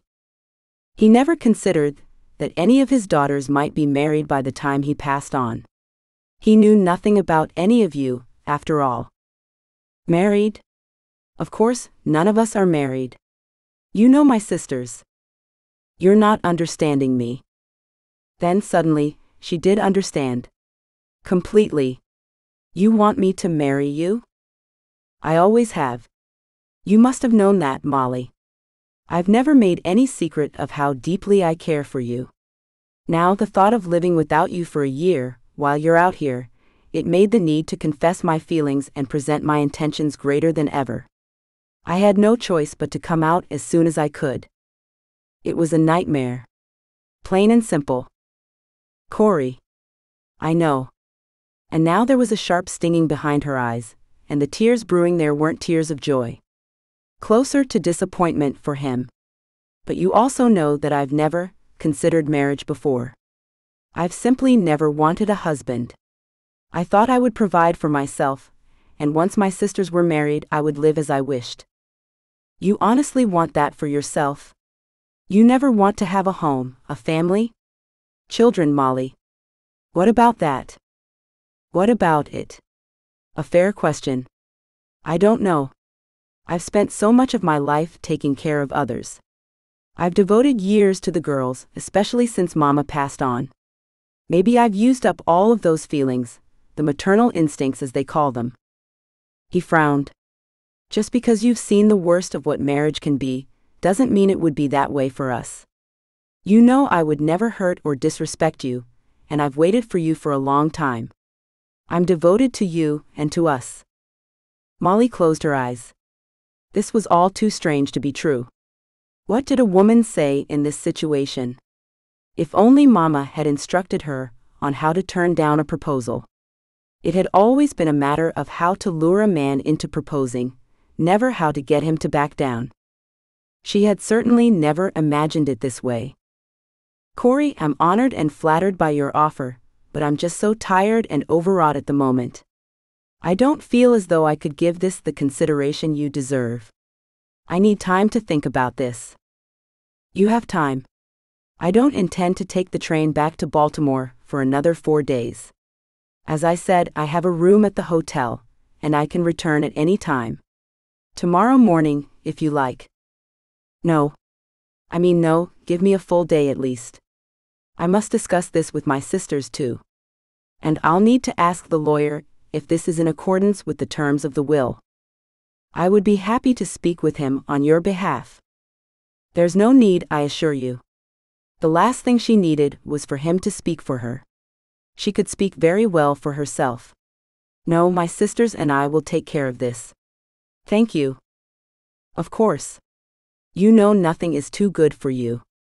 And that's the way it will always be. She believed he meant it. He loved her, he always had, and he would do anything within his power to give her a happy home and a happy life. She need never wonder where he'd gone off to at night, or who he met in his daily travels. She need never question his faithfulness, or whether he was doing his utmost for the sake of her and their family. And as she rose from her chair to show him to the door, he hadn't even stayed for coffee, though she didn't suppose people lingered after making a proposal which they'd been told to wait for an answer to. She knew that was the way it would always be. He'd make an attentive husband. Kind, thoughtful, perhaps even supportive of her goals, so long as they didn't stand in the way of her duties as a wife and mother. He would never harm her, and would treat their children like treasures. Wasn't that enough? I'll call on you tomorrow evening then, he reminded her before climbing into his rented carriage. Sitting behind a pair of sable horses, looking handsome and sure of himself, he would make any woman an ideal husband. Come for supper. The household will be in better order by then. We'll dine at 6 o'clock. Early, he observed, brows lifting. That's how we do it here, on the ranch. The hands are so famished by the time they finish work for the day. What does that have to do with you? He asked, but he shrugged off the question with a casual lift of his shoulders. Fair enough. It will give me ample time to drive back to town afterward. Until tomorrow, then. He touched his fingers to the brim of his hat before driving away, a cloud of dust marking his progress as he grew smaller and smaller. She plopped down on the porch stairs with a heavy sigh, completely done in after the day's events. Had it really only been that morning that they'd found Kate's note? 2 or even 3 lifetimes might have passed since then. She certainly felt as though she'd aged 100 years. And now this. Cory. Of all the people in the world, and all the times to barge into her life. If anyone had ever told the Molly of a month ago that the sight of her good friend and ally would one day make her stomach churn unpleasantly. The opening of the screen door behind her didn't come as a surprise. "He's gone already?" Molly lowered her head to rub the tight muscles in her neck. "Yes, Lewis. He's gone. You were smart to turn him down." She paused, her head lifting slowly as his words sank in. "Who said I turned him down?" She didn't even think to ask how he knew. Perhaps men knew these things or could smell them on each other. He'd certainly acted as though he smelled something rotten when he met Cory. Lewis' footsteps rang out on the porch, then on the steps. He came to a stop in front of her. When she raised her eyes to meet his, she found them stormy. "You mean you didn't?"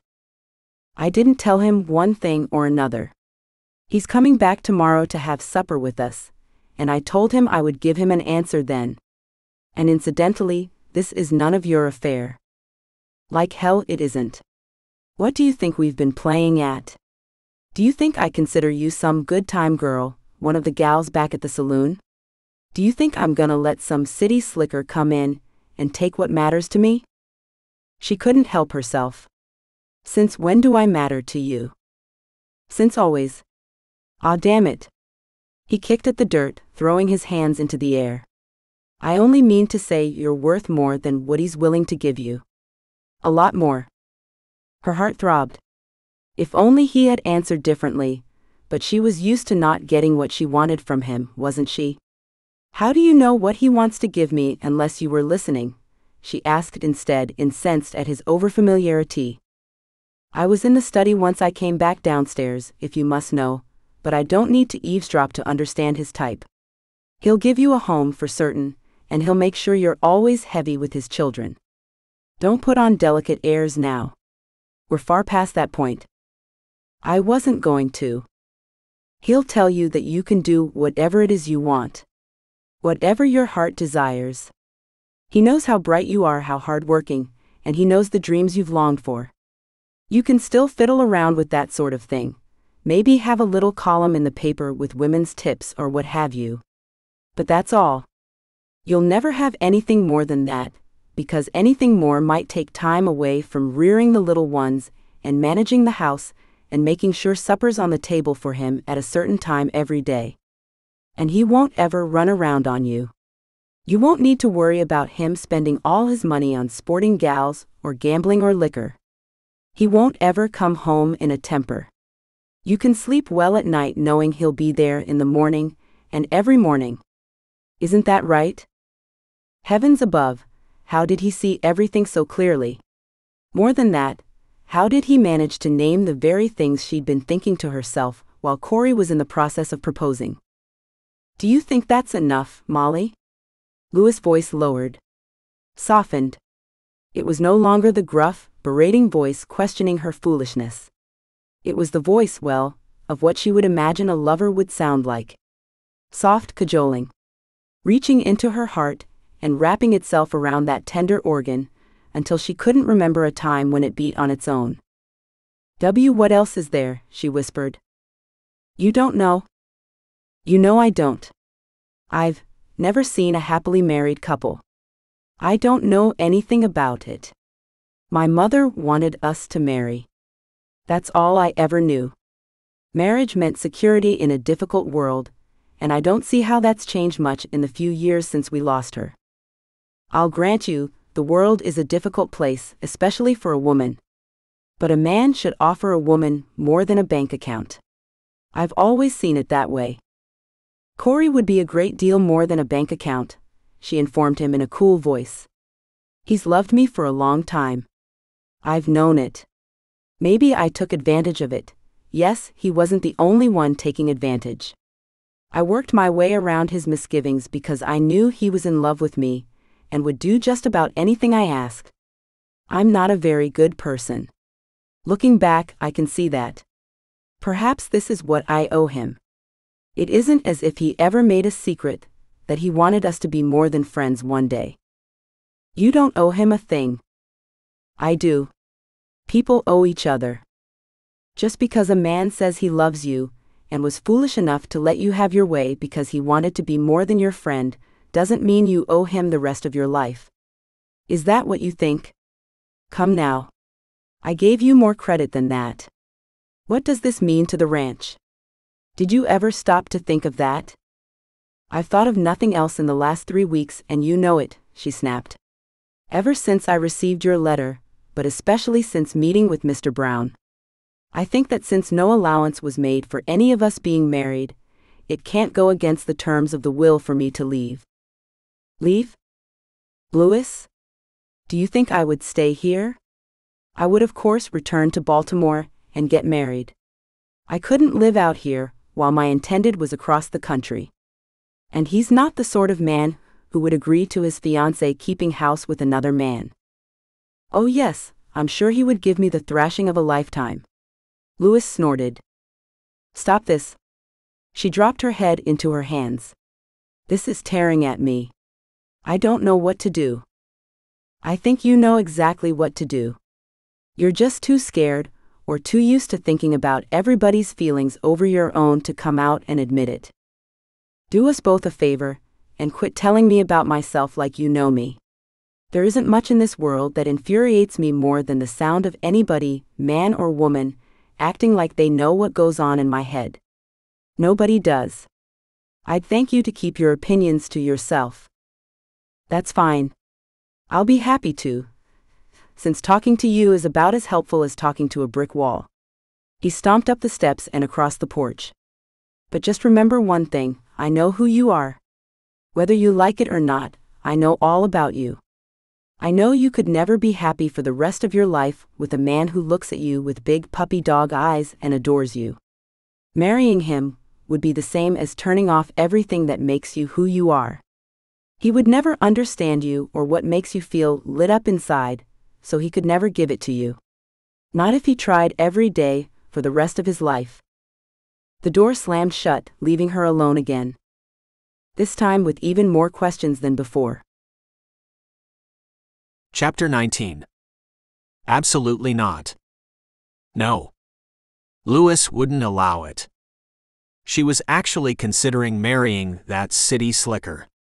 That nothing, that nobody, that man who'd taken advantage of her talent for so long. He had the nerve to say he was in love with her, when he had never thought to fight for her. Lewis would never have done that. He would have seen to it that whoever was in charge knew she was the one doing the writing. That she was the talent, the one willing to put in the hard work.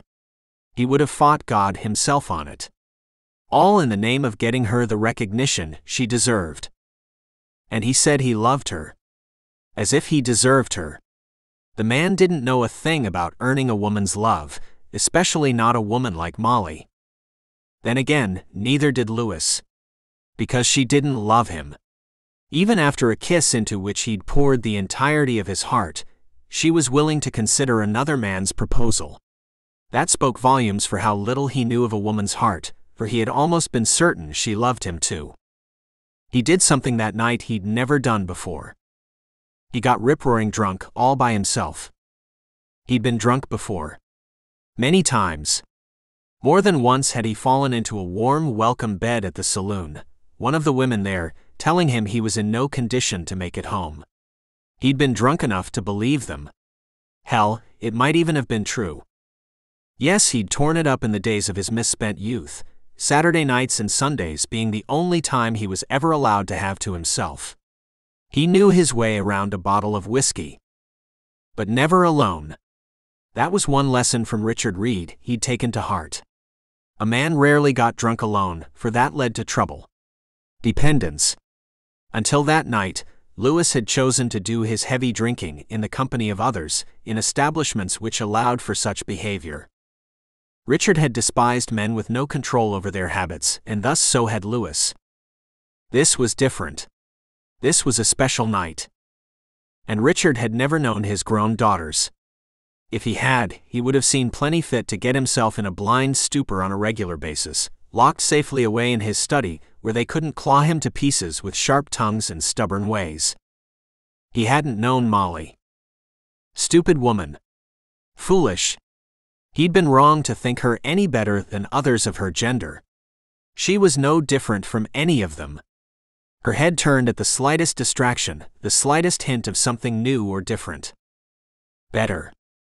He opened the now half-empty decanter and poured a healthy splash into the tumbler, then threw it back with a practiced motion. The burning river of fire making its way down his throat and into his chest was welcome. He reveled in it. It matched the burning in his head. There was nothing wrong with Molly Reed. The trouble was with him. He'd known he couldn't trust her from the first day, had he not? He'd warned himself against her, taken pains against getting to know her well. He'd only been friendly so as to smooth things over and make his life easier. He'd hoped she would give him the ranch in the end. He deserved to be dragged out into the street and shot for sheer stupidity. He was too stupid to live. Whiskey had a funny way of putting everything out in clear, blinding light. She was never going to see to it that he got the ranch. It was always going to go to somebody who wouldn't appreciate it. The girls were always going to go after the money, and nothing else, since after all, they too were nothing but women and women had to have their security. A stupid word, security. He knew all too well there was no such thing. A person could work their hind end off for their entire life and never so much as brush the tips of their fingers against security.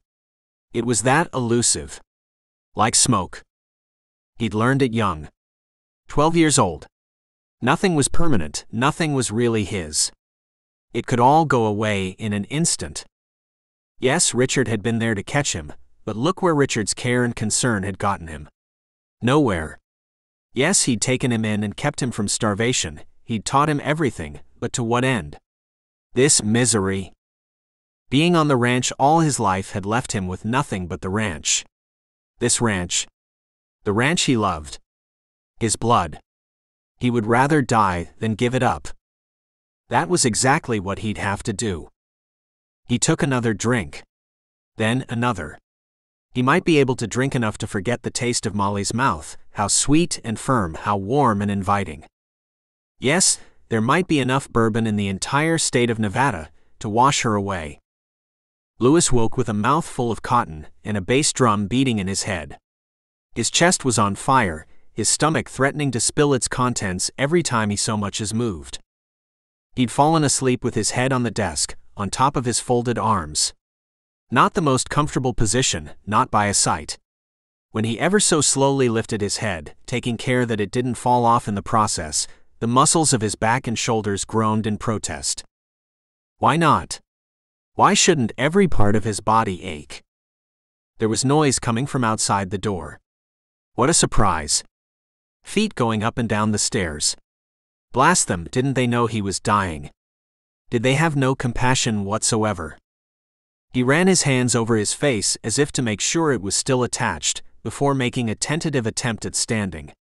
Damned if he hadn't finished the entire bottle last night. Damned if he hadn't drooled all over his shirt sleeves as he slept too. She would be out there. He knew it. The good Lord had taken to using Lewis' life as a way to amuse himself, and thus the only woman he'd ever loved would be standing outside the study door, waiting for him to emerge. She would see him in this state and know he had unsuccessfully tried to drink her out of his heart. He could see her snide expression, the way she would stand with arms folded and toe-tapping on the floor, silently judging him. Yet when he swung the door open, braced for a showdown he wasn't entirely sure he would win in his condition, there was nothing. No one. The girls were upstairs, it meant, tending to Kate. Small favors abounded. He slipped down the hall, each step sending lightning bolts of pain through his head, and out to the pump. It wasn't pleasant, but it had to be done, so he thrust his head beneath the pump and let the shockingly cold water run over it. Torture, plain and simple, but it went a long way toward clearing out the fog which had settled over his brain. If only the sun wasn't so damned bright.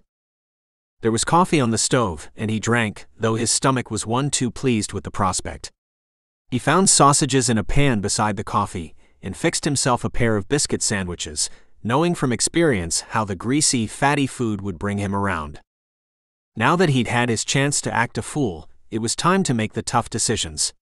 Grown men could only wallow for but so long. Wallowing was for women and children. He stood before the kitchen window, forcing himself to look out on the bright day, in spite of the pain the sunlight gave him, best to accustom himself to it since there was little he could do to hide from the glare, with his hair dripping and water rolling down his chest and back. Which was naturally when footsteps rang out in the hall outside the kitchen door. He would know that tread anywhere. "Oh. You're awake." I had wondered. Her voice was short, sharp, and he had to question whether she had gotten any sleep. Though had he asked, she could have used Kate as an excuse. "How is she this morning?" he asked without turning toward her. "Sleeping at the moment. Her fever came down, though she's still flushed and warm. Dr. Perkins said he would be back this morning, and he'll know better than I would. But she still can't see." A small sigh. "No. I only hope she'll be able to, once the fever breaks. I've never heard of anything like this before." But the doctor seemed to not be overly surprised by it. He said it could happen. That's true. Oh, if she only wasn't so stubborn and foolish. If she had only stayed. There's no sense in wondering what would have happened had things been different. Just hope they turn out for the best now is all. He finished off his second sandwich and the coffee. "I have things to do this morning." "You always do. I would expect nothing less." He turned then, finding her seated at the table in the same dress she'd been wearing since early yesterday morning. Her hair fell from its pins in a half-dozen places, and the circles under her eyes looked like somebody had drawn them in soot. "Why didn't you sleep?" "How can you ask me that question? You look like death." "You don't look much better, since we're handing out compliments this morning. You look like you got dragged behind a horse, and smell like you were dunked in a tub of whiskey, to be quite frank. I don't need to ask what you were doing with yourself last night. I wouldn't expect you to ask, because I wouldn't expect you to care. I suppose it wouldn't have occurred to you that you might be needed." She looked down at her coffee cup, turning it in her hands. This was too much. "Needed? I was needed?" "You might have been, is all." "For what?" He didn't bother keeping his voice low, even though he was truly only punishing himself with its volume. He thought his head might crack open. "What in the name of all that's holy would you have needed me for? To talk to you? To tell you everything would be all right? To hold your hand while you wept and maybe kiss you?" "Shut your mouth," she hissed, looking out the open door and into the hall. His bitter laughter surprised even him. "Oh, of course. You wouldn't want your sisters to know. You wouldn't want anyone to know how you've come to depend on me. You know something? I'm beginning to see why that city slicker fool fell in love with you. Mr. Sutton." "Oh, it's Mr. Sutton again now, is it? Have it your way, Miss Reed." He leaned down, palms on the table, his face mere inches from hers. To her credit, she did not flinch away. "You know why that foolish little man fell in love? Because you have a way of making a man feel like you need him. Like he's the only one in the whole wide world you can cling to in a storm. And there's always a storm, isn't there?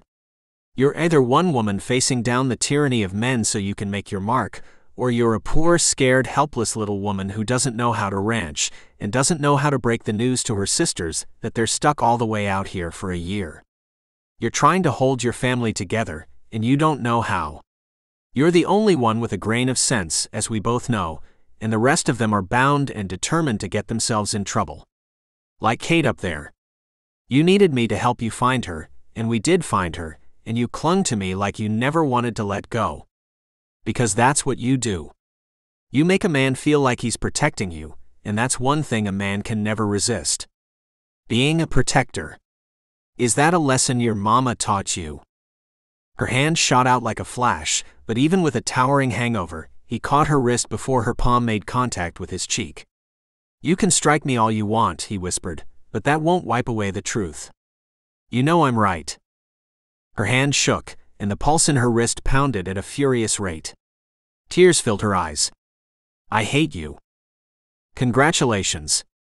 He flung her hand away and stepped back. "Now, as I said, I have things to do. Enjoy deciding whether you intend to sell yourself short by accepting that fool's proposal. Go to hell." Already on my way, he muttered over his shoulder as he left the kitchen, though really he was on his way into town after a shave and a change of clothes. There were a few matters which needed settling, and he wasn't about to rest on his laurels anymore and wait for them to be settled. Chapter 20. What was all the shouting about downstairs? Holly whispered when Molly reached the second floor. Nothing. Everything. Her entire world. I had an argument with Mr. Sutton. It's over now. I think I need a bath. I never had the chance to take one yesterday after riding out in the storm. Of course. We'll fetch water to fill your tub. Holly ran a distracted hand over her hair. Honestly, I should have thought of it sooner. I don't expect you to take care of me. No, but you deserve to be taken care of. Holly kissed her cheek. Kate will rest now, and she's getting better. The doctor will be in later this morning. I believe Rachel and Phoebe and I can see to her until then, after we fill a tub for you. Thank you. I'll sit with her until then. Molly entered Kate's bedroom, blinking her eyes in an attempt to adjust to the darkness. The drapes were still drawn, turning the morning's brilliant dawn to deep twilight. Kate slept peacefully, though the rag on her forehead had gone dry. Molly dipped it into the basin of water by the bed, and wrung it out, then replaced it in hopes of bringing the fever further down. If she hadn't improved overnight, it would be her bath they filled, and there would have been ice brought in from the ice house especially for the occasion. Praise be it hasn't come to that, she murmured as she stroked Kate's hair. Praise be. Memories of sitting beside her mother's deathbed weren't far from her thoughts. The similarities were striking. The fear, the anxiety, the fervent prayer. Bargaining with God, begging him to please spare this woman. To take whatever he wanted from Molly, so long as it meant leaving her loved ones whole. It hadn't worked before. Why did she think it would work now? Fatigue and heartsickness brought fresh tears to her eyes. She'd already wept when Lewis left her sitting in the kitchen, alone and desolate, knowing in the deepest part of her soul that he was right about her. How well he knew her. Better than she knew herself. How many more tears could there possibly be? Can I tell you a secret? She whispered to her sleeping sister. I don't think I'm a very good person. All my life I thought I was the good one. The long-suffering one. I took care of you all. I did what I could do to keep us together when Mama died. I've been hoping for years that you would all find good husbands, and you've worried me to distraction with your willful ways. She took Kate's hand. Well, I won't begrudge you that now. In the end, I was selfish. I liked being the one to stay behind, the one to sacrifice while the rest of you did what you wanted. It made me feel superior, when there's nothing to feel superior about. I was only punishing myself because I knew it made me look admirable, and I wanted to be admired. She hung her head. And Cory. Look where that got me. Lewis was right about that too. The man took a train clear across the country to ask me to marry him, and all I needed to do a year ago was tell him I don't love him, that there will never be anything like that between us. He's a friend, a good friend, and we make a good team. But that's all. I could have told him. I should have spared him. Instead, I let it go on, and why? Because so long as he loved me, and had hope in his heart that I might love him back, he went along with our scheme. How horrible. I've been terrible to him, and now he's waiting for my answer. I know what I have to do, but I don't know how to do it. It will be harder for him now than it would have been months ago. I'm such a fool. No, you're not. Molly's head snapped up at the sound of her sister's voice. Kate. Sweeting? You're awake? I think so. Molly leaned over her. Can you open your eyes? She did. Beautiful gray eyes which seemed to stare past Molly into nothing. She saw nothing. Molly didn't need to ask. Instead, she stroked Kate's brow, her cheeks. You're looking much better, my love. I'm sorry. I know, dearest. I know you are. Can you forgive me? There's nothing to forgive. All I want now is for you to get better. I know you will. Once the fever goes away and you're healthy, your eyesight will return and all will be as it was. What if it doesn't? What if it never comes back? Kate's chin trembled. Then we'll work out a plan. We'll all be with you, dearest. You need worry over nothing. The thought of her beloved sister, the one they'd all spoiled and doted on since the day she was born, never being able to see again, sent daggers of excruciating pain to Molly's heart, but she wouldn't have allowed Kate to hear it for anything in the world. We take care of each other, don't we? And we'll always take care of each other, all of us. We're all we have in the world, really. Everything else can go away, but not what we have. Did you mean all those things you were saying? Or did I imagine them? I've imagined so many things. I imagined Mama and Papa were here. I imagined we were in a ballroom, dancing. You didn't imagine me pouring out my secret thoughts to you when I thought you were sleeping, Molly chuckled. I'm afraid not. Cory came here? He proposed? He did. But you've never wanted to marry him. That's right. That hasn't changed. It still doesn't make you a bad person. You didn't do it deliberately. Maybe I did. Just a little. I let him believe there was a chance because I wanted something from him. That's wrong. Yes, but what about him? He must have known you didn't feel the same way. Men know these things. I'm very much in touch with how the heart works, you know. Molly smiled, stroking Kate's hair. Yes. I know.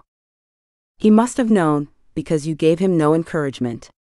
I know you. I know you never would. But he still kept hoping, didn't he? Why? Because he knew you needed him. And he took advantage of that.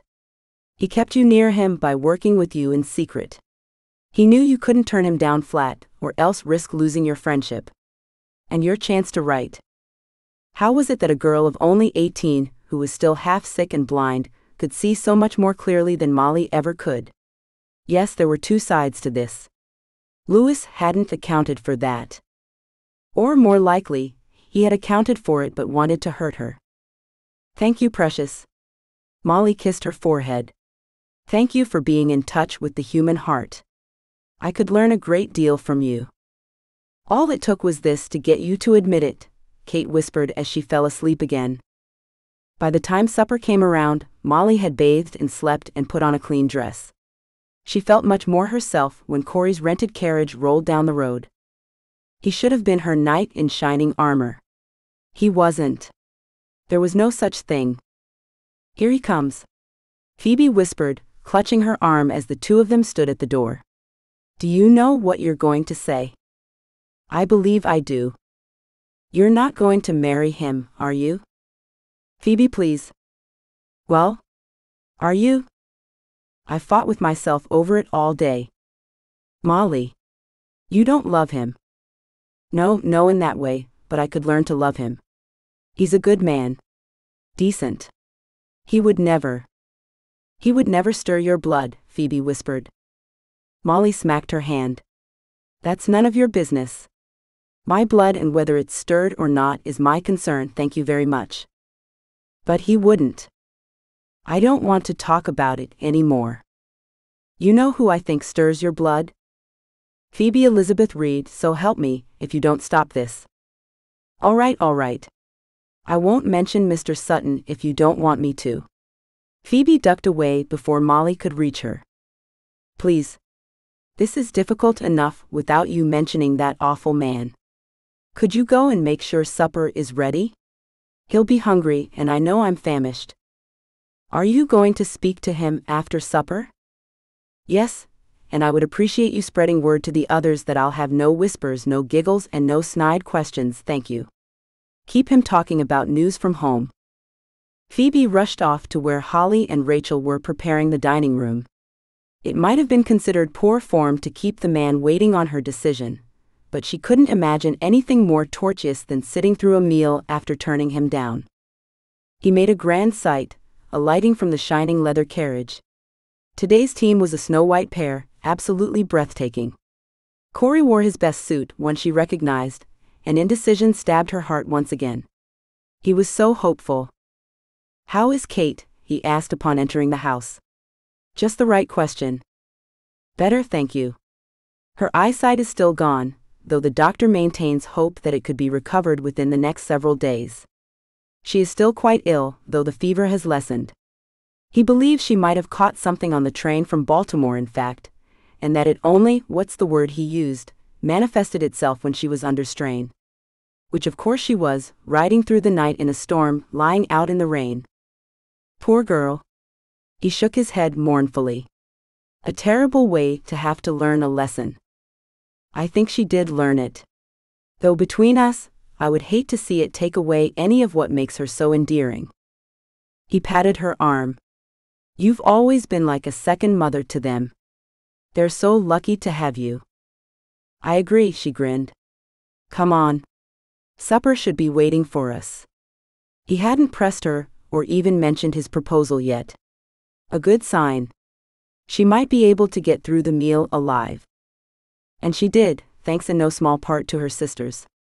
They might as well have been at a grand restaurant, laughing and teasing and so charming, one would think Cory was the prime eligible bachelor in Baltimore, or all of Maryland. She could have kissed them. "I told Sergeant Carter that I could never consider dancing with anyone below the rank of captain." Rachel giggled. You should have seen the look on his face.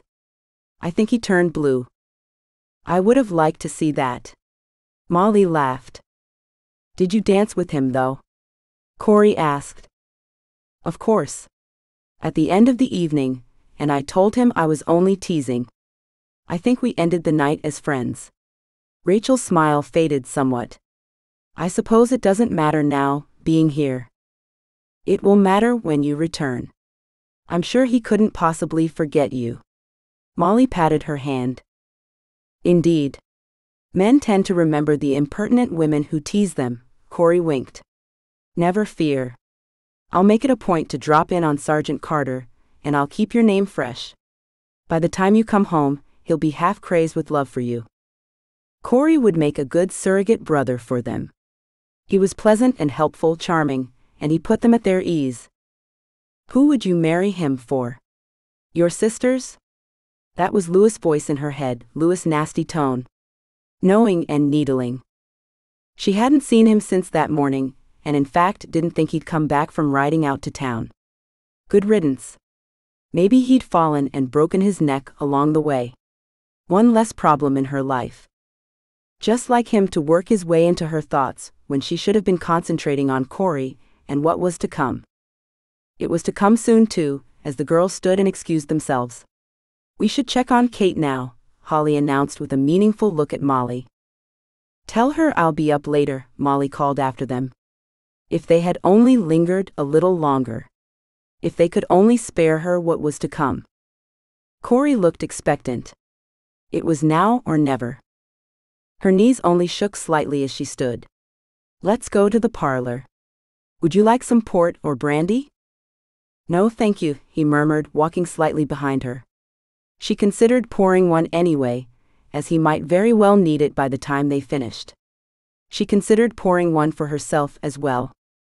They resumed their positions from the previous evening, seated facing each other by the fireplace.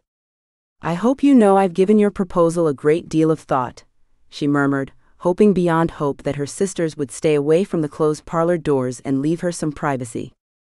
"I knew you would," Cory smiled, then to her surprise added, "but you shouldn't have had to think about it so much if you really wanted to marry me." She gasped. "No, Cory, it isn't that. You know how many other things I had to think about. My sisters, the ranch." "Yes, but at the heart of that was whether or not you intended to accept me. If you were to accept me, we could work a way around everything else. You could marry me when you sold the ranch and returned home.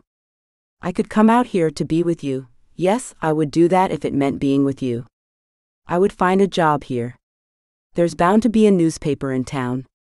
I would do anything, so long as it meant our being together. But you had to think about it all day, which tells me what I need to know." "Oh, Cory." She dabbed at the corners of her eyes with her handkerchief, both relieved and heartsore. It isn't just you. Believe that, please. I happen to love this land. I know, she laughed when his eyes widened. I know it's completely unimaginable.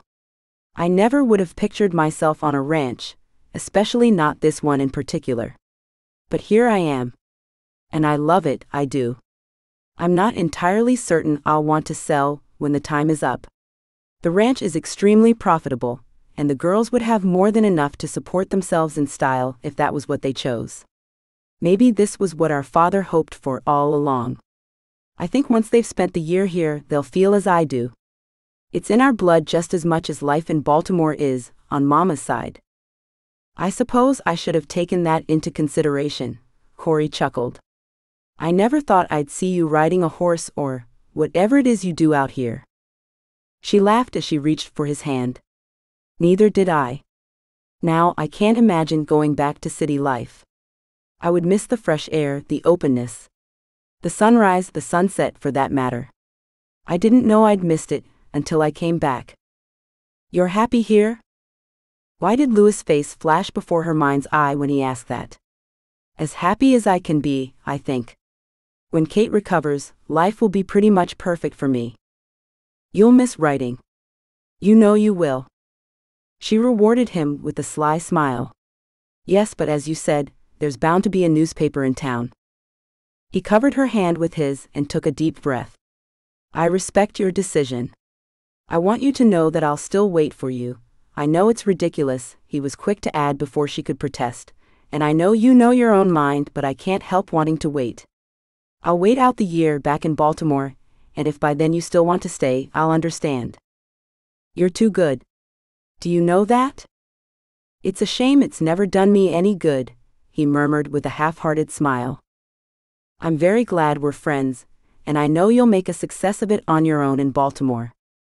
He was just about to reply when the parlor doors banged open. Molly gasped at the sight of Lewis standing there, glaring at the two of them with fire in his eyes. Lewis? What is this about? He didn't look at her. He looked at Cory instead. I think there's something that needs to be said here. I can't let you marry Miss Reed. And why not? Because I love her, and we belong together, and I don't intend to let her marry anybody else. Chapter 21. Molly's mouth fell open. Lewis, what are you saying? Cory sputtered. Lewis? You're on a first-name basis now? Yes, I am, because we work together, Mr. Weston, she added with a roll of her eyes as she released his hand. He was getting in the way, like he tended to do just when she needed him not to. Lewis snickered. I mean it. I don't intend to let you marry another man, because you belong with me. I've apparently lost my mind because I love you. I've loved you for just about as long as I've known you, probably, and there's nothing I can do about it. I might not be the best match on paper. I have little to offer that anybody used to living in society would think was worthwhile. But I know you, and I know what really matters to you, and I know I'm the one who could make you happy if you'd give me a chance. Just hold on a moment. Cory turned to her, confusion and outrage fighting for control over his features. Don't you think this is a little convenient? I come around, asking you to marry me, and suddenly this Foreman decides he's been in love with you all along? You're an intelligent woman, Molly. Surely you see what this is all about. What's it all about then? Lewis challenged, tipping back his hat and folding his arms. You want part ownership of the ranch, of course. I asked around about you, Mr. Lewis Sutton, and I know your history on this place. I can appreciate the fact that you were raised here, but the ranch doesn't belong to you and never will. Once the Reeds decide to sell, you'll either remain on as foreman or you won't. The girls can't be blamed for doing whatever is in their best interest, regardless of what it might mean to you. Lewis pursed his lips, nodding slowly. I can see why you would think that way. I might be just a mercenary. Out to get whatever I can, even if it means stealing this young woman's heart and having my way with it. I reckon if I was in your shoes, I'd be thinking along the same lines. See? Cory asked. But, Lewis raised a finger. You didn't speak to Mr. J.J. Brown, Esquire, today. I did. The lawyer? Whatever for. Molly's head was already spinning, but this only sent it spinning faster. Was any of this really happening? Or was she hallucinating? To be fair, I went to find out whether the conditions of the will would stay in place if one of you were married and left the ranch. I reckoned we would all be better off knowing with certainty. And? Cory prompted. And the will would have stayed as it was, or at the very least, the girls could have contested and won if any interested party decided to raise a ruckus. Richard didn't make allowances for the girls to be married by the time he died. He didn't always think things through. He looked at Molly. It seems Mr. Brown wasn't supposed to reveal the rest of the conditions of Richard's will until after the year passed. I remember him saying that, yes. It took a bit of convincing, but I managed to get him to share those conditions with me. He withdrew an envelope from between his shirt and waistband and handed it to her. See for yourself. Molly opened the envelope with trembling hands and unfolded the piece of paper inside. After the year has passed, should my daughters wish to sell the ranch, they may only do so under the condition that the new owner be approved by Mr. Lewis Sutton, who shall remain foreman at the ranch after the sale. I wish for a clause guaranteeing his security be added to any contract signed by my daughters and the new owners. You see? Lewis murmured. I don't need part of the ranch.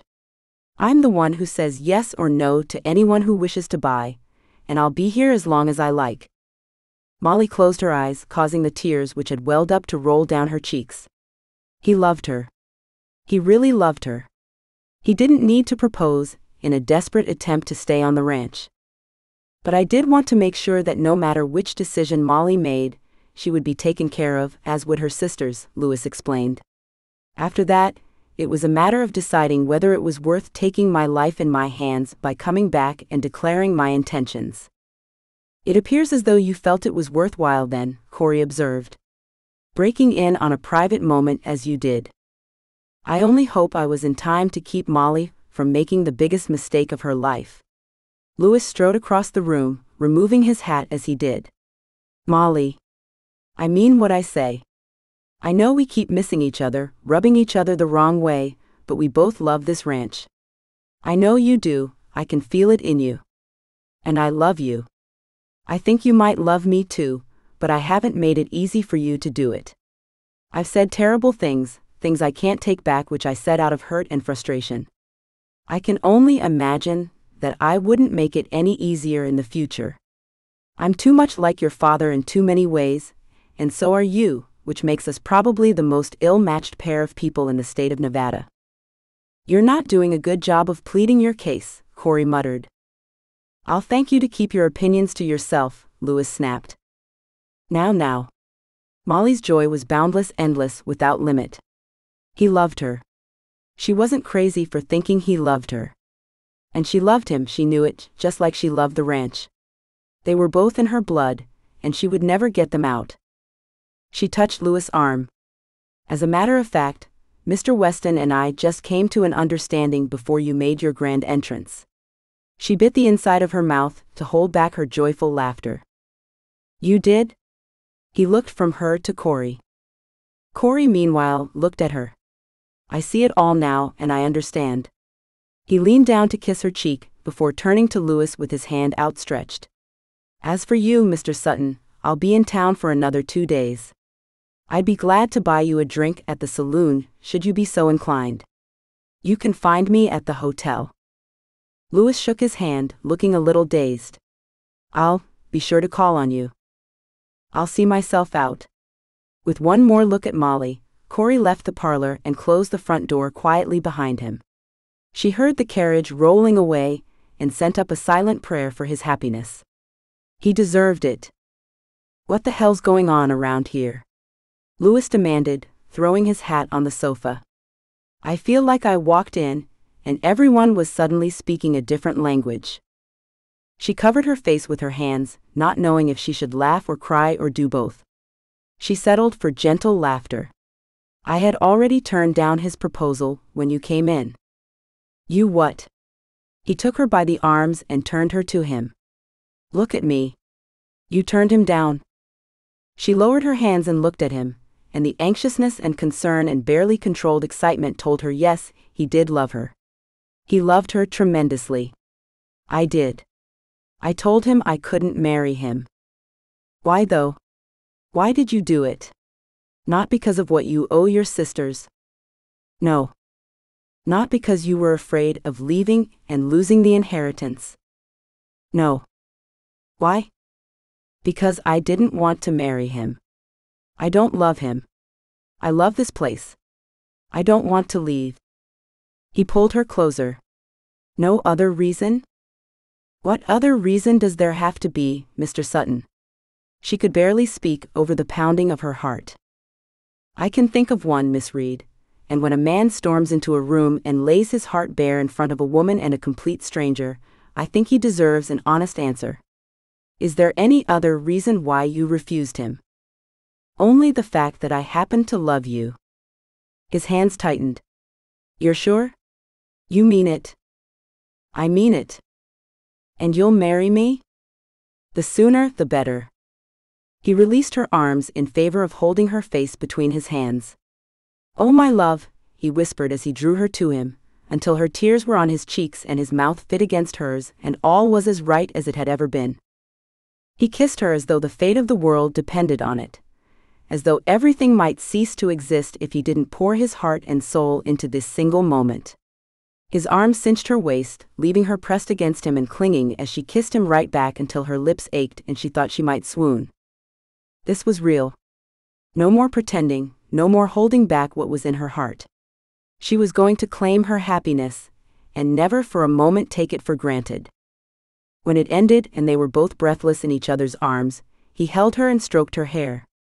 I'm sorry for everything I said. I was half crazy, thinking you might actually want to marry that man. He's not such a bad man, she murmured, eyes closed, lost in a haze of joy. I'm sure, and I intend to take him up on that drink. He's a good sport. Lewis hooked a finger under her chin and raised it until their eyes met again. I could never give you up, and be a gentleman about it. I would hope not. She ran her fingers over his cheek, his jaw, his mouth. I wouldn't want you to. Ahem. Ahem. It came from outside the door near the stairs. Are you two finished yet? Lewis and Molly looked at each other, then burst out laughing in unison. Maybe, maybe not, he called out, though he released Molly that she might greet her sisters as they rushed into the room. Oh, that was so romantic. Phoebe gushed. I hope you don't mind, but we were listening at the top of the stairs. When I saw you riding up through the bedroom window, I knew from the look on your face and the way you marched into the house that you were up to something. Holly giggled, extending her hands to Lewis. We had to know what was happening down here. You did beautifully well, both of you. Rachel kissed Molly's cheek before leaning in to whisper in her ear. I was right. He's the one who stirs your blood. Rachel was right. Lewis had stirred Molly's blood since the minute they laid eyes on each other, and she was willing to wager he'd continue to do so for years to come. The rest of their lives, in fact. Chapter 22. Lewis turned his hat in his hands, his head bowed. The last rays of late evening sun were fading as he looked down upon Richard Reed's grave. A simple cross adorned it now, in which the woodsmith carved his name and the years of his birth and death. The girls had taken to tending the site, weeding and planting flowers which Lewis was sure Richard would have hated. At least, he would have said he did. Whether he would actually have taken offense was another story. I wish I had known you better, he murmured, knowing the old man would find this silly as well. Talking to the dead as though they could hear.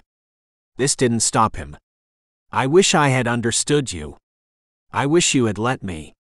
Why did you feel like you needed to keep everybody at a distance? Did that start before or after Cordelia left? Was it the reason she did? I'll never know. I guess I don't need to. He looked around, taking a deep breath as he took in the sight of the land which he'd always be a part of. At least you saw to that, he murmured. I wanted to come here and thank you. You thought of me, after all. I wish you hadn't left me hanging on tenterhooks, but that was your way. You enjoyed having a little fun, keeping a person guessing. You would have left me hanging for a year, wondering. Maybe that was your way of testing me. Making sure I was worthy of this land. If I hadn't quit before the year was out, if I had devoted myself the way I always did when you were here, you'd know for sure I deserved it. Though I do wish you had been a little more forthcoming. The wind blew a gust, as though Richard Reed were right there with him. I suppose you know my real reason for coming out here, he continued, his gaze finding the house. Even at a distance, the sounds of laughter floated out to him through Kate's bedroom window. They were all up there together, planning the wedding now that Kate's health had begun to improve, and he had been forbidden to take part or even overhear what they were saying. Of course, a body need only stand outside to hear every word they spoke, as none of them could contain their excitement, but he wouldn't ruin anything but telling them so. I wonder if you would approve of my marrying her. I know you didn't know them as grown women, and I have to say I feel sorry for you. You missed out on them. They're all just as ornery and difficult to get on with sometimes as you could be, but they're strong, fine women. They got that from you too. The way I see it, Molly and me were meant for each other. I haven't been able to get her out from under my skin since the day we met, and Lord knows I tried to convince myself that it would be a poor idea for us to be together. It was of no use.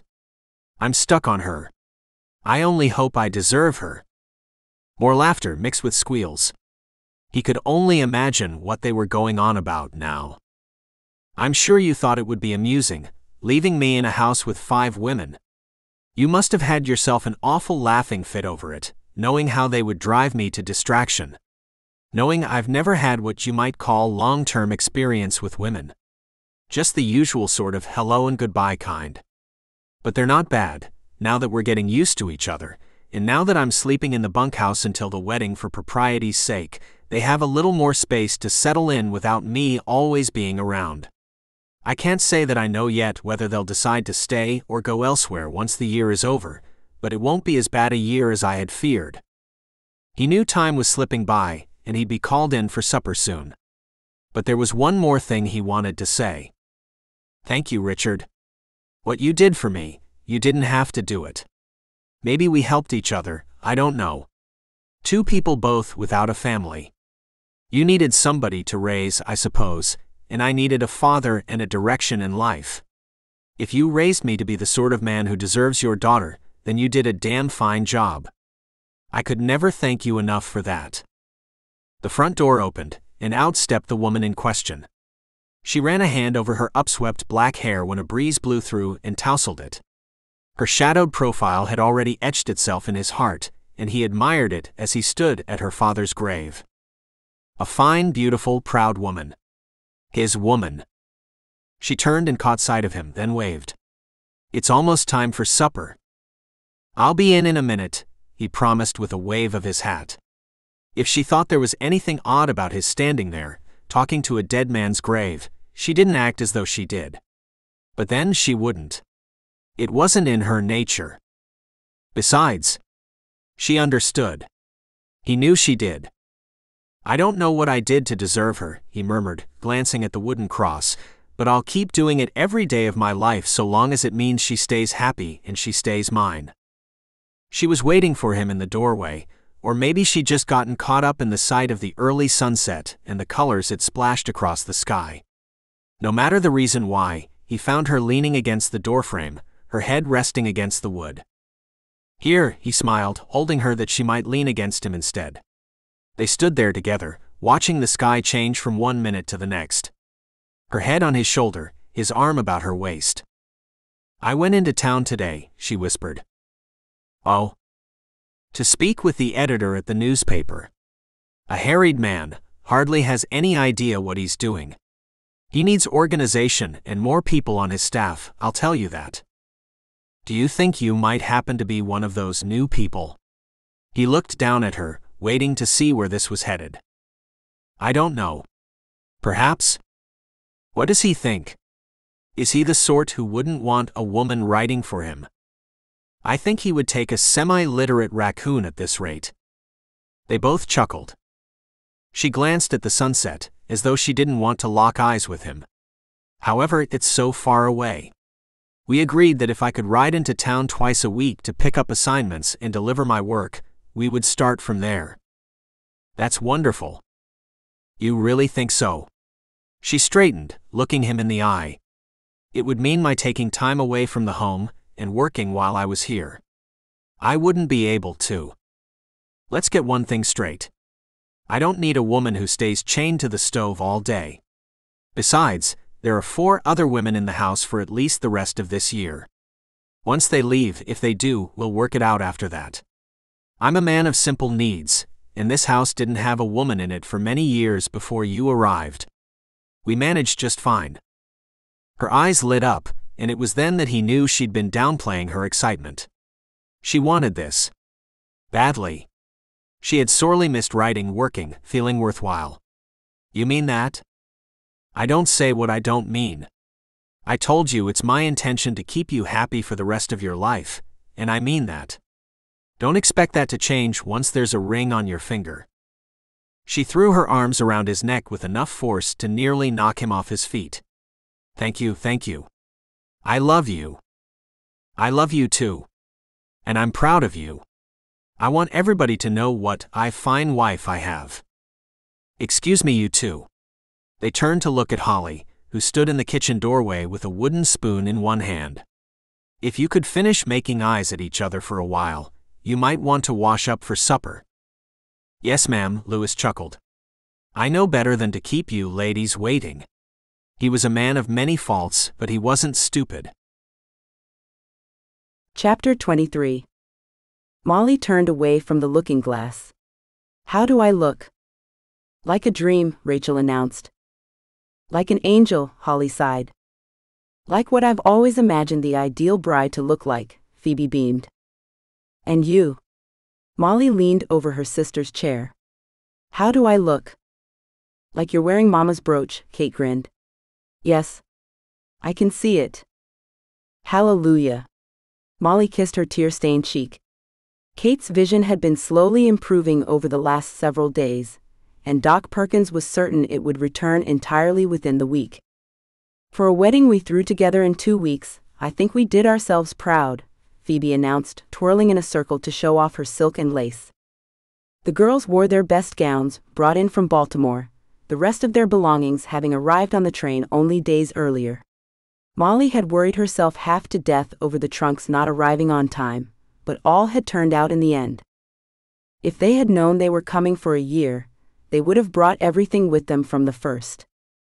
Molly, meanwhile, had chosen a wedding gown already available at the dressmaker's. Having one custom-made just for her would have been lovely, but when the choice between a custom gown and waiting another few weeks before she wed the man she loved, love won out. Still, she might have done much worse. The bodice's neck and sleeves were adorned with rich cream lace, which then comprised the underskirt in 3 layers. The overskirt, cream satin like the bodice, was pulled up in a bustle at the back, from which jets of lace cascaded down to a short train. Her mother's brooch, a gold cameo, sat at her breast. A reminder of her. She might not have entirely approved of Molly's choice, but she would have come to love her son-in-law. Molly was certain of it. As for her father, she knew he would have approved. He would have thought it amusing, his daughter marrying his foster son. If only for the effect it surely would have had on Cordelia. Come now. We'll meet you downstairs.